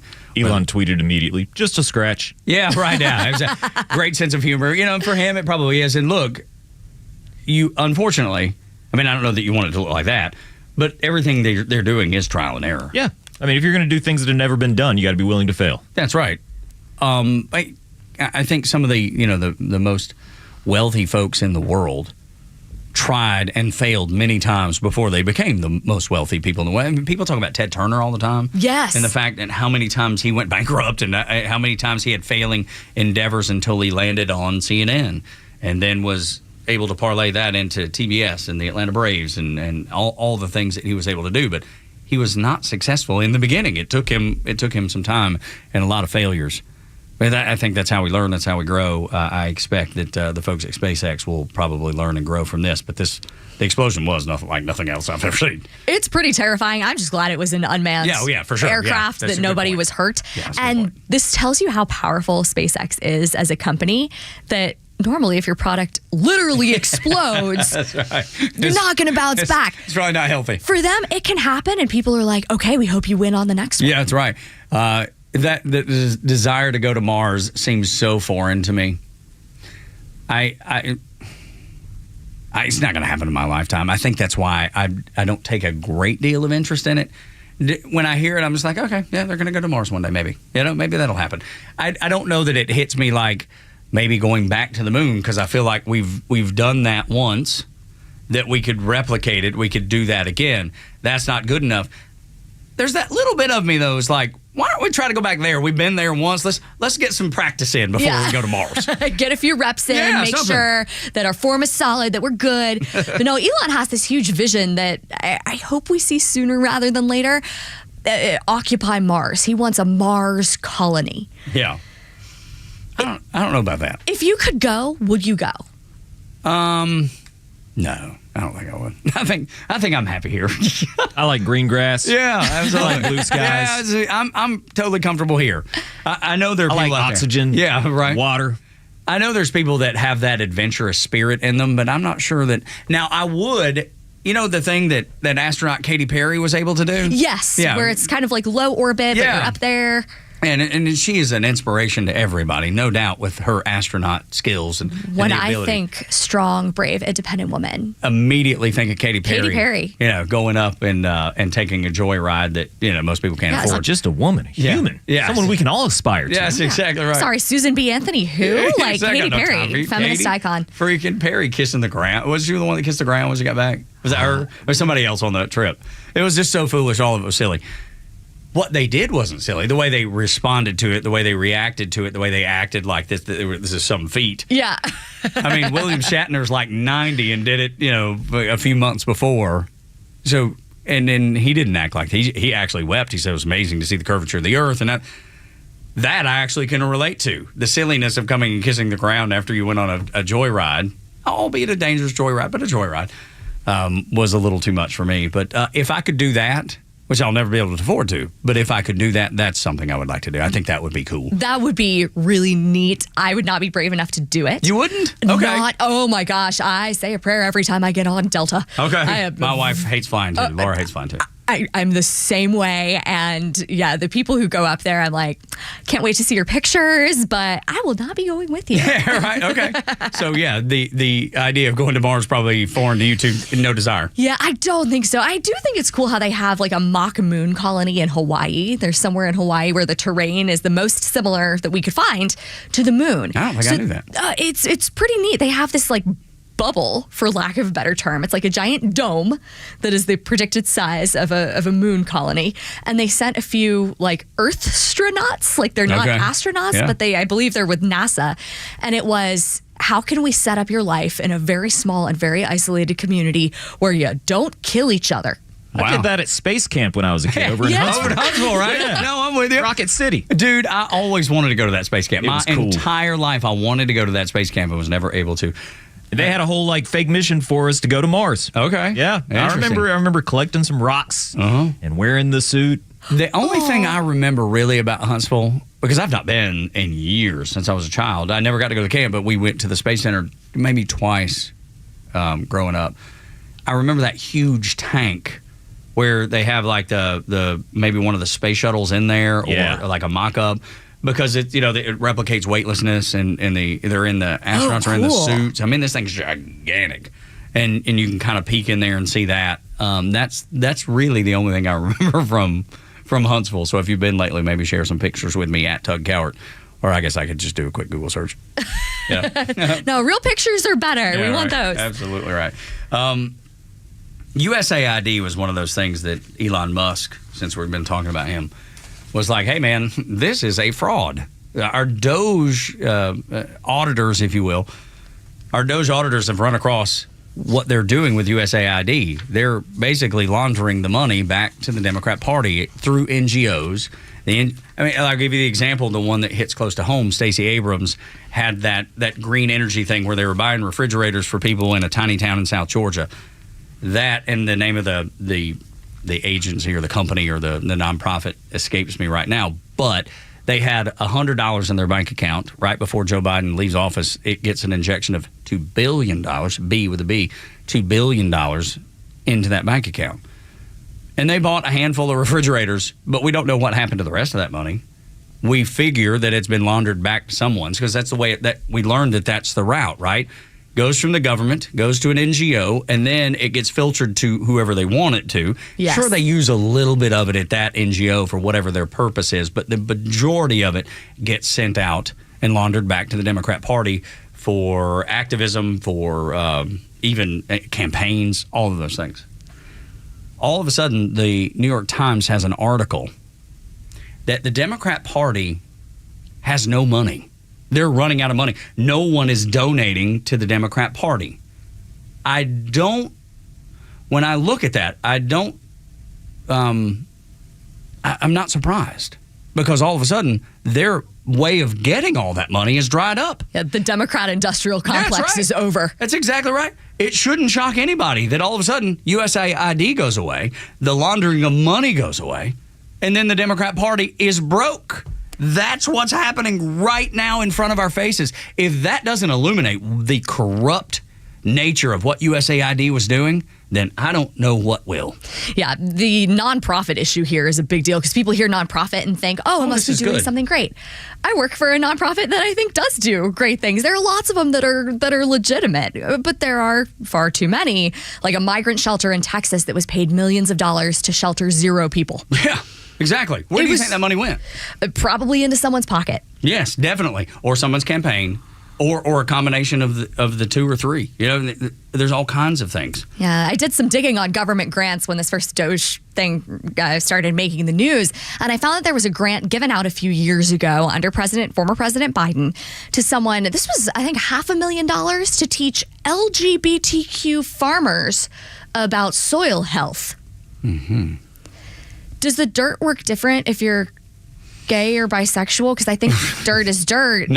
Not that I can tell, but that's just another way of, hey, how do we support the activism? Because that's a shield for this. Like, this is how we're going to actually support the activism of the LGBTQ plus whatever community, because that's what we want to do. That's what we believe in. That checks the box that we believe in. We're going to take that side. We're going to take this money and launder it back to them. And then ultimately, some of that's going to come back to us, too, because their thank you for that is kicking it back to us, a la the Stacey Abrams thing. Exactly. We see this with the teacher unions, I bet. Where well over 98% of donations from the 2 major teachers unions are sent to Democrats. Well, the Democrats get into office and tend to align with their teacher union donors. And this isn't entirely partisan. There are absolutely folks on the other side of the aisle who are bought and paid for by the unions as well. For sure. It's really sad to see because it's money that's just funneled through the government, through the NGO or the outside organization, and then back into the government. It worries me that we're not ever going to be able to nip this in the bud. We're not ever going to be able to fix this completely. The goal, and it's been practiced for 50 years, if not longer. The goal will be to clean it all up, but I don't think we can change the hearts and souls of people. When they see an opportunity to take advantage, they do most often. I mean, look, I'm a church-going man every Sunday. My faith is important to me. I fail miserably daily. I feel like I have to throw that asterisk in there. But it even happens at the church level. I mean, you see churches that go through these same struggles. People are by nature broken and do the wrong thing. And then when you amplify it with billions of dollars, and who's going to miss 100,000? I mean, because the numbers are so large, it's so easy to just take a slice. They can get away with it. And they can totally get away with it. They caught one government employee who was at a very small agency, but that's how they got away with it, is he was listed as being on a business trip for 4 years. Yeah. So he got extra pay. He got that per diem. Of course. There was one who never answered a phone, and it was she's in the shower. I'm like, is she in the shower for 8 hours a day? That's what unbelievable. is this? There was one whose wife was an oil painter. She might have been a very talented painter, but that doesn't mean we need to spend thousands of taxpayer dollars on oil paintings of government bureaucrats done by one of their wives. Hunter Biden would disagree with that. Oh, that's true. I forget he's an artist. He is an artiste and sells them for lots and lots of money until his dad was out of office. Now, all of a sudden, I hear the paintings are slowing down. Yeah, tough for Hunter Biden. Tough times. Who knew being on the wrong side of every single issue would doom the Democrat Party? Yeah, they've got real problems. No question about it. I can't imagine donating. Look, I don't donate to anybody politically. No one. I can't imagine donating to the Democrat Party knowing that they're at best socialist, at worst communists. I don't want any part of that. I think the majority of the American people probably reject that too. That's another reason that those are drying up. When you don't have the ability to take advantage of the federal government the way you once did and the funds dry up, it shows you what was really happening in Washington, D.C. for a really long time. And good for the New York Times for pointing it out. I'm sure now that it's almost like the Jake Tapper thing. It's already happened, so we feel safe telling you the truth now. We would have never told you that. Yes, and we feel safe now. The folks who bragged about their small dollar donations now don't have those. Turns out it might have been AstroTurf. Yeah. The U.S. Supreme Court moves to protect vulnerable kids from being science projects. Next on the Morning Extra, Tug and Los until 10. Angela Morabito in for Front Office Los here on Extra 106.3. The latest sports news, powered by 680 The Fan, and driven to extra listeners by RBM of Atlanta in Sandy Springs, Atlanta's Mercedes-Benz connection since 1964. Here are your sports headlines for Thursday, June 19th. Braves beat the Mets 5-0 last night. Chris Sale pitched 8 innings without giving up a run. Ronald Acuna Jr. and Matt Olson both homered in the shutout. The Braves will look to sweep the series tonight. Spencer Strider gets the ball against Clay Holmes. First pitch is set for 7:15. You can hear that game on our sister station and the brand new app 680 The Fan. In the NBA, Game 6 of the Finals is set for tonight in Indiana. The Oklahoma City Thunder leads the series against the Pacers 3-2. Tyrese Halliburton will be a game-time decision in a must-win game for the Pacers. Tip-off is set for 8:30. And the Falcons signed running back Jashawn Corbin from the UFL's San Antonio Brahmas. Corbin led the UFL in rushing yards this spring. Falcons cut former 6th-round pick Jace McClellan to make room for the new rusher. With your sports headlines, I'm Jerry Payne. At Jim Ellis Ford Sandy Springs, you can take advantage of employee pricing on select new Ford models. That means you pay what Ford employees pay. No markup, no hidden fees. It's all part of Ford's bold campaign, from America for America. While other dealerships may raise prices due to auto tariffs, Jim Ellis Ford Sandy Springs is stepping up, giving you the power to save big on American-made vehicles. Choose from bestsellers like the F-150, the rugged Bronco, the capable Explorer, and now when you purchase or lease a new Ford EV like the all-electric Mustang Mach-E, you'll receive a complimentary home charger and standard installation, making your switch to electric even easier. At Jim Ellis Ford Sandy Springs, you're not just getting a great deal, you're getting award-winning service from a locally family-owned dealership. They're just 4 miles north of 285 on Roswell Road. Visit them online at jimellisford.com. Jim Ellis Ford Sandy Springs, where you pay what we pay, where you can always expect the best. Jim Ellis, expect the best. Jaron Solomon here, and this June, Solomon Brothers Jewelers is celebrating the people who make our world sparkle, you. All month long, we're giving back to the customers, partners, and charities that have helped us grow. We have exciting giveaways, including concert tickets, gift cards, prizes from the Braves and Dogs. And just by stopping in and filling out a wish list, we will give you a $100 credit to spend with us at our Buckhead, Alpharetta, or Sharpsburg locations, and $100 toward helping local heroes and charities like Leukemia Lymphoma Society and Extra Special People. Come visit us, join the celebration, and see how much community means at Solomon Brothers. Head to SolomonBrothers.com and click on the banner to find out more, including the full list of prizes. And thank you for being a part of our community for 40 plus years. Visit Solomon Brothers Jewelers in Buckhead, Alpharetta, or Peachtree City online at SolomonBrothers.com. Solomon Brothers is the preferred jeweler of your Atlanta Braves. And crunching, it's an accident. Even if it's a little minor fender bender, man, that could be a nightmare. First, obviously, take care of yourself. But before you make a deal with an insurance company or anybody else, call David Van Sant with Van Sant Law. You know why? Because he used to work for the insurance company, so he knows how to get the right settlement and right away. Van Sant Law, don't forget, if you don't get paid, they don't get paid. Protecting your interests. Insurance is great, but it's complicated. 855-GA-INJURY or vansantlaw.com. Hey, this is John Flading from ATL Turfco. We're a family-owned and operated independent local company here in the Atlanta area. We've been in business for over 15 years. We install several different types of artificial grass. One is landscape, which looks like real grass for your lawn. The next one is pet turf. Pet turf is a little bit shorter than landscape and it's more durable. And the other one is putting greens. If you can dream it, we can build it. Just go to atlturfco.com to schedule an appointment. Military Matters. All eyes continue to be on Whiteman Air Force Base in Missouri, home to the B-2 bomber. The U.S. built about 21 of these stealth strategic bombers to strike deep within the Soviet Union during the Cold War. So far, the Israelis have not struck the nuclear enrichment site at Fordow, south of Tehran, tunneled 300 feet deep below a shale mountain. The U.S. is the only military in the world with the capability to strike this buried program with its B-2 stealth bombers, which carry 2 massive 30,000-pound bunker buster bombs. They have never been deployed in combat and may only reach 200 feet underground. Past planning has suggested it could take 6 MOPS for each underground site struck. It's a 30-hour round trip to the Middle East from Whiteman Air Force Base that requires a massive air refueling bridge. Some former Pentagon planners said they used to plan for 50 to 60 air refuelers for such a mission. For Military Matters at the Pentagon, Jennifer Griffin, Fox News. Extra 106.3 personalities aren't afraid to tell it like it is. Without Donald Trump, nothing that's going on would be happening right now. Donald Trump is changing the world. And you'll never hear us spew that violent rhetoric from the left. So don't be afraid to tell it like it is. Because we're happy to have you as part of the Extra community. I particularly like Donald Trump's actions in getting illegal aliens the hell out of this country. Extra 106.3 and the Extra app. Tug and Los until 10 on the Morning Extra. Download the app so you can listen live and on demand. Los back on Monday. Angela Morabito joins us. Angela worked in D.C. for about 13 years. Getting to see how the sausage was made, which is sometimes gross. That is accurate. Yeah, that's right. Working in the Department of Education, the press secretary there in the first Trump term.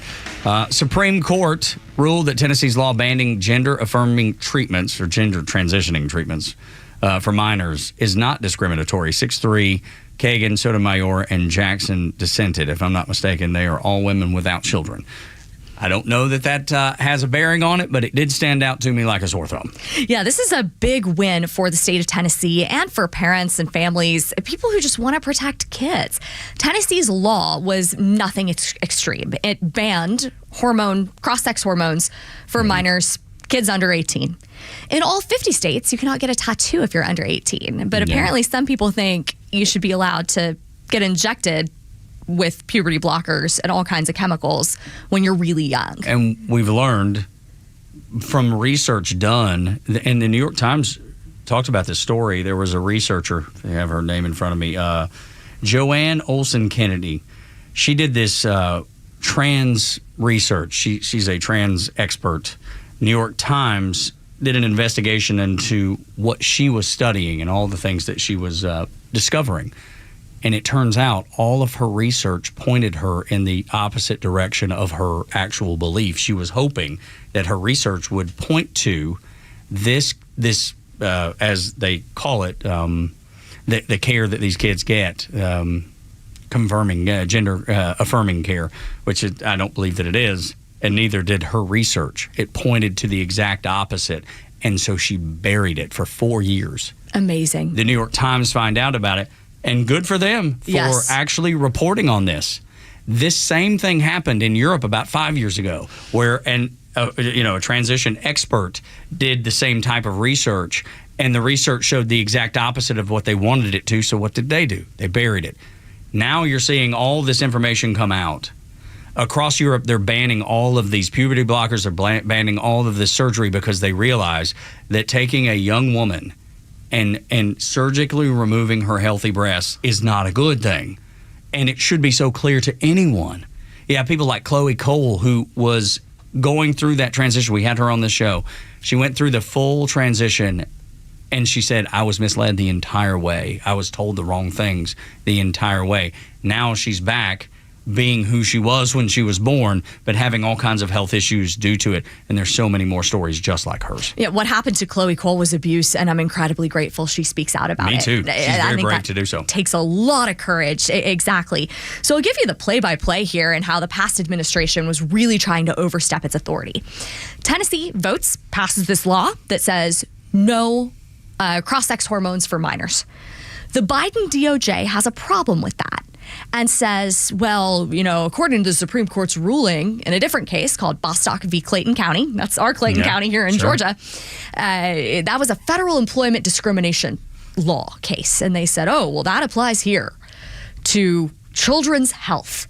No, it doesn't. The Defense of Freedom Institute filed an amicus brief in this case. Which you're affiliated with. Yes, I work for them, and I'm very happy, we all are, that the Supreme Court saw this the same way that we did and said that Tennessee has the right to make its own laws, especially to protect children. No child is born in the wrong body. That's just silly. It's silly. It's absurd to think it. Now, you see, like if it's a young girl that's a tomboy, they're like, oh, she's a boy. That's the thought process. Yes. There's no... Well, maybe she just likes playing ball, or maybe she just likes climbing trees. There's plenty of little girls that like doing those things. There's been this huge shift since my childhood. I came up in the 90s, right? And it was girls can do anything. Rah-rah, Spice Girls, girl power, all that stuff. Yeah. And it went from you can be a girl any way you want to, oh, if you like this, you might be a boy. No. If it lacks common sense. It lacks Right. stories. Like you and the DFI, y'all are involved in this. Like you have invested and researched. I'm just a guy. I don't even have a daughter. And I know it happens to boys too, so I'm not trying to diminish that. But I'm the least likely. It's almost like with the Title IX thing. I'm the least likely advocate because it just doesn't really touch my life necessarily. But when I see it, you can't look away from people that are willing to, parents. And I believe in parents' rights. Don't get me wrong. I do. But when parents decide to do something like this to their child, it should be against the law. If a parent said, hey, I'm going to take my daughter's right arm off, we wouldn't say, okay, let's do that. Yeah, that's abuse. That's insanity. You can't do that. If you say that your daughter is a boy and you want to physically, and I'm so uncomfortable even saying this, but it's the truth, if you want to take her breasts off, you can totally do that. And that was the thing that Tennessee was trying to stop. And I love the fact that John Roberts, because he had a rebuttal to, I think it was Sonia Sotomayor. Was it Sonia Sotomayor? Whoever wrote the dissent, one of the three that wrote the dissent, please forgive me for forgetting. He had a rebuttal to that where he said outright, you are letting your politics, you're letting your ideology overshadow what is happening. We don't need to listen to the experts because we've listened to them for a really long time on a lot of topics, and they've been very wrong, and I think they're wrong on this one too. Yeah, I mean, the Supreme Court is there to interpret the law, and the law is very clear. Tennessee has the right to do this. They weren't trying to decide, is Tennessee's law good or bad? It was just, is it legal? Is it constitutional? And I think they made the right decision. But these instances of parents trying to transition their kids or parents being forced to tolerate another kid who decides to reject their own body, it's everywhere. The Defense of Freedom Institute, we have filed complaints in Minnesota, Illinois, a couple of other states, places that have policies that say if someone shows up at school and says, I'm a girl, you have to treat them like a girl, and that includes they bunk with the girls on overnight field trips. Yeah, we've seen that where parents are finding out later that their daughters were sleeping in the same bed as boys who identify as girls. Then you have the stories of the boys that identify as girls and just go into the girls' locker rooms and then stand and stare. Yeah, we filed a complaint on that in South Colony School District up in New York. There was a boy who did just that. He identified as a girl during the school day. Through the time they would change clothes for track practice, he would stand there fully clothed and he would watch the girls change clothes. Not uncomfortable at all. Oh, they hated it, but their complaints were brushed aside. Of course they were, because they don't fit the narrative. They don't fit the leftist way of thinking. It's out of the realm of possibility for them. They don't even consider it because they don't have robust debate on their side. And then when locker room time is over and it's time for track practice, he's a boy now. Of course. Again. Yeah. See, that's the absurdity of it all. And my thing is, I feel like I want to treat parents and children with dignity. No question. Of course we do. But at the same time, we're not going to act on every whim of a parent and a kid that wants to transition. We need to let the kid grow up. We need to let them experience life.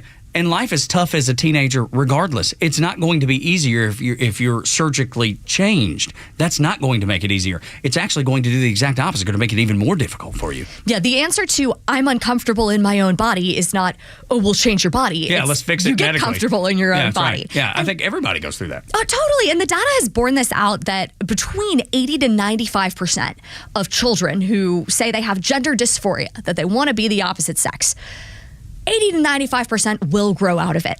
It's almost like a pocketbook, a designer pocketbook for some women to say I have a trans kid. I mean, look at Hollywood. Charlize Theron. I want to say Angelina Jolie.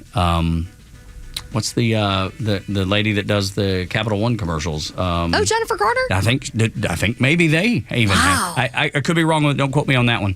Dwayne Wade, definitely. I mean, it's almost like a designer bag. Look at what we have. Yeah, I have a friend here in Atlanta who is transgender. She served in the military and transitioned afterwards. And she has a great phrase for this when the parents do it. She calls it transhausen by proxy. Oh, wow. Which I think is brilliant. Well, you may have to explain that one to me because I'm not sure what that means. It's a takeoff on another disease called Munchausen by proxy. Okay. And it's the idea that someone adopts an illness that they don't really have. Gosh. Insanity. I don't want to treat any. I say this a lot. I know we got to wrap here. I ran into someone. It was the SEC championship game. Me and my cousin were going down to see the Bulldogs play, and the woman behind the desk, when I walked up to ask for directions, clearly wasn't a woman. Okay. I couldn't dismiss my common sense. I did nothing but treat that person with the utmost respect and dignity, and had no desire to be rude to them. But I couldn't turn off my common sense. It was clear what I was seeing. Yeah. It's hard to dismiss your instincts. You know what I mean? They're human instincts for a reason. It's biological. It is. It's very obvious what's happening. Doesn't mean you want to be mean to anybody, but we can't pretend when it comes to children. You just can't. You can't pretend. It's a different game. When you're an adult, different story altogether. When we continue on Extra 106.3, one of your favorite Republican senators calls out the Democrats for the biggest scandal in American history. Next on the Morning Extra, 8 o'clock hours, brought to you by Southern Exteriors.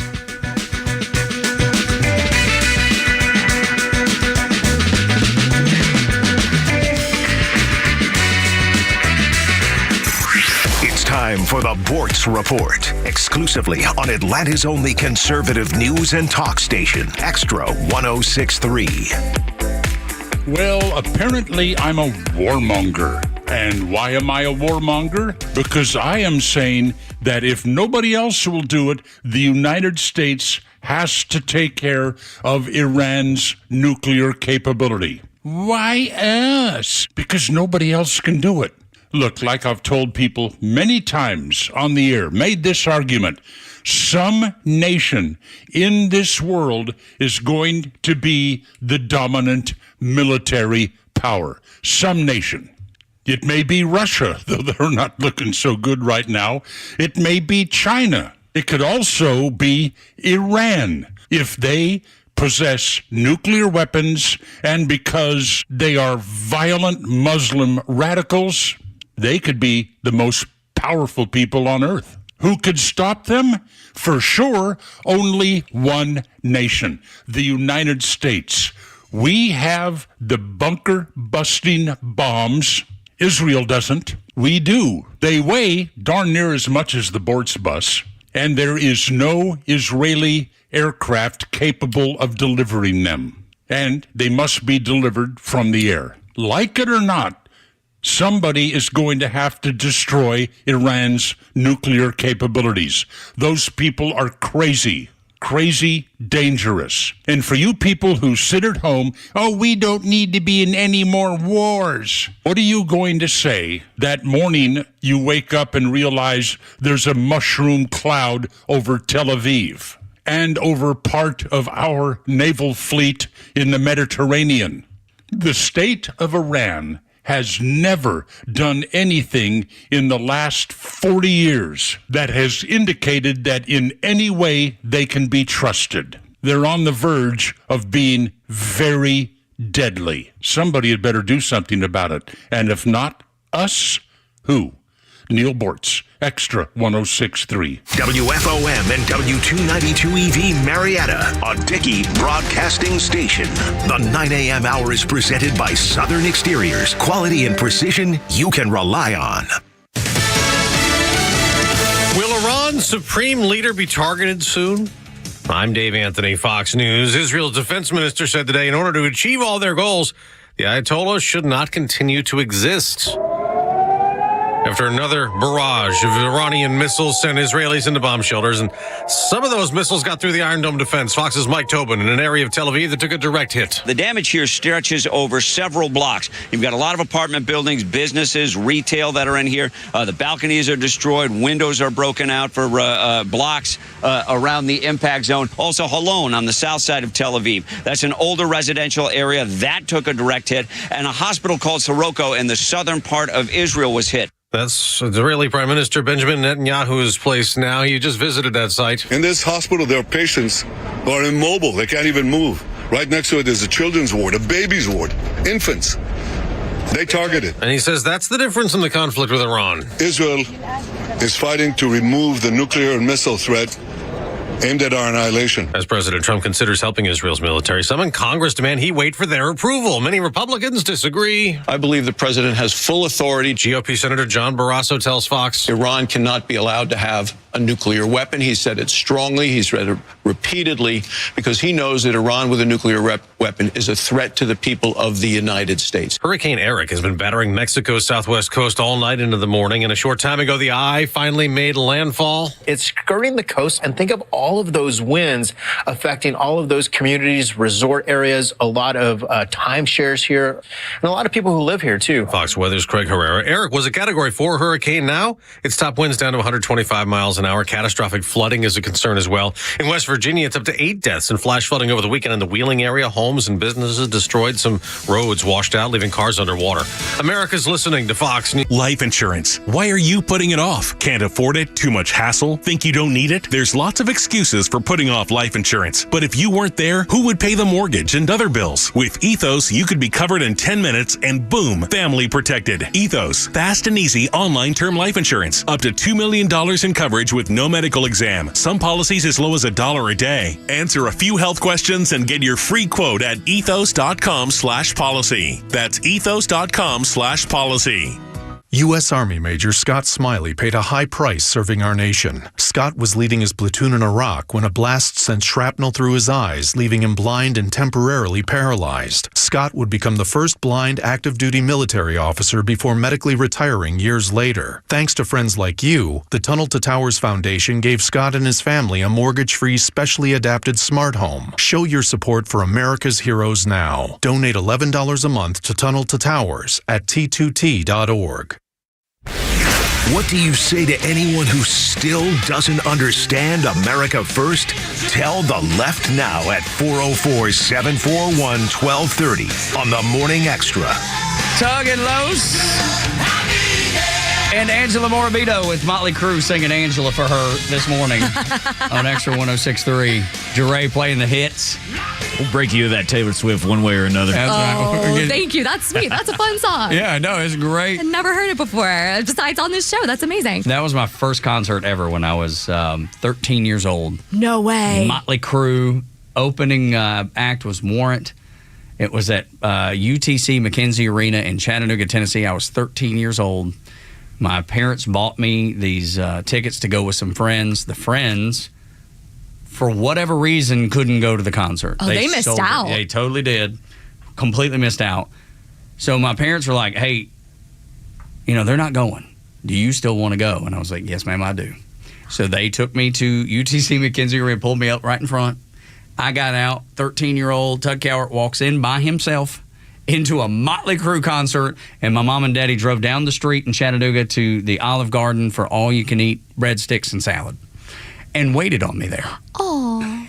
And let me tell you, I had the greatest time of my life. You were never the same. I was never, ever the same because a Motley Crue concert gets wild and crazy, and there's bras thrown on the stage, and there's craziness Tommy going Lee's on. flying over the Yes, crowd. absolutely. As a 13-year-old boy, I was like, this is the greatest thing I've ever seen in my whole life. Lord, let me come back to this concert again and again and again. And Angela, what was your first concert? Oh my gosh, it might have been the Backstreet Boys. No, it was Hanson. Oh, there you go. I went with my best friend when we were little kids. Yes, that was our favorite song. We still text each other when we hear it. I love it. It's the best. And her dad got us tickets on a dial-up connection. Whoa. Yes, That's and back had in to the day. fight for Yeah. tickets because Yeah. it was so hard to do. This was like huge. before the days of Ticketmaster Yeah, and all sure. that. Yeah, they're But- huge. Oh yeah. Oh my It was gosh, Hanson. they're gigantic. Dre, for you. First show was at the Tabernacle, and it was a ska band, Real Big Fish, I remember Less them, Than yeah. Jake, Yeah. and a band out of Connecticut, I think, called Catch 22. Yeah, Real Big Fish. They had the remake of Aha's Take On Me. Is that right? I think so. Yeah. They also had a big hit called Liquor Store. Yep, absolutely. It's great. I don't know the other two. I know of the other two bands. I don't know any of their music. But how old were you? That's the key. Probably 12. 11 or 12. We had some older friends in the neighborhood. Okay. And they were all into punk rock. And they they were took you? Yep. Okay. Throw us down there. Yeah, I think I get the win on this one going by myself, though. Yeah, no, that's next level. Most people can't believe when I tell them they think I'm telling them a story. They think I'm lying to them. That my parents dropped me off at 13 years old, the tender age of 13, to a Motley Crue concert by myself, me and my one little ticket running up there. So much fun. I wouldn't change it for the world. But I remember when my son was 13, there was not a chance I would have let him go to a concert by Motley himself, Crue? especially Motley Crue. Wait, what was his first concert? Gosh, I don't even know. Man, you were probably backstage at Kenny Chesney with him. He would never go. He was in diapers. Dude, he would never go with me. Ever. Really? Ever. It's only been the last 4 years, 5 years maybe, that he would even consider going, because he was in, I only listened to was hip hop. Oh, yeah. About 5 years ago, maybe 6 years ago, he flipped the script on us and he started listening to hip hop and country, which is what most of the boys and girls too, his age listen to. They listen to the most filthy hip hop that you've ever heard in your whole life, and then country. That's and now Jacob's kind of all he listens to is country, and a lot of his buds are that way too. Well, a lot of the hip hop has kind of made its way into the country, especially the drum tracks. Sure. Yeah, absolutely. Yeah, there's all this crossover. The click tracks that go along with it. I did have a mildly dangerous toddler concert experience myself. I wasn't at the show. I was maybe 2 years old, and a friend of my dad's was in town. He was working for, I think, Fender Guitars, and that's cool. Fleetwood Mac was there, and my dad was able to go and just sort of hang out before he was going to see his buddy before the show kicks off, but we weren't going to the show, and I'm there like probably in a stroller. Yeah. And Mick Fleetwood pulls up on a motorcycle. I don't remember this. This is all I've heard this from my dad. I so wish there were pictures. Holy cow, But yeah. he pulls up and he sees a little kid and was very concerned about getting me water. So he picked me up and went, hello, little lady. Wow. And put me on the tour bus. And my dad is going, Mick Fleetwood stole my baby. And he got me water. He was apparently a really good Very guy kind. and totally concerned about a random little kid. Oh, wow. Mick Fleetwood, that's big time. Yeah. Holy cow, what an incredible story. I so wish I was old enough to remember it, but Yeah. it's one of my dad's favorites. Dude, Fleetwood Mac is so good. I got to tell you, I'm going to give you a controversial take on Fleetwood Mac. I like Christine McVie, her vocals, better than Stevie Nicks. I think I'm probably the unicorn there. Really? Yeah, I'm like, dude. oh, you're going to get so many angry phone calls. Probably so. But if I'm choosing, I like her vocal better. I think she was unbelievable and completely overshadowed. Not that Stevie Nicks is not amazing, because she is. She's unbelievable. But I think she overshadowed. See, here's Christine my McVie. gap, because I don't know who left the band. All I know is just Fleetwood Mac. Who sung on Rumors? Mostly Stevie Nicks. Okay. Yeah. I mean, Christine McVie too, but it was just, she was her vocals are unbelievable. Stevie Nicks is amazing. And I think Rumors is 1977, if I'm not mistaken, which is the year I was born. Unbelievable. It really is. David is in Kennesaw at 404-741-1230. David, what's up? Well, the first concert I went to, I was 15 years old. Went to Six Flags to see Heart and Cheap Trick. Let's go. Woo! That's a good one. And I had a Tug moment. I spent the whole concert drooling like a rabid dog looking at Nancy Wilson. Hard not to. Hard not to, David. That's exactly right. Dude, Dave, he was a healthy 15-year-old boy, and he was like, good heavens, what am I seeing? How you're doing, girl. I'm going to throw myself under the bus here since we're talking about music and funny stories. My wife, because we're planning this trip to go see my son for his 21st birthday next week, as a matter of fact. And my wife goes because a couple whose son is one of my son's best friends, they're going to go with us too up there. And then we've learned that we have like 8 boys that are going to pile in. We don't know where they're sleeping. We kind of started the show with this. So I think it was night before last, Laura goes to our friend's house, and they were just putting together, okay, what do we need? Food-wise, right? You're planning the trip.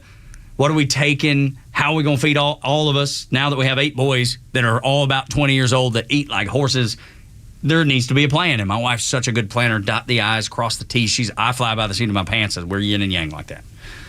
So she comes home, and I had found a documentary that I was interested in.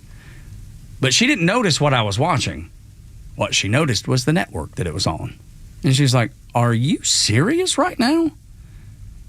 Are you really watching this channel? I was watching Lifetime. I knew it. What was the subject matter? The Judds. The famous Kentucky country act, Winona and Naomi Judd. And, of course, the sister that's in there that's the actress. What is her name? Ashley, I Ashley, think. there you go. Who doesn't look human anymore. She's had an incredible amount of plastic surgery. Am I I guess right? all Is of them she have. the one that got caught stealing a lot of things? No, that was Winona Ryder. Yeah. okay. Yeah. Wrong group of folks. But yeah, this is the story of the Judds, and they have a whole I don't know if it's like a 4 or 5 episode series on Lifetime. And here I am watching Lifetime, by myself at home. My wife walks in. You would have thought I was watching something filthy. She's like, "Are you serious right now? Are you really watching Lifetime?" Wait for them Christmas movies to come on. Oh, dude, which she loves. Absolutely. And I give her a hard time about those because she watches them so religiously. I share one more thing that just happened recently in music and concert news, just since we're in the 9 o'clock hour. Sure, and it's and been a everything's- heavy week. Yeah. So I went to Bonnaroo 8 years in a row in my 20s. And last week, it was always on Father's Day weekend. Yep. Last week, they got stormed out on canceled. the first night. Luke Combs playing Thursday night, and then they had everybody leave because the storms were rolling through. We had so many storms. Yeah, it was every crazy. single day. And you saw all these kids pushing RVs, getting out of there. When I was there the very first year, I'll never forget this. Thursday night, I go to see my first show there. I can't even remember the band. Passion Pit was the name of the band. Oh, yeah. Oh, I Take love a walk. them. Yeah, Take we a walk. sometime, right? we sometimes use them for bumpers here. Tornadoes came through that night, and I'm talking about tents flying, canopies rolling, campsites flooded. We did not move an inch. They have changed so much in just the safety, and that's a good thing. No, it is. Because we saw the Travis Scott concert a few years ago. People Astro got World. crushed. Yeah. But out in Texas. it was just stunning to see that they canceled that because they offered 75% refunds for all the people who were only there for one night. Dude, talking about taking a loss. The folks who put on Bonnaroo. This Manchester, Tennessee. Yes, sir. Yeah, right there outside of Nashville, not far from Nashville. Same one exit away from the Jack Daniels distillery. Yeah.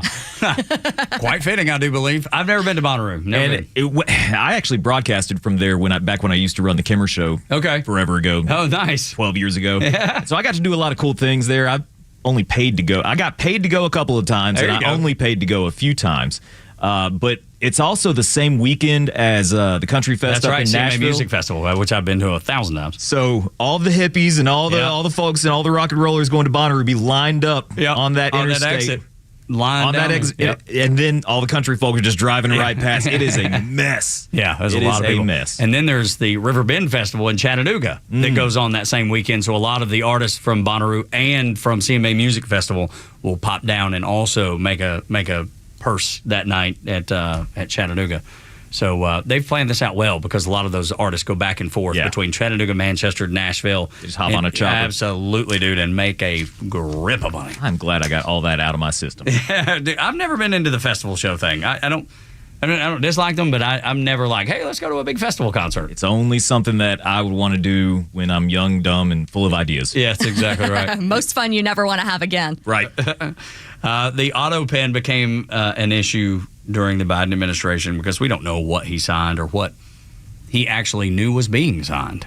That's even more scary. The fact that we don't even know that he was aware of any of the pardons, the clemency, none of the things that he is supposed to have done. We're not convinced that he did it, or I certainly, I can speak for myself, I certainly don't think he knew at least partially what was going on. Because if you look at the auto pens, and Los and I have talked about this a bunch of times, I happened to notice the only one of the signatures of the blanket pardons back to 2014 that he gave family and Milley and some of the cabinet members, Fauci. If you look at the actual signatures, the only one that looks different is the one for Hunter Biden. Ooh, he had to lock that one in. That's the only one I'm convinced that he signed. Because if you look at the signature, it's almost like the B is very shaky, like he was having a hard time signing it. And if you look at everything else, pristine, and if you layer them over top of each other, they're identical. The only one's not is Hunter's. That's the only one that I am convinced that he signed because that's the one he knew about. That's the one he wanted to protect, was his son. Even though he said, of course, I'll never pardon Hunter. He's not done anything wrong. There's no reason to pardon him. And then he gets a 10-year pardon. So, yeah, which is the Washington, D.C. way. Say no, say no, say no, and then say yes. Yes, I'm going to do this.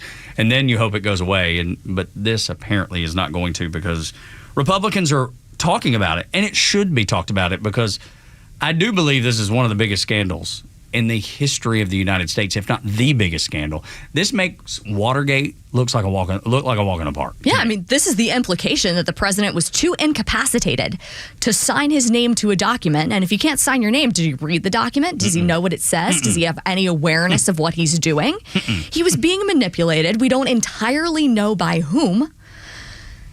This is a big deal. And even though this doesn't change anything in the future, I think we owe it to the historical record to find out. So I'm grateful to the folks up on Capitol Hill who chose to have that hearing yesterday. Absolutely. I want you to hear from Donald Trump when he talks about the auto pen, because he was asked about it too. The Senate Judiciary Committee is holding a hearing on who exactly was running the White House under Joe Biden. Who do you think that was? I think the auto pen ran the White House. We have an auto pen president before me. I think it's one of the greatest scandals in the history of this country, one of the biggest scandals. He wasn't making a decision. He was never for open borders where people came in from all over the world, from prisons and gangs and drug dealers and all of that, the mentally insane. He was never for that. He was never for open borders, and he was never for, he was never for transgender for everybody, or men playing in women's sports. I find it fascinating that he pointed that out about Joe Biden, because he's taking Joe Biden away from them. Yes. He's saying the man that did this, he can't hurt us. He's passed. That's over. We're laying it at the feet of the people that are still in Washington, D.C. I think it's a very strategic move, but I think it's a very smart move to say, because what does it matter when you say Joe Biden didn't want to do any of this stuff? It really does shelve Joe Biden and say the people that did it are the ones that are responsible and need to be punished for it. I think it's a brilliant strategy. And that's just I've not heard anybody say that. That's just what I think is happening and why he says that. Because I don't know what Joe Biden thought about open borders. I don't know what he thought about trans. I have no idea. There's no way. I mean, I think on the record he probably talked about them. I know he even said in speeches talking to transgender people and children, we hear you, we see you, and all that sort of stuff. But that was on a teleprompter. I don't know if he was able to comprehend what he was even saying. Yeah. You see these instances where he would try to walk onto a stage with a podium or try to walk away from the press, and he wouldn't know how to do it. He would get confused, and he would just sort of bobble around a little bit. That's and him and Hall. Yes. Yeah. And I agree with you on President Trump's strategy that even though Biden can't be held accountable at this point, somebody could, maybe. Somebody could. And if and when that person tries to get back in power, they need to answer for this. Such a wise move. Exonerate Joe Biden. Take him out of the picture. That way, they can blame him all he wants or all they want. But in the end, the president can say, no. He wasn't for it. I don't believe he was for it. I know you were. I know where you stand. And you could still, to your point, run for office. I think it's a brilliant strategy. I do. And Josh Hawley is a Republican senator that we like from Missouri. I think he's a really smart guy. I love what he said about the Democrats not showing up. Check this out. Let's just take a look at some of the things that our colleagues said on the Democrat side when their own Justice Department was concluding that Joe Biden, who, let's not forget, illegally took classified documents and kept them in his garage, in his freezer. I mean, Lord knows where. He just certainly didn't know. Their own Justice Department interviewed the guy and concluded he could not form the requisite mental state to stand trial. He did not have the mental ability to stand trial. And what did our Democrat colleagues say? Vice President Harris says, oh, no. The way that the Hur report characterized the president is so wrong. The president's demeanor is totally fine. Senator Smith, what the Hur said about the president not remembering his son's death, so unfair. Senator Kaine said this is grandstanding. Senator Fetterman said it's just cheap shots. You had other senators saying, Senator Ossoff in February of 2024, saying, and I quote, I found the president to be sharp, focused, impressive, formidable, and effective. In June 2024, Congressman Jeffries insists Biden was, and I'm quoting again, incredibly strong, forceful, and decisive. Where are they now? Not there. They're not there to testify to their words. And Ossoff is the one that stood out to me because that affects Georgia. Yes. How much do you bet? How much do you want to bet that line right there ends up in a campaign ad? I hope so. For the state Senate here in Georgia. Ossoff's a weak candidate to begin with. And for him to be either misleading the American people and the people that he represents in Georgia, saying, I find him to be fit as a fiddle. Yeah. I think he's great. He's fantastic. And that was 2024. We're only in 2025. So in probably less or right around a year ago, he was still saying, Joe Biden, thumbs up. He's good to go. I see no reason for him not to be the president or not to run for president. Well, everyone else saw the reasons, and I think they are not going to look kindly on Senator Ossoff's comments. No, definitely not. That will be part of a campaign ad. Mark my words. And rightfully so, because these are the same people that now are writing books. Not Ossoff specifically, but the people of that ilk, the people that defended Joe Biden to no end and said, do not believe your eyes and ears. This is a cheap fake. This is not real. He's just fine. No, I know we're letting him walk up the shorter stairs on Air Force One because he trips up the stairs. I know he fell over at the Air Force Academy. We know all that stuff, but don't believe your eyes and ears. What you're seeing is not true. It's just being manipulated. It's just being used by the Republicans to condemn this great president we have. Yeah, the fact that the auto pen started being used on day five of Biden's presidency, that is a signal to me that, one, they knew something was wrong that early, and two, they thought it would get worse because you can compare signatures over time. Yeah. And I've seen a chart of someone who had dementia, and it was how their signature changed over time. It's heartbreaking. Oh, absolutely it is. I take no joy in it. If you wanted to cover it up, an auto pen is a way to do it. And I love the fact you pointed that out because I brought up in that other segment, or even earlier in this segment, whichever it was, the only signature that looks different is the one for his son Hunter, and it looks very shaky. So it would lend itself to that, what you're describing with dementia and how the writing changes. Hadn't thought of that, hadn't heard of that, but now it really does make me even believe more that that's exactly what happened. When we continue on Extra 106.3, Tug and Los until 10, Angela Morabito is in for Front Office Los. I've not called myself a Republican in a few years, but I could be convinced by Scott Bessen's description of this new Republican Party to maybe rethink that. And if you're like me, maybe you will too. Next on Extra 106.3. Get connected to Extra 106.3 on all your favorite apps. Then download ours and stream the station across Georgia. We're live online at extra1063.com. Stream live video from the studios on YouTube. And of course, Kimmer, Bortz, and your favorite Extra shows in crystal clear digital on the Extra 106.3 app. I feel like singing Rain, Rain, Go Away, Come Again Another Day like you did when you were a kid. 50% chance of rain again. But now it has cleared out a little bit for next week. This weekend and next week going to be beautiful. But today, 50% chance of rain. And if you have a leaky roof or if there's something wrong with the roof, you're seeing that rain get inside your house and you've not done anything about it because we've, had rain for about the last month and a half, it seems, then today is the day to get it done. They are waiting for your phone call at Southern Exteriors. Based in Jackson, Georgia, but they've covered the entire metro Atlanta area since 1999. As a matter of fact, the entire southeastern United States since 1999.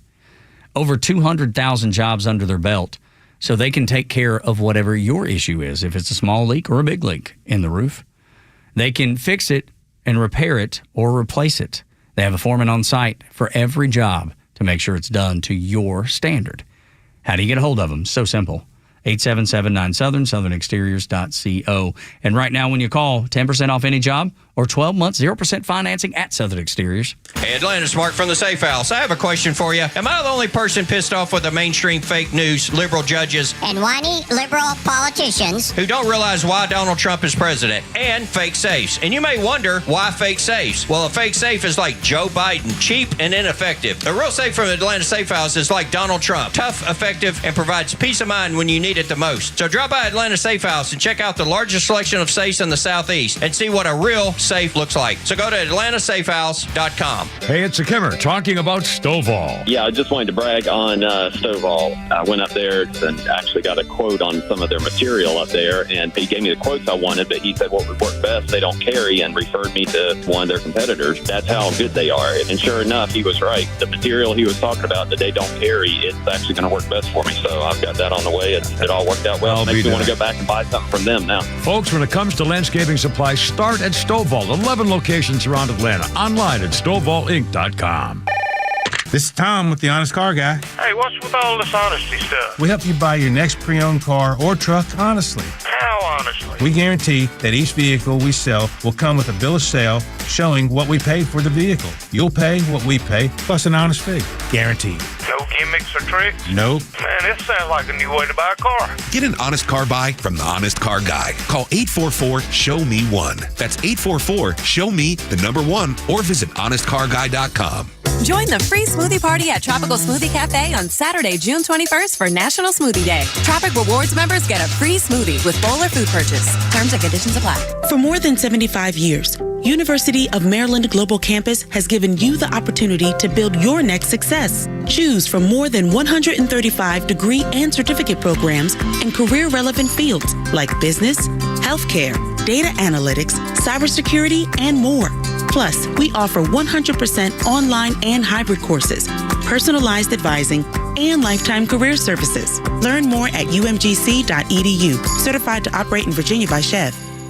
I'm Chad Pergram with the Speaker's Lobby. In 2010, the upstart Tea Party helped Republicans flip control of the House, grabbing a record 63 seats. But now Democrats wonder if angry voices torching Republicans is reminiscent of what they endured 15 years ago. Republicans have faced raucous meetings, along with heckling and booing, even in red states and districts. GOP Iowa Senator Joni Ernst scored particular ire after she told her constituents that, quote, "we are all going to die." She then doubled down, releasing a sarcastic video on social media, saying she failed to mention the Tooth Fairy. Former House Speaker Nancy Pelosi also waved off town meeting hecklers years ago. Former Democratic North Dakota Representative Earl Pomeroy says, quote, "the party in power that laughs away or shrugs away overwhelming public response against a program will pay dues in the next election." The Supreme Court's 2010 Citizens United decision unleashed a torrent of corporate spending that flowed to Republican campaigns and right-wing groups. Today, some of the largest protests against the Trump era are organized by left-leaning organizations. With the Speaker's Lobby, Chad Pergram, Fox News. The stories that matter to you. These are your Georgia headlines. Here are your Georgia headlines for Thursday, June 19th. The results of Tuesday's statewide election for the Georgia Public Service Commissioner in District 3, Republican Fitz Johnson ran unopposed. Democrats Keisha Waits and Peter Hubbard will have a runoff on July 15th. In District 2, Republican Tim Echols received 75% of the vote. He will run against Democrat Alicia Johnson this fall. Fulton County Schools approved a new policy that restricts students from using electronics from kindergarten through 8th grade for next year. Officials say they are looking at ways to limit use of phones for high schoolers. Cobb County officials are reminding residents that property tax appeals are free. This comes after some are reporting getting letters that advertise a company filing an appeal for a fee. And a group of illegal street racers were pulled off the roads in Douglas County. Police arrested 10 individuals, charged them with street racing and some drug charges. Today's weather cloudy with a chance for scattered thunderstorms this afternoon. Temperatures will be in the low 80s. With your headlines, I'm Jerry Payne for Extra 106.3. 9 o'clock hours brought to you by Southern Exteriors, your home exterior solution since 1999. Windows, doors, siding, roofing, gutters, 10% off any job or 12 months, 0% financing. You can get them. You can reach them. Get a hold of them at 8779 Southern, southernexteriors.co.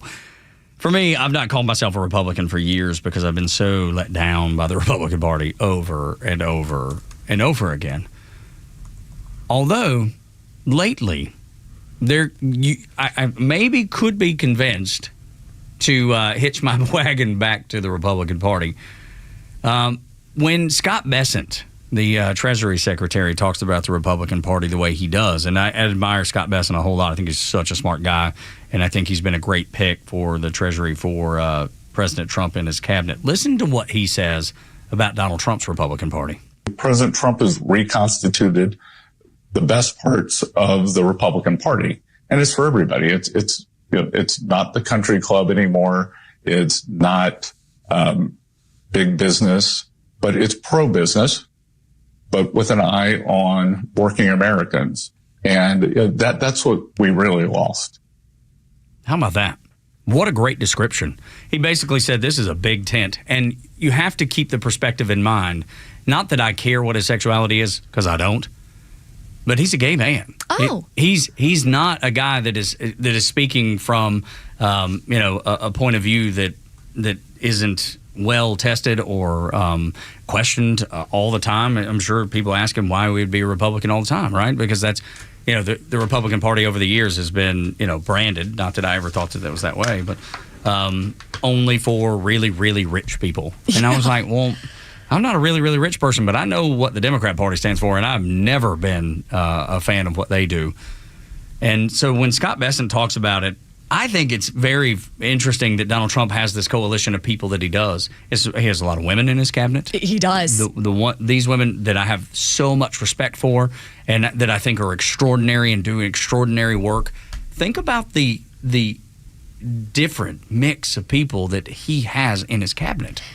It's big, and it totally disproves the whole lie of Donald Trump hates diversity. Oh, of course, exactly. No, he hates So silly. DEI. He hates forced diversity that flies in the face of merit. Yeah, that's when right. you pick the best people for the job, you're going to naturally get a diverse group. That's and right. that's what That's he's the been point. trying to do. That's the whole point. Yeah, I also love what Scott Bessent said about pro-business but not big business. Yes, that's right. That is a big change from the brand the Republican Party had not too long ago. Which is the one that I didn't subscribe to. It's the one that alienated me because I'm not wealthy by any means. I save very well. I'd like to be able to retire one day.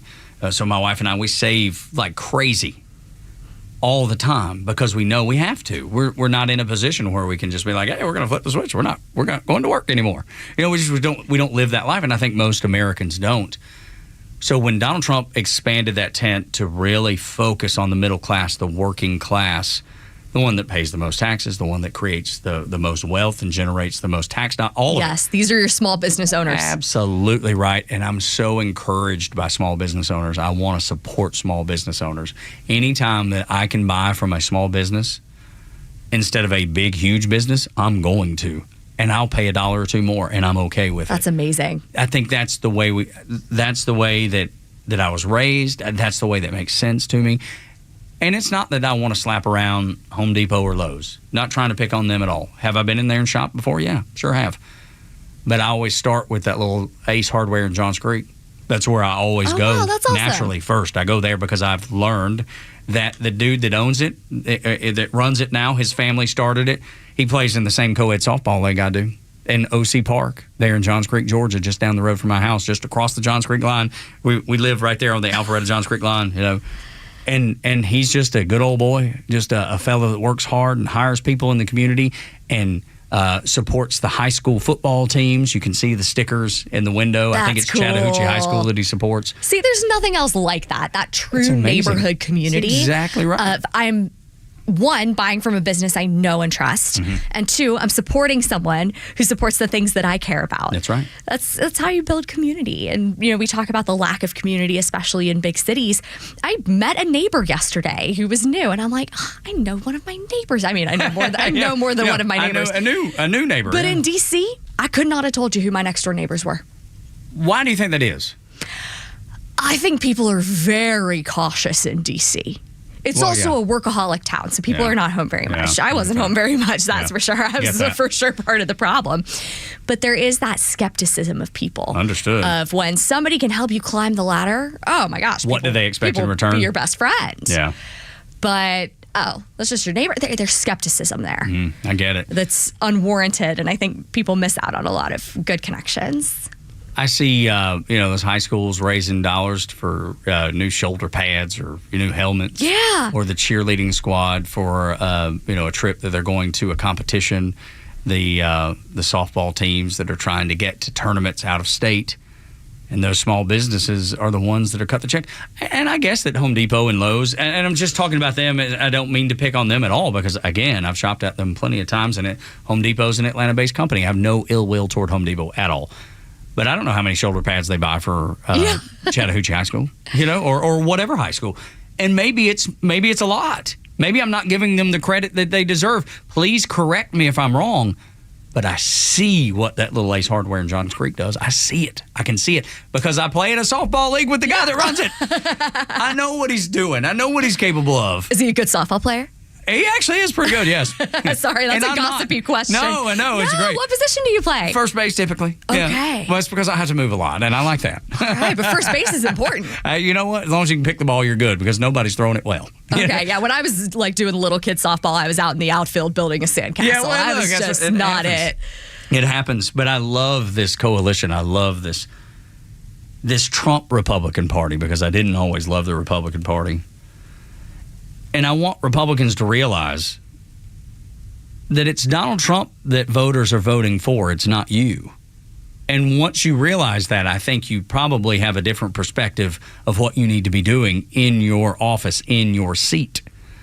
Because Donald Trump is who they're voting for, and the Republicans, without Donald Trump, I don't know how good they are. I don't know if they're not as messy and as lost, because they traditionally have been, as the Democrats are right now. Well, there was a huge controversy back in the run-up to the 2016 campaign of, well, can Donald Trump really call himself a Republican? Yeah. This is the party of Lincoln, and it's undignified, and blah, blah, blah, blah, blah. Yeah. Well, he wasn't really saying Republican things all the time. He definitely wasn't saying Democrat things either. He was saying Trump things. Yeah. And I think he's remade a lot of the Republican Party for better and worse in different ways. Sure. But the cultural shift might have started with him. It's not ending with him. Now you've got young people showing up to vote GOP. You've got young people showing up in churches. Obama had the cool factor. Yeah, he had the culture. The culture is not on that side any longer. No, the culture has shifted. The Republicans have never had the culture, ever. We've never been the cool kids, ever. And I don't know that the Republicans are the cool kids either. Donald Trump people that support Donald Trump are. Because I think that's where the power base is, not in necessarily the Republican Party. He's the head of the Republican Party, so they benefit from it. But if he were to leave, I don't know that everybody sticks around with the everyday Republicans, the Republicans that we've grown to not trust at all. I'm not trusting Lindsey Graham. No. Yeah, I'm saying that's what I'm saying. But he's a face of the Republican Party. So if Trump leaves, I don't know that I would be there. But I consider myself more of a conservative than a Republican to begin with. Yeah, I want to have brunch with Lindsey Graham. I don't think I want Lindsey Graham to run the country. Yeah. I'm not sure I'd even want to have brunch with him. You're very kind to even say that. Oh, I do love brunch, but he seems like fun. I just don't think I trust him on everything. No, absolutely not. And you're not voting for fun, right? No, At least most people shouldn't be. No, that's right. So it's fascinating to see what Donald Trump's been able to establish. And I look, I hope you're right, because the way you painted that glass half full when Donald Trump is done, because he will be, that the Republican Party can pick up where he leaves off. And I do believe that J.D. Vance can do that, but I think J.D. Vance is a very different man than Donald Trump. I think he has very different beliefs and values than Donald Trump. I think they're friends. I think they get along. And the signal chat is that was a little sloppy. I'm not sure. Whatever you think about that's fine. But the one thing, I don't think it caused anything. I don't think it caused any damage. I don't think it put in national security at risk. I don't think any of those things. It just was sloppy to me. That's the way I interpret what happened there. You didn't change your family group chat title to Secret Yemen War Plans? I didn't, no. Oh, man, I should had have. some of those going on. That's great. But you know what I did see out of those signal chats? Debate. Not everybody was on the same page. Pete Hegseth and J.D. Vance saw it differently. Trump and some of the other people saw it differently. Stephen Miller saw it differently. I mean, there was genuine debate among the highest levels of our government, just like we have genuine debate in the Republican Party everywhere now that the left doesn't. Do you think that anybody was saying no to whatever the board of directors said we're going to do for Joe Biden? No. Whatever was said, whatever they decided, they went with, and they gave no one any opportunity to even question anything. In that signal chat, I saw debate, and I was proud of it.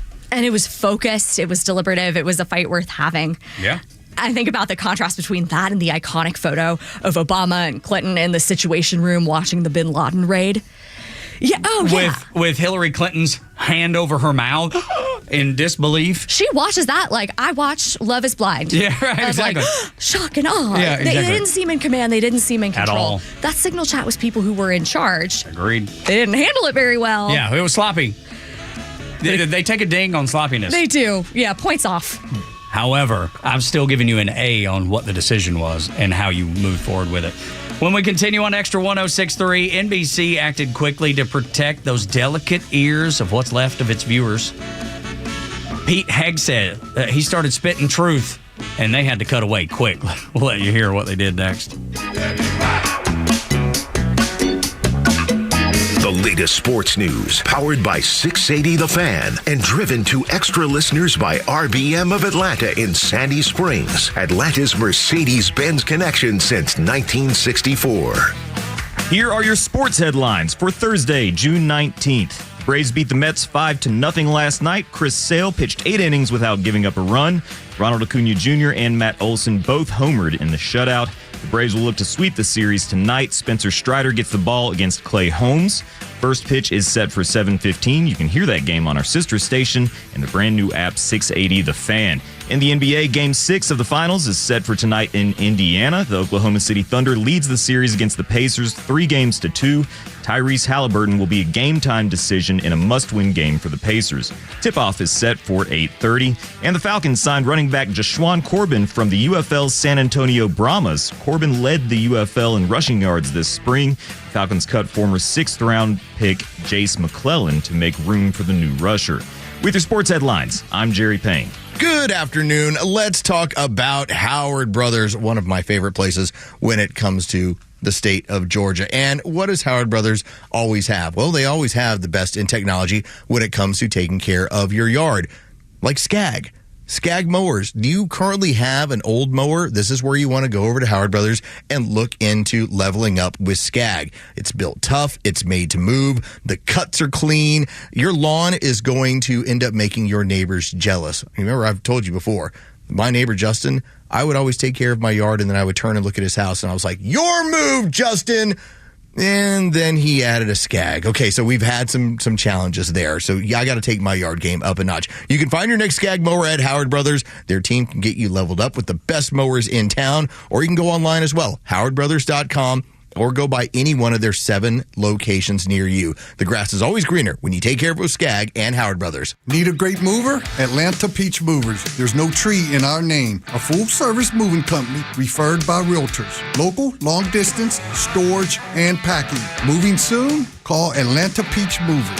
770-441-3232. That's 770-441-3232. Or book online at atlantapeachmovers.com. Atlanta Peach Movers, proud partners of the Atlanta Realtors Association and official mover of the Atlanta Braves. A company that has been trusted in Atlanta for over 25 years has already done their hometown homework, like having the very best people, fair, honest pricing, exceptional customer service, and a focus on high-quality work. That's us. Hi, I'm Dan Watkins, owner of All Four Seasons Garage, Entry Doors, and Windows. Sometimes new isn't better, like out-of-town home improvement companies invading Atlanta with their inflated pricing and subpar work. When trust matters, trust us. All the number 4 seasonsgarages.com. Advance and protect. What is that in retirement planning? Well, Coach Pete is here to explain advance and protect. What's the advance and protect strategy? Well, it's a way for you to share and participate in the gains of the market. Not all the gains, by the way. You have to trade. The trade-off is you're not going to get all the gains, but here's what you're trading it off for. You're not getting any of the losses. Therefore, you really are advancing and protecting. Or if the market's down for 3 or 4 years, you're protecting and protecting and protecting. And when it decides to go back up, you're advancing. So if you're protected when down markets and going up in up markets, you really can't lose. And then you turn that lump sum you have into a lifetime income you can never outlive, and now you're in control of your life all the way through. A comprehensive review with Coach Pete's local trusted advisor, Craig Chandler, can show you how to get in control of your retirement. 800-419-6164. 800-419-6164. Craig Chandler, Chandler Wealth Management, 800-419-6164. The warm air, the beautiful weather, and the sounds of baseball. It's got you thinking about hitting the road. And no matter where your adventures take you, Subaru of Gwinnett has a vehicle to get you there safely and in style. Like the 2025 Subaru Outback, which will take you as far as you want to explore with standard symmetrical all-wheel drive plus up to 32 miles per gallon. And if you're up for adventure, it'll get you off the beaten path with up to 9.5 inches of ground clearance. More than the Honda CR-V or Toyota RAV4 or the 2025 Subaru Forester, the SUV for all you love. It's the right-sized SUV for all the adventures ahead with a spacious and comfortable interior for everyone you want to bring along. And no matter where adventure takes you, it starts on Satellite Boulevard in Duluth with the amazing staff at Subaru of Gwinnett. They'll help you find the Subaru that you'll love and be there every step of the way for everything you need. Start your shopping online at SubaruofGwinnett.com. Extra 106.3 is live on your ride home with the Kimmer, Pete, and Flounder from 3 to 6 p.m. And on this day in history is 1905, and again, I find this amazing. Apache Indian Chief Geronimo drives a Locomobile Model C automobile as part of a big roundup of a National Editorial Association convention in 1905. Geronimo driving a car in 1905? I thought Geronimo was like 1780 or something. I mean, wait a minute. The Kimmer Show on Extra 106.3 FM and the Extra app. Tug and Los until 10 on the Morning Extra and Extra 106.3. Angela Morabito sitting in for Front Office Los again today and tomorrow as Los is down in Florida with his daughters playing volleyball and having a good time being successful in creating those lifelong memories. So happy for those guys. And it's always great to have you in, Angela. We were just looking at the monitors, and unfortunately there are sirens sounding in Haifa, Israel, because there's some incoming rockets that they're concerned about. And it's sad to me because I went to Haifa 4 or 5 times when I was in the Navy. It's an amazing, amazing place. And when we were there, we had IDF with us the whole time. You know, they're very protective and were so good to us and fascinating. I remember, and this is well before I was married, I remember thinking, I probably could fall in love with one of these girls. these beautiful olive-skinned, green-eyed girls with the M16s. You're like, my yes, gosh. I will. Count me in. So a beautiful place in more ways than one. That's absolutely right. And but Haifa is unbelievable.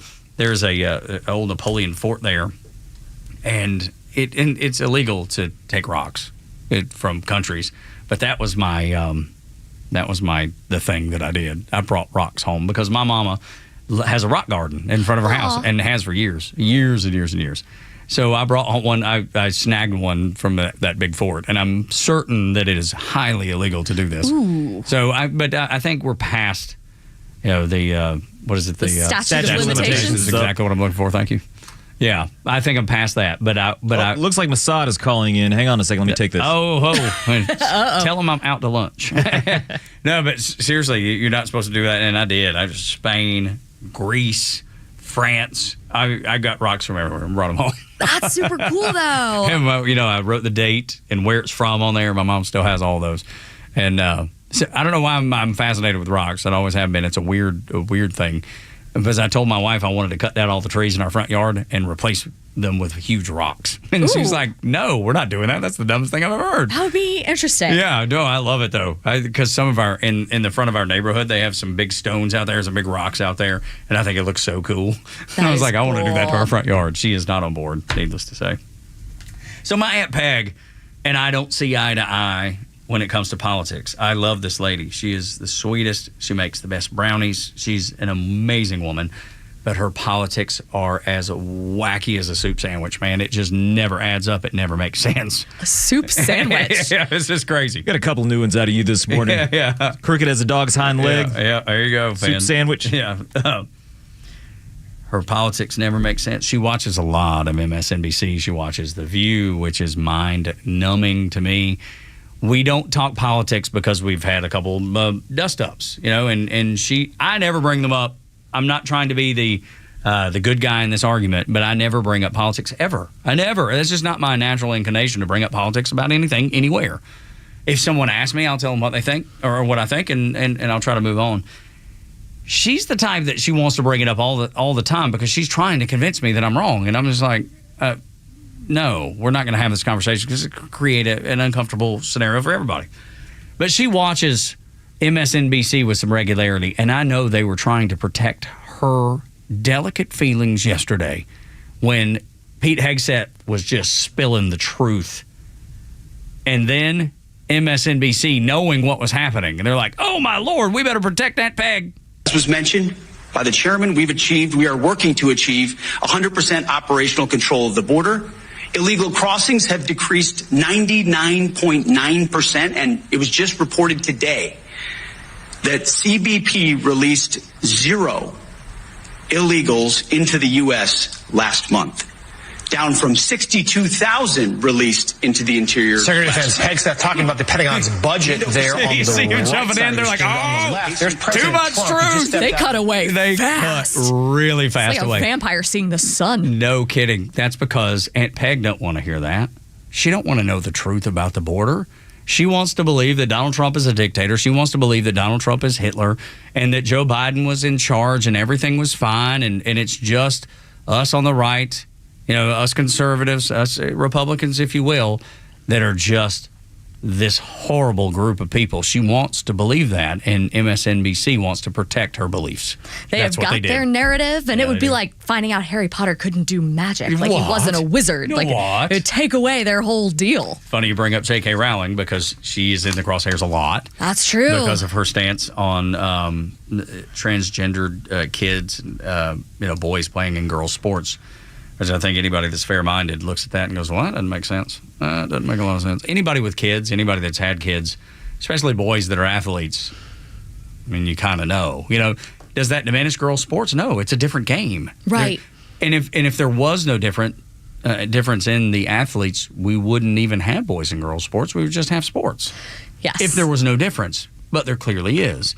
And there needs to be an avenue for girls to play sports, just like J.K. Rowling's talking about, and I agree with. Yeah, you want that level playing field, pun completely intended, Exactly to make sure that it's fair. Yeah. And I never would have believed if you told me 10 years ago that in the year of our Lord, 2025, we would be fighting over women's sports having a right to exist. And those feminists, I'm always curious as to where they stand on this because I don't see them out there defending women's ability to do whatever it is that they would like to do. I see people saying, yeah, it's fine that Joey plays against Sally. Yeah, there have been a handful of feminist groups that have joined with some of the things the Defense of Freedom Institute has worked on, as well as the Independent Women's Forum.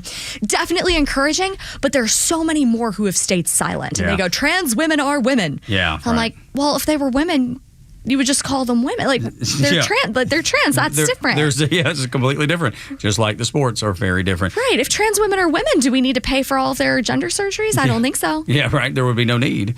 But Jennifer Say is another one that worked for Levi's. She started XYXX. There we go. I got it all backwards. She's fantastic. She is impressive lady. I really like her a whole bunch. I had the pleasure of meeting her on the Title IX Our Bodies, Our Sports bus tour last year. And the energy on that tour was so much fun because she is a coach through and through. And the athletes are athletes through and through. Certainly. And now they're on a very new team playing a very different game. And they are all in. I love it. Riley Gaines part of that, of course, and so many others. And it's so clear. it's not even like I try to reduce it down to common sense, but it's even more simple than that. I mean, I'm not a biologist. I'm not a scientist. I have to learn every day. I have to read a lot because of the things that I don't know. But this is even more obvious than common sense to me. Yeah, and the more we learn scientifically about male and female bodies, the more we learn how deeply unfair it is to have men and women's sports, even if they were transitioned young, even if they were shot up with all the hormones and did all this stuff. It's terrifying. No one should do that to a child. But even if they do, it does not erase biology. No, it doesn't. Doesn't change reality. No, of course it doesn't. That'll do it for us. We appreciate you being here. It's so much fun to be able to talk about the things that matter, that are happening across the country, across the world, for that matter. Because this world continues to get smaller and smaller, it does seem, and time continues to speed up. It feels like time's a thief. I can't believe I almost have a 21-year-old kid. That's how big of a thief time is. Because I heard Mariah Carey the other day. She said that she doesn't believe in time. Really? Yeah, that's what she said. She's like, and they ask her, like, do you celebrate birthdays? She's like, no, I don't believe in time. I think it's a constraint. I think it's a figment of our imagination or whatever she said. That's my excuse the next time I'm late to something. Yeah, right. Am I late? I didn't know. I don't believe in time. Yeah, I don't believe in time exists. And then, but it was funny because she was talking to this British radio show, and they asked her, like, well, do you celebrate anniversaries? She's like, oh, yeah, I do. Wait, what? See, it's just none of it adds up. It's always wackadoo. It's always silly. But anyway, we're glad that you spent time with us today. We do believe in time here. And we're going to turn you over to the Glenn Beck program for a couple hours. Then Clay Travis and Buck Sexton, our friend from Calhoun, Georgia, born and raised in Dalton, Georgia. Friend of mine, Joey Jones, will join Clay and Buck today on the show between noon and 3. And then, of course, the afternoon show with the Kimmer, Pete, and Flounder. The legendary voice of the Kimmer can only be heard on Xtra 106.3. For Angela and Jeray, my name is Tug. Y'all come back now, you hear?